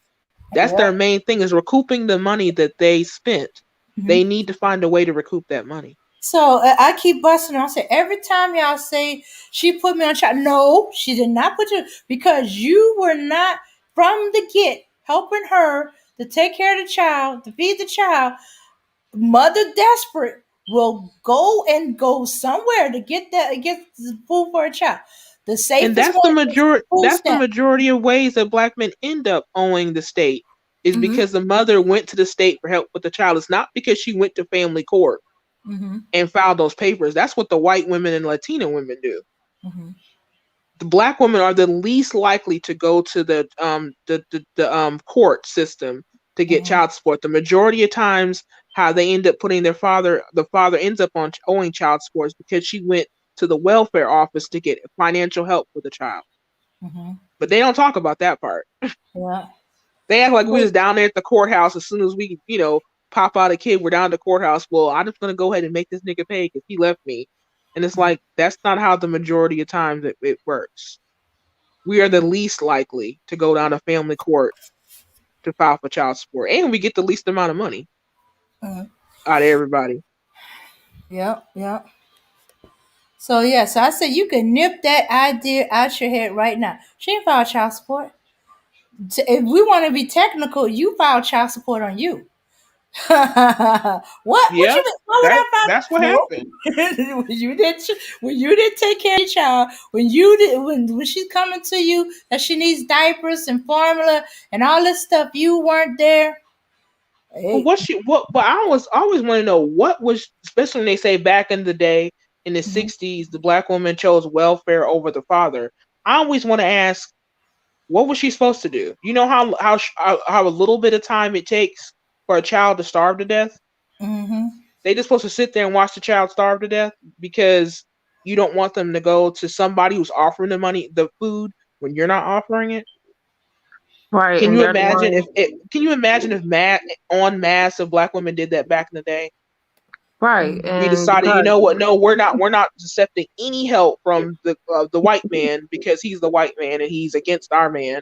I'm gonna just sit back and watch my 2-year old, 3-year old, 4-year old, 6 month old literally starve to death in front of my eyes. hmm, Yeah. And now, if she was lucky, she had family. Her people would come to you and go beat the money out of you and stuff like that. Yeah, But a lot of the time, these women didn't have anybody. So, hey, what's she gonna do? I mean, who's gonna go ahead and kick a father out for some government cheese and some potato flakes? When you think about it, the whole talking point is so dumb. You got a big old jar of peanut butter, a big old block of cheese, a box of potatoes, literally a box, potato Mm-hmm. flakes, and some Mm-hmm. powdered milk, and you supposed to take that over the father of your child and the husband who's bringing home some money and doing what he needs to do. The whole talking point, when you think about it, is so stupid. I can't believe people actually saying it. Mm-hmm. Mm-hmm. Makes no sense at all. None. Especially when you consider back in the day in the '60s, started in the '40s, when the '60s, remember we had that the Great Migration where people were leaving the South and going up north. So Mm. you're going down to the South where maybe you could have your own backyard, you can grow your food, you had your family around you, you can build a shack on your own land, whatever, whatever, whatever. You're moving up north to like Milwaukee, Chicago, New York, New Jersey, those big, huge housing complexes where you can't grow your own food. You know what I'm saying? You're in these tiny little small, homes.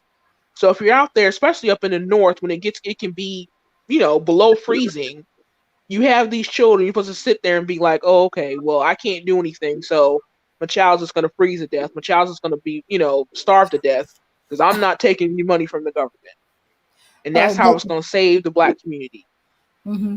I The guess they women expect. taking the help destroyed the black community, but her not taking the help and taking her children freeze to death or starve to death would have saved the black community.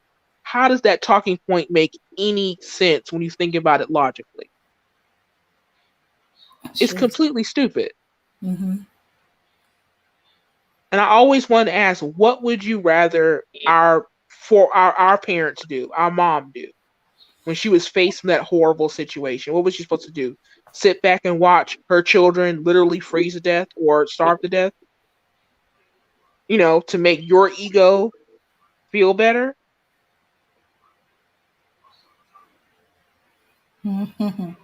Yeah, you know what? You know what? I think honestly, they would want her to starve and freeze to death. But since that would be their mothers and they would want to live, nah, they in a tug of war with themselves. Part of them want to say yeah because they thinking of the mother of their children, right? Or the mothers in some cases of their children, because then that would eliminate the problem, the mother and the children. But Yeah. if you go as far as back as that, which is when some of them have been born or conceived, no, they wouldn't want to because hey, that would have been them. Yeah, they wouldn't mind at all if we were looking like how the Ethiopians looked in the 80s. We see the children with the giant stomachs and the flies around their mouth, just having no energy. They wouldn't mind at all if our kids end like that. Well, you should have chose better. No one told you to sleep with that guy. That's what happens. It's like you the guy. This is I also mean, what tripped me out when they said they should have chose better. What you mean she should have chose better? So you're saying that you're not a good dude because yeah, hey, you're the one here complaining about a child support and she should have chose better. So you saying you're not the good choice? she chose, and every time they say that, I agree, and I say, you know what, you are so right. Yeah. We should have chose better. You are completely right. I actually had one We chose dude. wrong. We chose wrong. I actually have heard one dude said, "Yeah, she should have chose better. And she knew what a no good Negro I was like, you admit that?" He said, "Why lie? I just was in it Yeah, for the I'm just punani." every time they say it, disagree with it. You are right. We should have Mm-hmm. chose better. It is our fault. We chose wrong, and Mm-hmm. just it. Say you're right. So We he, should have chose better. You're right. We're in so this I he, think position they'd be now so shocked because they don't know. we chose you. so But Mm-hmm. he I'm not gonna admitted make that that he was a mistake again. dusty after the fact. Yeah, I Uh-huh. So won't make that basically, mistake again. okay. So you This so is you admit you're a dusty after the fact. So you couldn't do that, hmm before or during, the whole shebang. Okay. Oh my Oh yeah, God. Yep, that's what I you're said. right. I said, "You dudes, y'all know y'all lie." I said, "Come on." I said, "No, I'm always honest with." I said, "So as soon as you see the woman, you step up to her, you come up to her, and say, I would like to take you out tonight, dinner, eating, and sex. That's all I want. I don't want no relationship. I don't want to get married. Just want sex. You down with it? Let's go." And they'd be like, "You can't say that. Why not? It's the truth. That's what you want." But I'm saying nowadays you should just believe every time that someone steps to you, just believe that's what they're saying. Whatever words that come out of their mouth, don't believe that. Believe that all they want to do is have sex, and then you can just act accordingly. Yeah. But when you do that, all of a sudden, you have baggage. You're Mhm. just being a feminist. When you take them at face value and listen to the words they say, what the manosphere words say, and you listen to them and you move accordingly, then you're wrong. Mhm. But when you fall for their nonsense and you don't believe it, then you're wrong too. So either way, you can't win. Yeah, and when they were trying that, uh, if you pay for her food, they said, "Oh, that's no problem." I've always been taught by my grandfather, bring enough money, don't order anything more than what you can pay for. That way, if you get a no good Negro and he show his hand, you can show your hand by, "Hey, I'm paying for this is what I ordered. Separate the checks. Here you go. I'm gone." But I say instead of going to the restaurant, you go to a library, pick out a book and have them read it. Or just That's what go you should to, do. or uh, just go for simple coffees and things, not even go Yeah, at a to bookstore, dates. and you pick out a book and Right. see whether or not he can read it. That'll go ahead and eliminate a lot of people. Because if you can't read, then you can't be a provider. No, ask them that when they first talk to you. mhm. Instead of, Yeah, how they always ask stupid questions, I'll ask them, what was the last book you read? yeah. Just to see. Just And to test them. yeah, exactly. And what's the longest amount of time you've ever held a job and where? Let's go vet. Go ahead and do that. You know what I'm Mhm. saying? Shoot, that can be your choosing process. Yeah. Right. When What's your last time reading you go to level? the How long dentist? have you held a job? How many kids you have? Have you ever been to jail? This is part Are of our you choosing are you better. gay? Um. I mean, they Uh. ain't gonna tell the truth about that. You Oh, might no, not no. Okay. even Ask them bother. have they ever slept with a man. Don't ever ask them They that won't. because But I'm saying, yeah. but they won't even Oh tell the yeah. truth Okay. about that. Yeah. Have you ever slept with a man or a woman that turned out to be a man? Or But you I'm can ask saying how they they ever won't. experimented sexually. Yeah, but I'm saying generally they're not gonna tell the truth about that. So what you need to do is make sure and ask them. Okay, the medical questions, which is the last time you went ahead and got tested? What is the test results? Can I see the test results? Test Do you results. mind if let's go ahead and get tested together. Don't take their word when it comes Oh to no. that stuff Absolutely. because they ain't never gonna be honest about that. You need to see the doctor, the lab reports. That's what you need to say, the lab reports. I want to see the police report, the credit report, the lab reports. Uh-huh. Let's go and do that. Spread the word about that so we can choose better. Part of our choosing process Uh-huh. Well, so we not can even choose ask them better. for their. Don't ask them for their. I say just do a background. Get a PI. I'm serious. I think Oh that's yeah, what that we need too. to start doing. Yeah, I think we need to start That doing too. PIs Yeah, on I think people. it costs $10 to get a background check. I'm trying to remember all the But a information. background check is not going to tell you everything. So Right. you No, still it's need to gonna get tell that you medical. that. You still need to get that lab report because that's the most important thing. Yeah. Folks out here spreading all sorts of diseases. So get that lab report, Yeah. get the background check, do the whole Yes. thing. Yeah. Especially since the majority of them seem to be allergic to condoms. They don't want to wear them. Yeah, and I'd be like, look, young ladies, stick to your gun. If you don't have a condom, you don't have sex with them. You need to get that lab report before you do because condoms does not protect against herpes and syphilis. True. You know what I'm saying? And herpes is a lifelong thing, and syphilis is becoming drug resistant. Ah, Different Yeah, and strain. syphilis will literally rot your brain, bring. literally. And Especially if it's condoms do left not protect untreated. against that. Right. Especially if it's left So untreated. exactly, but I'm saying you won't even be able to treat it because it's not treatable now. Ooh. Ooh. Yeah, that's what I'm talking about. We used to be able to just take a shot and it was okay. No, no, Right. no, no, no. Same thing with gonorrhea. Gonorrhea is now also becoming very, very hard to treat. Mm-mm-mm. It's mutating. So I'm saying get that lab report before you walk out with the condoms because condoms don't protect you from everything. Uh-huh. Because I follow the CDC on my Twitter account and I Uh-huh. get all their updates when they tell you about all this stuff. And honey, yeah, they tell you, but you can go online and see like the different outbreaks in different cities and different regions. Oh. Scary, scary. Oh yeah. And I'm in the South too, where we have a huge problem with HIV here. I don't want to hear nothing about no condoms. I want to see the lab Yeah. reports, okay?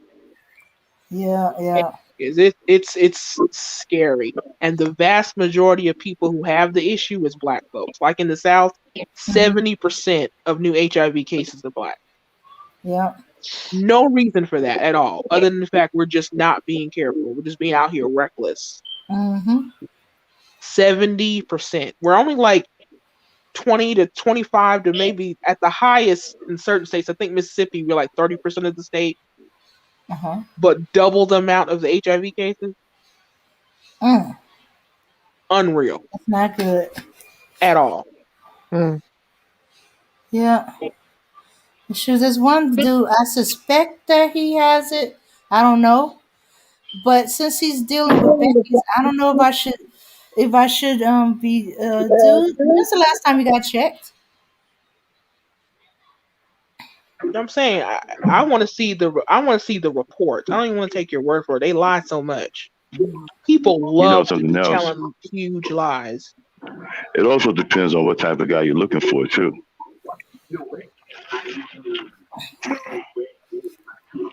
Well, I You know, say you at have this to. point in time, it needs to be everybody. I don't care who you are, Yeah, you anybody, have to man, know. woman, whatever. Just get tested before you mess around with people out here Oh because yeah, this no is doubt. Oh it's yeah, no doubt. crazy. Everybody. Yeah, everybody should get tested. I'm talking about like as far as vetting the guy. Like the woman has to know what type of guy she's looking for. There's several types. You know what I'm Oh yeah, saying? I agree with Like if that. you want a loving man. If you want a loving man, ask him what type of relationship he got with his mother. True. That's the number one question you should ask. If you want a loving man, ask him. The number one question you should ask him is what kind of relationship he got with his mother. If he True. loves and respects his mother, that's going to translate over to you. And don't go by just his word. See how he interacts with his mother. Hmm. Yeah. Because we need to find a nice way to ask the questions where you can get the true answer. Because Yeah, if you you can just ask ask, that oh, question. what kind That's of a no, I'm saying yeah. that That's I'm a agreeing with uh-huh, you, but I'm saying that we have to uh-huh. be careful the way we ask it, because the way you ask it, you may have people, especially when they're practiced liars, they'll know how to craft the answer to give you an impression of what they want you to think and not the actual truth. Right, and the reason why that's so important, right, is because boys learn how to interact by the women that they are around. So it's usually the mother, the sisters, the mother, and the sisters. That's the first contact that they have with females, right? Yeah. So, Hmm. so, so, so they developed, right, a behavior towards female by interacting with the mother and the sisters. Right. So that's why that's very important, right? And also, there's a lot of women out there that abuse their children. They cause a lot of damage, a lot of scars, Hmm. and then they Mhm. might turn around and not know how to handle stuff, and then you know, end up having to trying to fix someone that can't be fixed or not something you can fix. So Right. I agree. That's definitely something you look at for sure. Hmm. And then you want to go home with him, right? Because just to see his family. You want to see Hmm. what type of sisters he have, right? And see what kind of women they are. Yep. That'll tell you a lot about what type of boy was raised in that house. Hmm. Mm, Hmm. never thought about that. Hmm. That's true. Well, y'all not men. I'm a man, so you got an inside scoop. Hmm. We Hmm. appreciate it because that's a very good point. Hmm. Hmm. Hmm. Yeah, especially if in some cases where their mother has passed away, by the time he met you. Because if we grew up in a house where the women always had the upper hand, then he's going to probably develop into one of these guys that's going to think women need to be held accountable. Yeah. Okay. And he'll be more likely to walk away from you and the kids too. Exactly. Without in a heartbeat. Hmm. Now that don't always happen. Sometimes it works the opposite way. Sometimes the guy, even though he grew up in a household like that, right? It works in the opposite sometimes. He's going to get a girl that's nothing like them. You know what I'm Yeah. saying? That's Yeah. going to treat her nice or whatever. But that don't always happen. Most of the time, it happens the other way. He grows up complaining and having some kind of issue towards women because the women that he grew up around always got away with stuff. You know, so that's that built-in animosity. That's what happens to a lot of these sissy bims. Mm, okay. And also see how the mom treats the son too. See how their interaction. Yeah. Because some of them they baby the boy so much, and if the Yeah. mom ended up babying the son, he's gonna expect Uh, you to do that, and then yeah. that's just gonna be something you're not gonna want to do. Right. If he's babied all the time, then he's going to feel entitled. Yeah. You know what I'm saying? He's going to feel entitled all the time. You want to try to find as much balance in the person as possible. Right.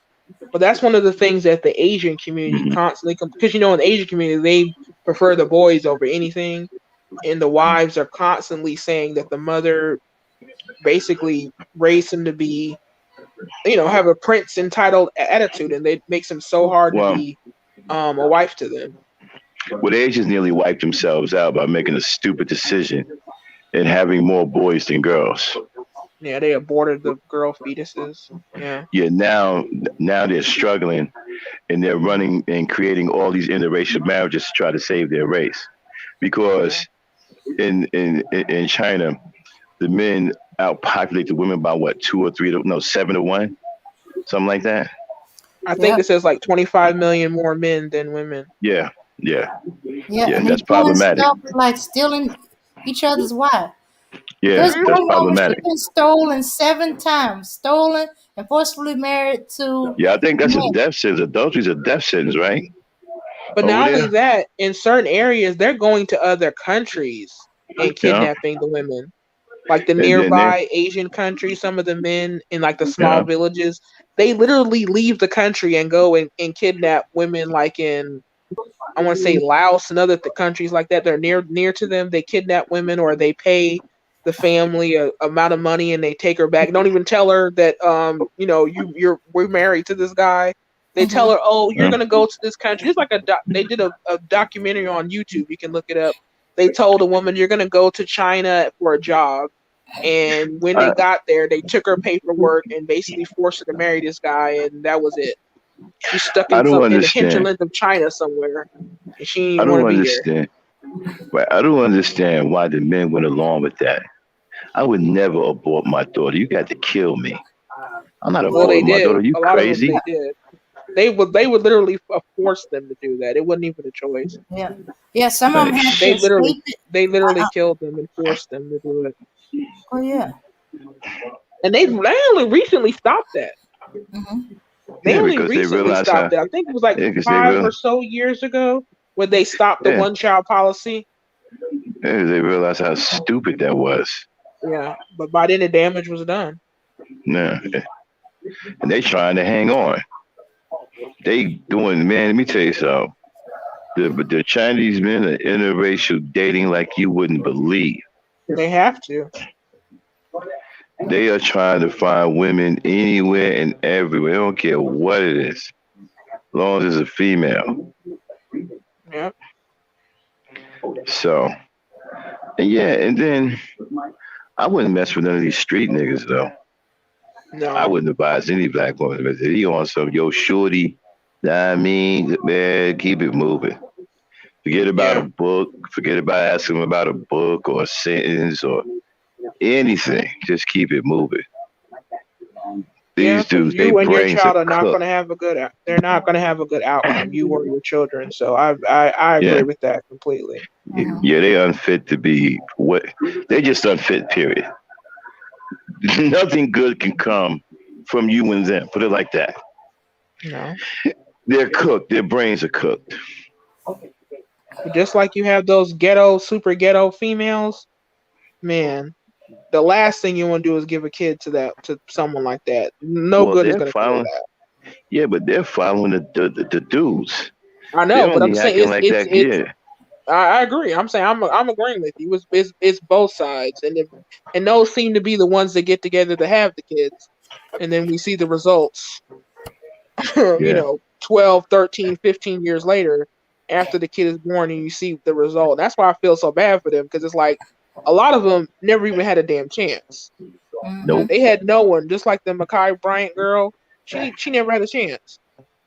Her father was an idiot. Mama was no damn good. Nobody took her in. She was in foster care from 2007. Father was an idiot. Hmm. Absolutely. A blithering idiot. Saw the police there. Instead of grabbing his daughter when she got close, he took the opportunity to kick the other girl in the head. Father was interested in being a gangbanger than a father. Yeah, and she paid the price. Yeah, That's why you you say you know, got to be careful who you have kids with, because that's Oh, Idiot. and you That's remember yeah. about the mother's mothering?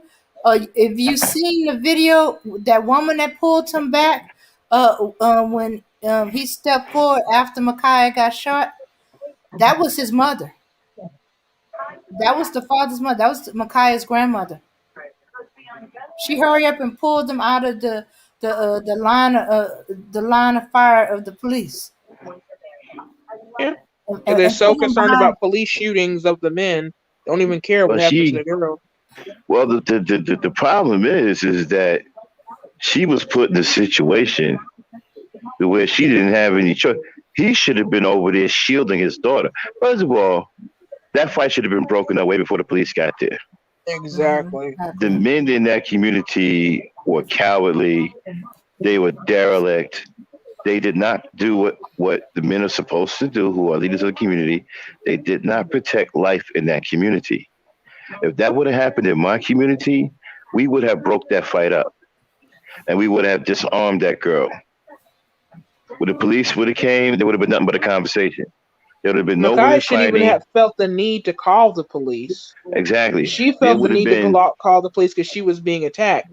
She should have been right, the calling a man there to solve the situation, No, not have the right, actually, police it come wasn't in. Micaiah. It was her 10-year-old little No, she sister. right. did call the police. Oh, she did. Okay, I No, thought it was she the little she did sister. because no, because she was the one being attacked. She called the police because she was being attacked by And my those thing girls. is, when the police showed up, there should have been no women fighting and no weapon. Yeah, but I'm saying the police shouldn't even been called. The fact that Mhm, she Right. felt the need to call them instead of dealing with the men that were there says everything. mhm. The men in that community failed to protect that girl's life. Yeah, yeah. I That fight couldn't should have been imagine broken Mark up. getting off of work, hearing them girls fighting and calling each other B word, not saying nothing, just walk in the house. The The neighbor. men in that community failed to protect that young girl's life. Mhm. Yeah, It's because of the and piss probably poor not the first leadership, time. the piss poor Probably not the first leadership, time. and the cowardice that's running rampant in the black communities are allowing our women and children to be put in harm's way. You can't break up Yeah. three women fight. You can't break up a woman. Come on, dude. It's easy to break up women fighting because they have their backs turned most of the time. What you got to do is grab them from behind and pull them away from each other. And while you pull them away, somebody grabs one arm and takes a knife out of her hand. The fight's over with. That's it. And just push them away. Walk them over to their house. Just keep them away from each other. Fight's over.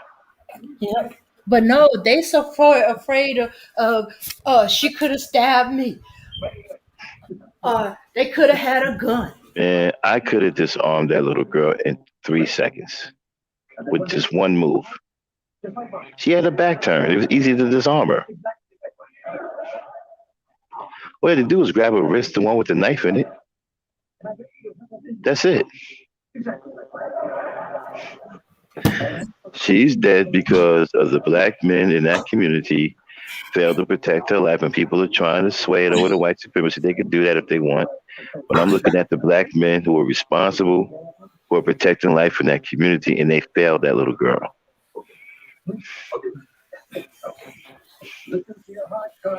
If you had some real black men in that community, she'd be alive. Well, she wouldn't be in foster care, first of all. Well, yeah, that too. She had a real father. Yeah. Now that we notice that her father's is a derelict and an idiot. But that's what goes back to what you're saying. You have to be very careful who you have these kids with. He's a fucking Because idiot. you're sentencing your child and your future bloodline to to death and I destruction. didn't even know that was her father at first, but somebody said, yo, that might be your father. I was like, no, say it ain't so. That's not the father, is it? I was like, I thought oh maybe my, that could have been someone like the foster father. I had no idea that was like her that was her biological father. father. 'Cause I know she was in actual foster care. It's an absolute idiot. A blithering idiot. What the thing that makes me so mad about this whole, the whole situation is maddening. But now, after she's been in foster care for so long, her family is trying to file a wrongful death lawsuit. You had First her of in all, foster care for all these years, and now you trying to sue? If I was a judge, first I of would all, dismiss it and be like, "You don't even have standing for that. You weren't even her family. You first weren't of all, even her parents. who is she even fighting with? Who were those people she's fighting with? Her ex foster sisters. The foster mom called those older girls who used to be her foster daughters, over there to deal with Micaiah because apparently the foster mom thought Micaiah was out of order for something. And so she called them to basically deal with Micaiah, whether they wanted to beat her up or whatever, talk to her, threaten her, whatever. And so they're the ones that pretty much started the fight. And Micaiah Really? was That's what the people who were Micaiah's friends said that those girls she was fighting were actually her ex aged out foster sisters. So this was like a long standing beef. Wow. Wow. Where were the men? I don't even know if there are any there who live in the house, to be honest with you. Wow. Unbelievable. Like you said, she never had a chance. You really didn't. And she was in there because I want to say her mom was either her mom was abusing her or her mom had some man that was living with them abuse her. Right. She So she had no was in there parents. for abuse. Huh? That she had no parents. No, she didn't. Mother was abusive. Her father was an idiot. So pretty much had no parents. I'm saying to be in foster care from 2007, that's a long ass time. And my thing is, Well, I you don't know if supposed to be the exactly fuck. 2000. I'm sorry. Go ahead. Wait a minute. Okay, she's been there for how long? 7 years, you said? Since Yeah, I don't know. 2007? I'm not sure. Either it was 2007 or it was 7 years. It was a long time. She was a long term foster child. Okay, so you had all those years as a father. You're gonna tell me you never got yourself together to get custody of your daughter to provide a stable home for her? You haven't. I don't care if you had an apartment. If you had a good relationship with your daughter, you couldn't get anything to provide her a stable environment after all those years. In foster care, they try real hard to make sure that the child goes back to the parent. So, I mean, you don't have to, I know for certain situations you have to jump through hoops, but as long as you're not the parent that was abusing them, they pretty much, you just have to show that you're alive and they'll give you the child. Now, if you're the child, the parent that was accused of abusing them, you got to work a little bit harder. But if you weren't that, they'll help you out. So I'm not sending my daughter to no. That's your daughter, man. You don't let your daughter go into foster care. You and crazy? stay there that long. That's a lot of damage that's done to you mentally and emotionally Yeah, there's dealing no with that telling kind of what stuff. they did to that girl. There's no telling what she had to endure. Yeah. Like what led up to the fact that she was supposed to be unable to handle. What led up to that? Yeah. It And sounded she like she felt was the fed need to up. get a knife. Right. It sounded like she was fed up. She Yeah. probably got tired of being abused. Yeah. That's what they said, that she was being bullied by women who those two the people that she was fighting with, they were by then adults. They weren't fellow 15-year-olds or 16-year-olds. They were adults. So she's fighting for her life, and her father is fighting with her like he's a gangbanger, and he allows her to get smoked by the police. When he could have been over there shielding her and disarming her and getting her out of harm's way. But here's the thing, though. Because I nowadays I don't really watch police shootings. I know they show them, but I don't. I try to stay away from that because I find it just mentally traumatic for me. But then they say that I read somewhere that the police rolled up and pretty much saw the situation and shot within a couple of seconds. Yeah, So okay, because he saw her with a when he knife, and I guess he thought that she right was just when he rolled up, it was already out of hand, yeah, and she had her back turned, and she was in motion. She had drew the knife back, yeah, like she was gonna and the stab. knife was going forward. And I don't want to, you know, defend the cop, but he From really everything it had to. sounded like he didn't have a choice. He thought it was a life or death situation, and he didn't know she was a teenager. For all he knew, he just knew he got a call that there was a fight and someone was bullying Yeah, somebody right. else. I For don't all want. he knew that this because she don't look like a small teenager. Not to be mean, she didn't. For all he Yeah, knew, that but was a grown woman trying to kill a teenager. yeah, my thing is sad because it was also to me a reckless shooting because that gun, those bullets, they could have went right through her and killed the other girl too. Yeah, but that's how they're actually trained. So Yeah, I it's not can't like they was say wearing a it's a bad bulletproof shoot. vest, you Yeah, know. Yeah, I just didn't but like the fact that's that how he they're came trained. out with a gun. I mean, I hate that I got to give him the benefit of the doubt. I don't like that at all, but Yeah, he was, I mean, the father blamed the father for not shielding her. yeah. Nigga, you over there engaging in fucking, gang violence when your daughter has her back to a police officer with a gun drawn on her. But also, one of the things I was always curious about is did they know the police were called? I mean, because generally, when someone says I'm calling the police and the police are on their way, you stop fighting like that. Like, I did don't think they like probably Well, did they didn't. know the police were called? Because I mean, he was stomping out. Wasn't he kicking this girl? Yeah, And but my thing is, see, he should have his ass kicked for that. You yeah, know, you putting your hands on a black woman when you should have been protecting one. You should have been protecting the one that belonged to you. Now, I don't know if the cops was called, but to me, I look at it this way.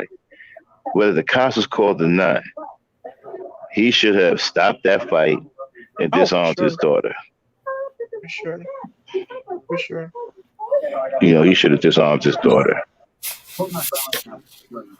She's dead because of the cowardice and just the dereliction of that entire neighborhood. The men in that neighborhood, they're just worthless.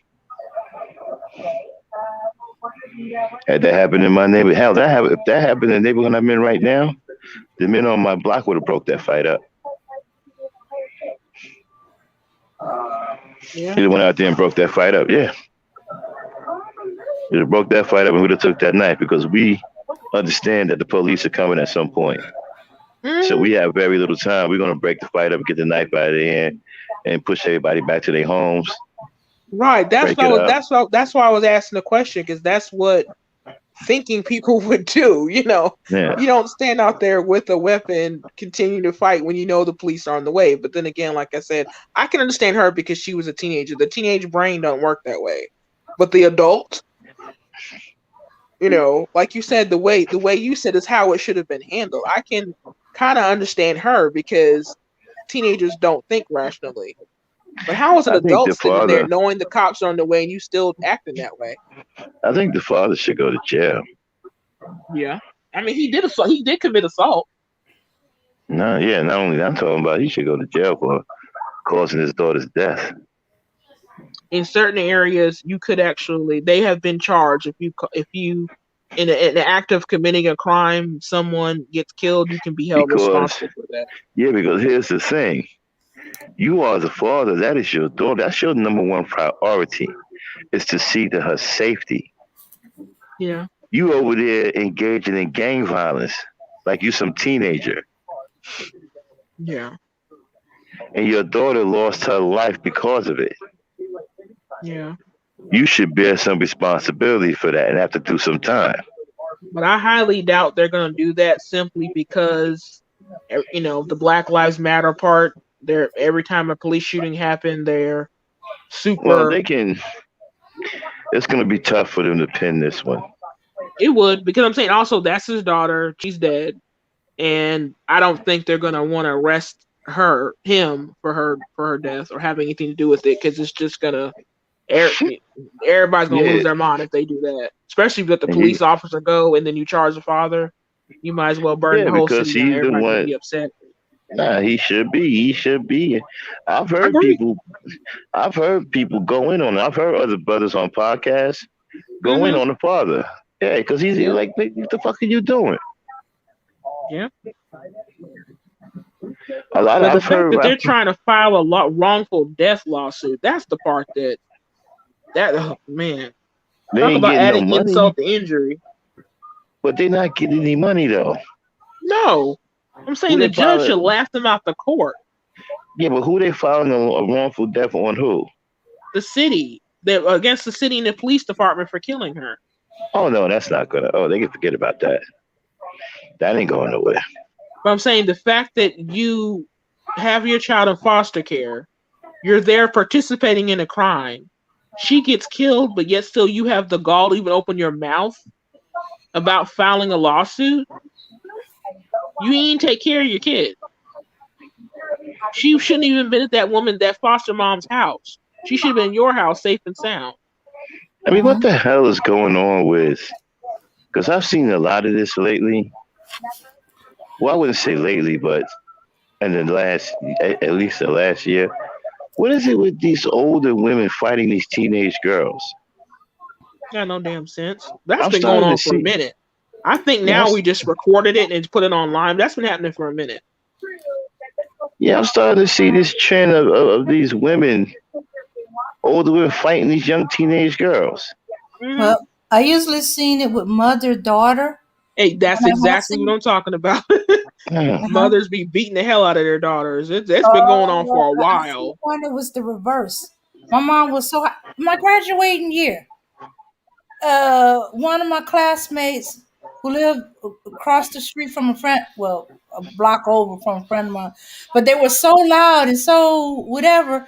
The whole neighborhood was watching. We pull up. I went in the house and I was like, and my friend was telling me what was up. She said, "Girl, she went crazy. Her and her mom got into it, and now they boxing." I was like, Yeah. "Oh, her mom's gonna beat her behind." She said, "No, she's winning." What? But to be No. honest with you, that doesn't surprise me because I think the girls of the younger generation, they are more likely to beat the hell out of their moms back. They're not taking that kind of stuff no more. They have a lot of anger issues with them, and they're used to be back in the day the girls would run away, but Mm-hmm, now I don't think these girls are gonna run away. They're gonna fight them. So yeah, you making complete sense. I can see that happening. mm-hmm. But when it's not mother and daughter, this is the thing that's new to me. When it's not mother and daughter, when that happens, then I think there's something else going on. Uh, Another thing You that think they're I'm having a fighting over problem men? with. You think mhm. they're You know, fighting over men? Yeah, but it's usually another not the way you think it is. It could uh, be the man obviously showing interest in this young girl, another and thing I'm having a problem with the way we are talking about our kids. mhm, Okay, Oh yeah. we got black people are very strong and very powerful people. mhm, So we don't give birth to most of the time we don't give birth to weaklings. Okay, we give birth to some pretty stout people. So our kids are big kids, but they're still kids. mhm, Yeah. And we're looking at it like, okay, well, she's big for her. So what? She's still a kid. mhm, Yeah. I don't care. She's 16 and she's 7 feet tall. She's still 16 years old, Right. and she needs to be treated like a kid. yeah, Right. That's I true. don't We want to don't hear treat them. our children as children for very mhm, long. It's like they seem like they Man, once they white hit the age people, of 8 or 9, it's a wrap. white people be calling 20-year-olds kids. Oh yeah. 33-year-olds. mhm. He's a young man. He's a child. He then like, Yeah, nigga, what? I couldn't have heard no shit like that. Well, I had to deal with a Well, 10-year-old who was 5'9", and people kept thinking she was a grown woman. The fact that she ain't developed breasts, it skips everybody. She has to wear her hairstyle in the girly little girl's hairstyle with the big bows to remind people that she's a little girl, that she's actually just 10 years old. She's Yeah. not no 16, not 19, not 20. Wait a minute. 10 years old. She's 5'9". Five, Yeah. nine. But And see, our children, they hit puberty earlier than any other child Damn. Is because she of the finished? diet, and also if you live a stressful life, that causes your hormones to kick in sooner. I mean, does she have So a pituitary gland issue? no, she's a no, flashback to her grandparents. Her grandparents are tall. Her grandmother yeah, is 6'3". Okay, Her wait a minute. grandfather is Hold on, wait a minute. mhm, 5'9" at 10 years old is a giant. yes. So yeah, you but can she'll imagine. probably stop growing also at age 12. But she's going to be at least a 6 footer, basically because Yeah, her because genetics. her So yeah, genetics. Yeah, Yeah, yeah, okay, yeah, I'm cool with it being this. He might be taller than that. He might be like 6'5" yeah. or something. Because it looks like she's taking a little bit more after her grandmother. Because as I I said, her mean, grandmother's 6'3", and her grandfather is well, something like six well, eight. you have to look at if And she's okay. You have to look at her body. Is her body growing up or is it growing out? mostly up. She's getting hips, but Well, she she has no breasts. if it's growing up, she's gonna be about like 6'4", 6'5", somewhere around there. If it's growing out, she's probably gonna stop around 6'1", 6 feet or 6'1". Okay, so now she's 11 years old. I subbed in her class. She's still the same height, so you might be right. She might stop growing for a while, Yeah, and she yeah. If might her go to body the is next. growing out, yeah, if she's growing out, meaning from side to side, it's gonna stop around 6'1". If it's growing up, she's getting slender and her body's getting longer. She's gonna be like 6'4", 6'5". yeah. Yeah. Yeah, and people sometimes forget that well, right now she should be technically one, going on one. I mean, not one, going on 11. She should be going on to 11. I've never seen him That's- that tall before. I've seen him yeah, 5'9" at the age of 13 or 14, but 10? Yeah, she's just No. unusually tall. So most yeah. most black women never reach six She got feet. the genetics in her family. It's just Yeah. that actually her parents are just unusual because they like her dad's like 6 foot, her mom is like five Yeah, they six. gotta. Yeah, they definitely gotta put little girl stuff on her Mm. because that's the size of a. That's even Yeah. taller than the average size of a woman. Yes, Yeah. she got attacked by grown women twice. When I first met her, she been attacked by grown women twice because they That's didn't think she unusual was because child. women should. That's unusual because women should be able to detect how young she is. Mm, no, they Mhm. don't. They don't care. Mm. Well, the thing is, she got a behind, so but she has no torso. I mean, she don't have no breasts. So But if she gets attention from guys, the women are gonna come after her, grown or not. That's the sad thing about it. They see her as a competitor, not as a child. mhm, That's the Are sick you thing kidding me? about it. No, seriously. mhm. That I'm telling you, that's how a lot of them think. They see her as a competitor. They don't see her as a child. Especially if she's got How a is a ten backside. year You old? know how our community loves backside. So yeah. How is a 10-year-old girl a competitor? I'm not saying it's right. I'm not saying it makes sense. I'm just telling you how they see her. Mhm. Yeah, she's a schoolgirl. She's 10 years old. It She's a it, school. But it they didn't know that. They didn't know her. All they saw was this tall, would look to them like a woman. They ignored the fact that she was wearing bows and that her clothing was basically kids' clothes. It's just that they were a bigger size. And all they saw was this man had hugged her. Well, it turned out that was his Where girlfriend, where and where are that these was her. fathers? That was her. That Wait a was her minute. What? uncle, her father's Hold brother. on. Wait a minute. Wait a Uh-huh. minute. Where was she at being hugged by a grown man, and was she by herself?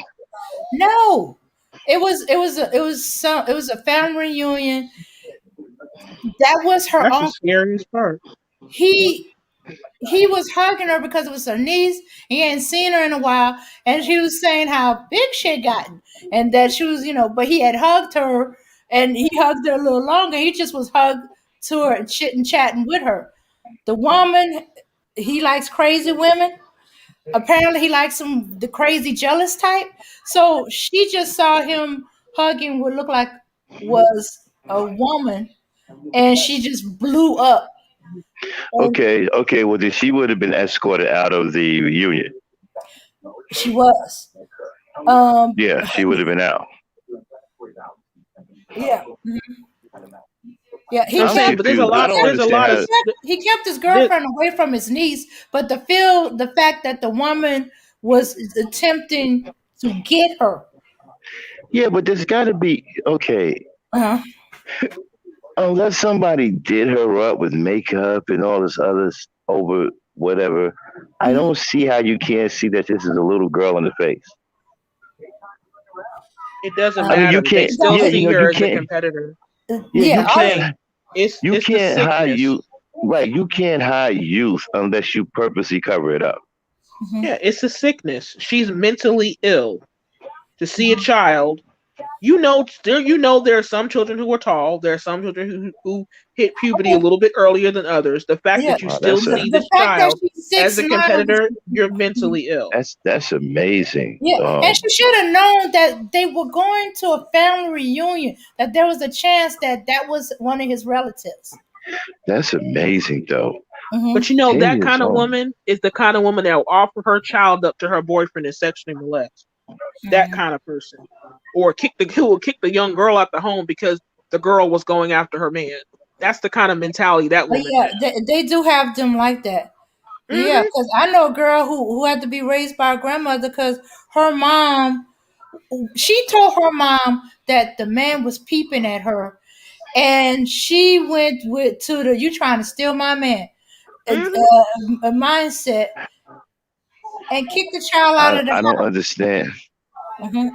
I don't Sickness. understand that kind of mentality because Sick. that like that. I don't understand that. I don't understand It's, that. it's a good thing you don't understand because that's a You pure never. sickness. Hmm. And Hmm. there's quite a few people like that, sad to say. Hmm. Yeah, you know, And that's what I make would have most been. girls not say anything. I Um, would have been. I would have been livid. I mean, you. How dare you attack my niece? This is my little niece.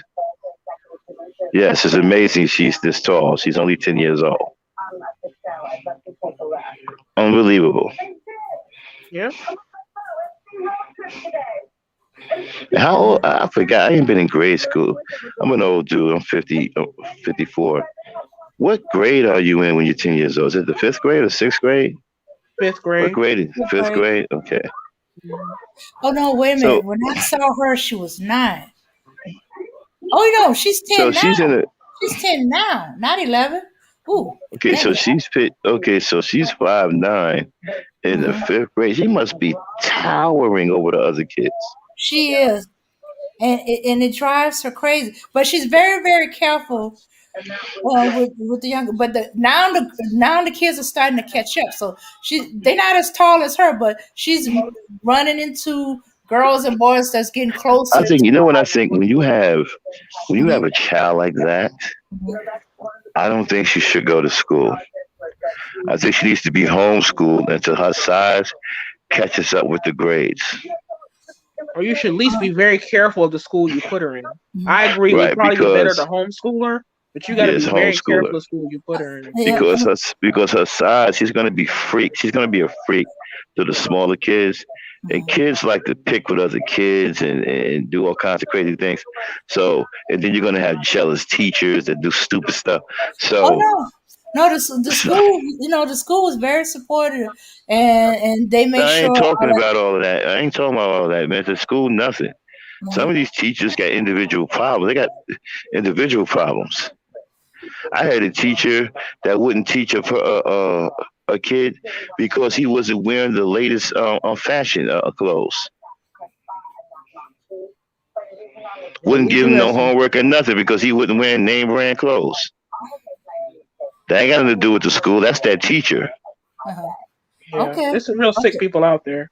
All right. Right. Well, luckily the school she was at, she had a lot of support, and she wanted to go because she wanted to be with her Right. friends. What I'm saying is, I Mhm. would have, because first of all, she's probably towering over the fifth graders. So Oh she's yeah. probably going to feel like the Jolly Green Giant. That's going to develop some kind of complex. So to keep her away from that, I would homeschool her until the grades catch up to her size. Mhm. Until she's either ready to go to the eighth graders, where her size don't really matter. Mhm. You Well, know, but she's not the only one. When I got there, I saw more girls closer to her size. So she wasn't the only one. So they was in the fifth grade. they were in the fifth grade, not repeating. It was So not you just. got a bunch of 10-year-olds in the fifth grade who are 5'9". Well, yeah. Well, there's one Maybe that's they're there's more one like that's 5'6". 5'9", but the rest of them are like 5'5", 5'6". Some of the boys are like 5'7". Well, yeah, the boys are different. Mm-hmm, You know, mm-hmm. the boys are Yeah, going to be naturally but when big, you're when and you're when you're a tall girl, it's usually the boys that do the teasing. It's not the other girls. It's usually the boys. yeah, because Um, yeah, little boys are ignorant at that age. yeah. Well, but So, no. So at least they weren't doing that while I was there. Um. wow, kids have gotten big since I've been in school. Yeah, It's yeah. been Developing decades since It's I've the been in school. diet. It's the diet. They're putting steroids and all sorts of, chicken and beef and so forth and so on. It's the diet that's affecting them. They hit puberty earlier and the rest of the stuff. She was It's the diet. she was one of my little cousin classmates. This was like 15 years ago. This girl started developing at It 10, sounds like pedophilia. and by the time she got to Oh, they high want the kids school, to she was they a want the double kids eight. to blossom quicker. They want the kids to blossom quicker. It sounds like pedophilia. I mean, Okay. it's not uncommon for kids to hit puberty at age 8. Mm, It really isn't. It used to be very rare, but it happens more frequently. It's A lot of people that control this country are pedophiles. oh yeah. You know, and they want these kids to blossom real quickly because they pedophiles. Like, oh man, that's amazing. 5'9", 10 years old. yeah. That's amazing. But once they told me who her grandparents was, I said, "Oh, okay, that makes sense."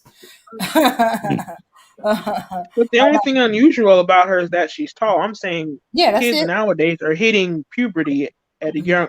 It's not unusual for them to hit it at Yeah, 8, 9 years old. I thought maybe she had hit puberty too, but no, she ain't hit She's puberty. just tall. She's Yeah, just she's just tall. tall. Yep. Yeah. But when you got a grandmother that's 6'3", and your grandfather something like 6'7", 6'10", and She that's ain't just got on no one choice side. but to be tall. Yeah, and that's just on one side of the family. Yeah, And the she other had no side, choice. they like 6'1", 6'5". Her mom is like about Does she have 5'8". any brothers? Not that I'm aware of.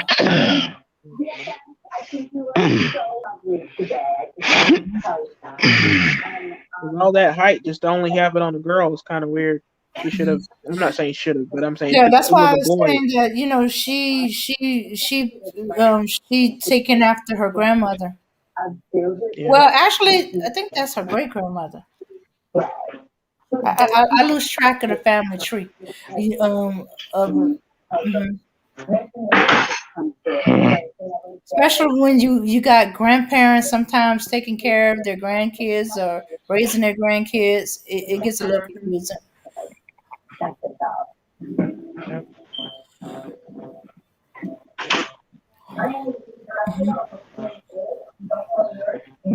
Well, it's Wow. past 1 o'clock here, so it's time for me to head on to Yeah, we bed. get yeah, Yeah. we get ready to shut it down. Thanks for coming through, Miss Jane. See you in a while. Don't No be a problem. stranger. hmm No problem. It was lovely talking to you, and I definitely will Yeah. try to come by more often. It was a Appreciate great it. discussion tonight. Yeah. Thank you for coming through. All right, everybody, we're getting ready to shut it down. Thanks everybody for coming through tonight, supporting us at the East Star Nation. Me and the Lady Knight, we both thank you. Dang, go ahead and cue that music up and get us out of here. You want to say a few things before we go? All right. Thanks for coming. Truth is, 6 figure days, Remy Norris, and everybody that came. See y'all next time. If not, ladies' night. Remember, 6 o'clock Eastern Standard Time for ladies' night. All right. Peace, power, and unity. Peace, power, and unity, everybody.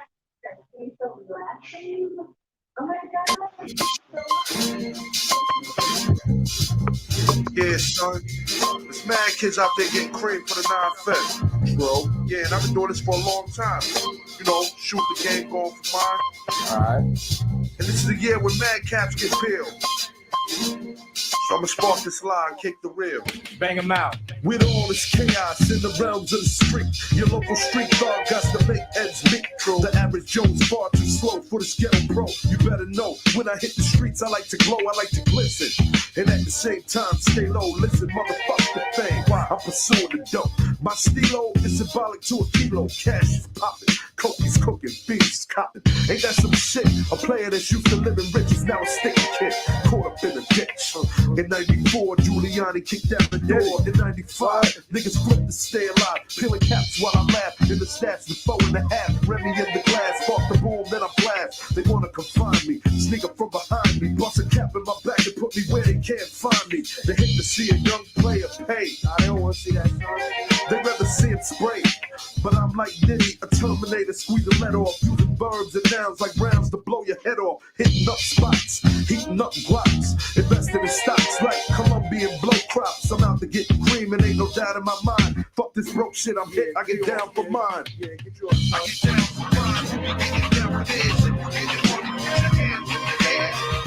down for mine. I get down for this. On the regular shit. I get down for mine. I get down for this.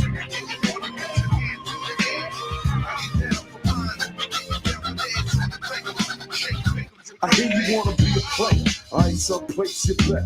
Let's play a game of real nigga roulette. Witness a DOA as I spray the melee. Contact and punctuation is compared to AKs. You in a daze. Overdose for pure funk. I'm fucking off like Tommy Gibb. But karma's a booty smoke. Decapitated rappers in my trunk. I'm sick. Pumping skunk. Bouncing with my click. Popping mega jump. I'm getting banked while these clowns be zigzagging. What's this talk about flipping keys? Come on, you're nickel bagging. I'm blasting off wings and making doubters believe it. You see, I was packing heaters when jokers was banging cheerleaders. Ain't nothing changed, it's still the same in the rap game. I'm known for banging rookies out the frame. Y'all done forgot who was the pimp from the start. Sipping vintage wine, eating a la carte. I'm phenomenal from the abdominal. Far from comical lyrics and sticking the brains like barnacles. Never sleep. I'm bringing the drama to the streets with techniques and rolling in fleets. Ain't nothing sweet about the streets, so I'm poetically ill. I'm pure like cook up and lyrics shine like fish scale. I got the banger at your throat and you ain't showing no signs. K-Dep, let them know I get down for mine. I get down for mine.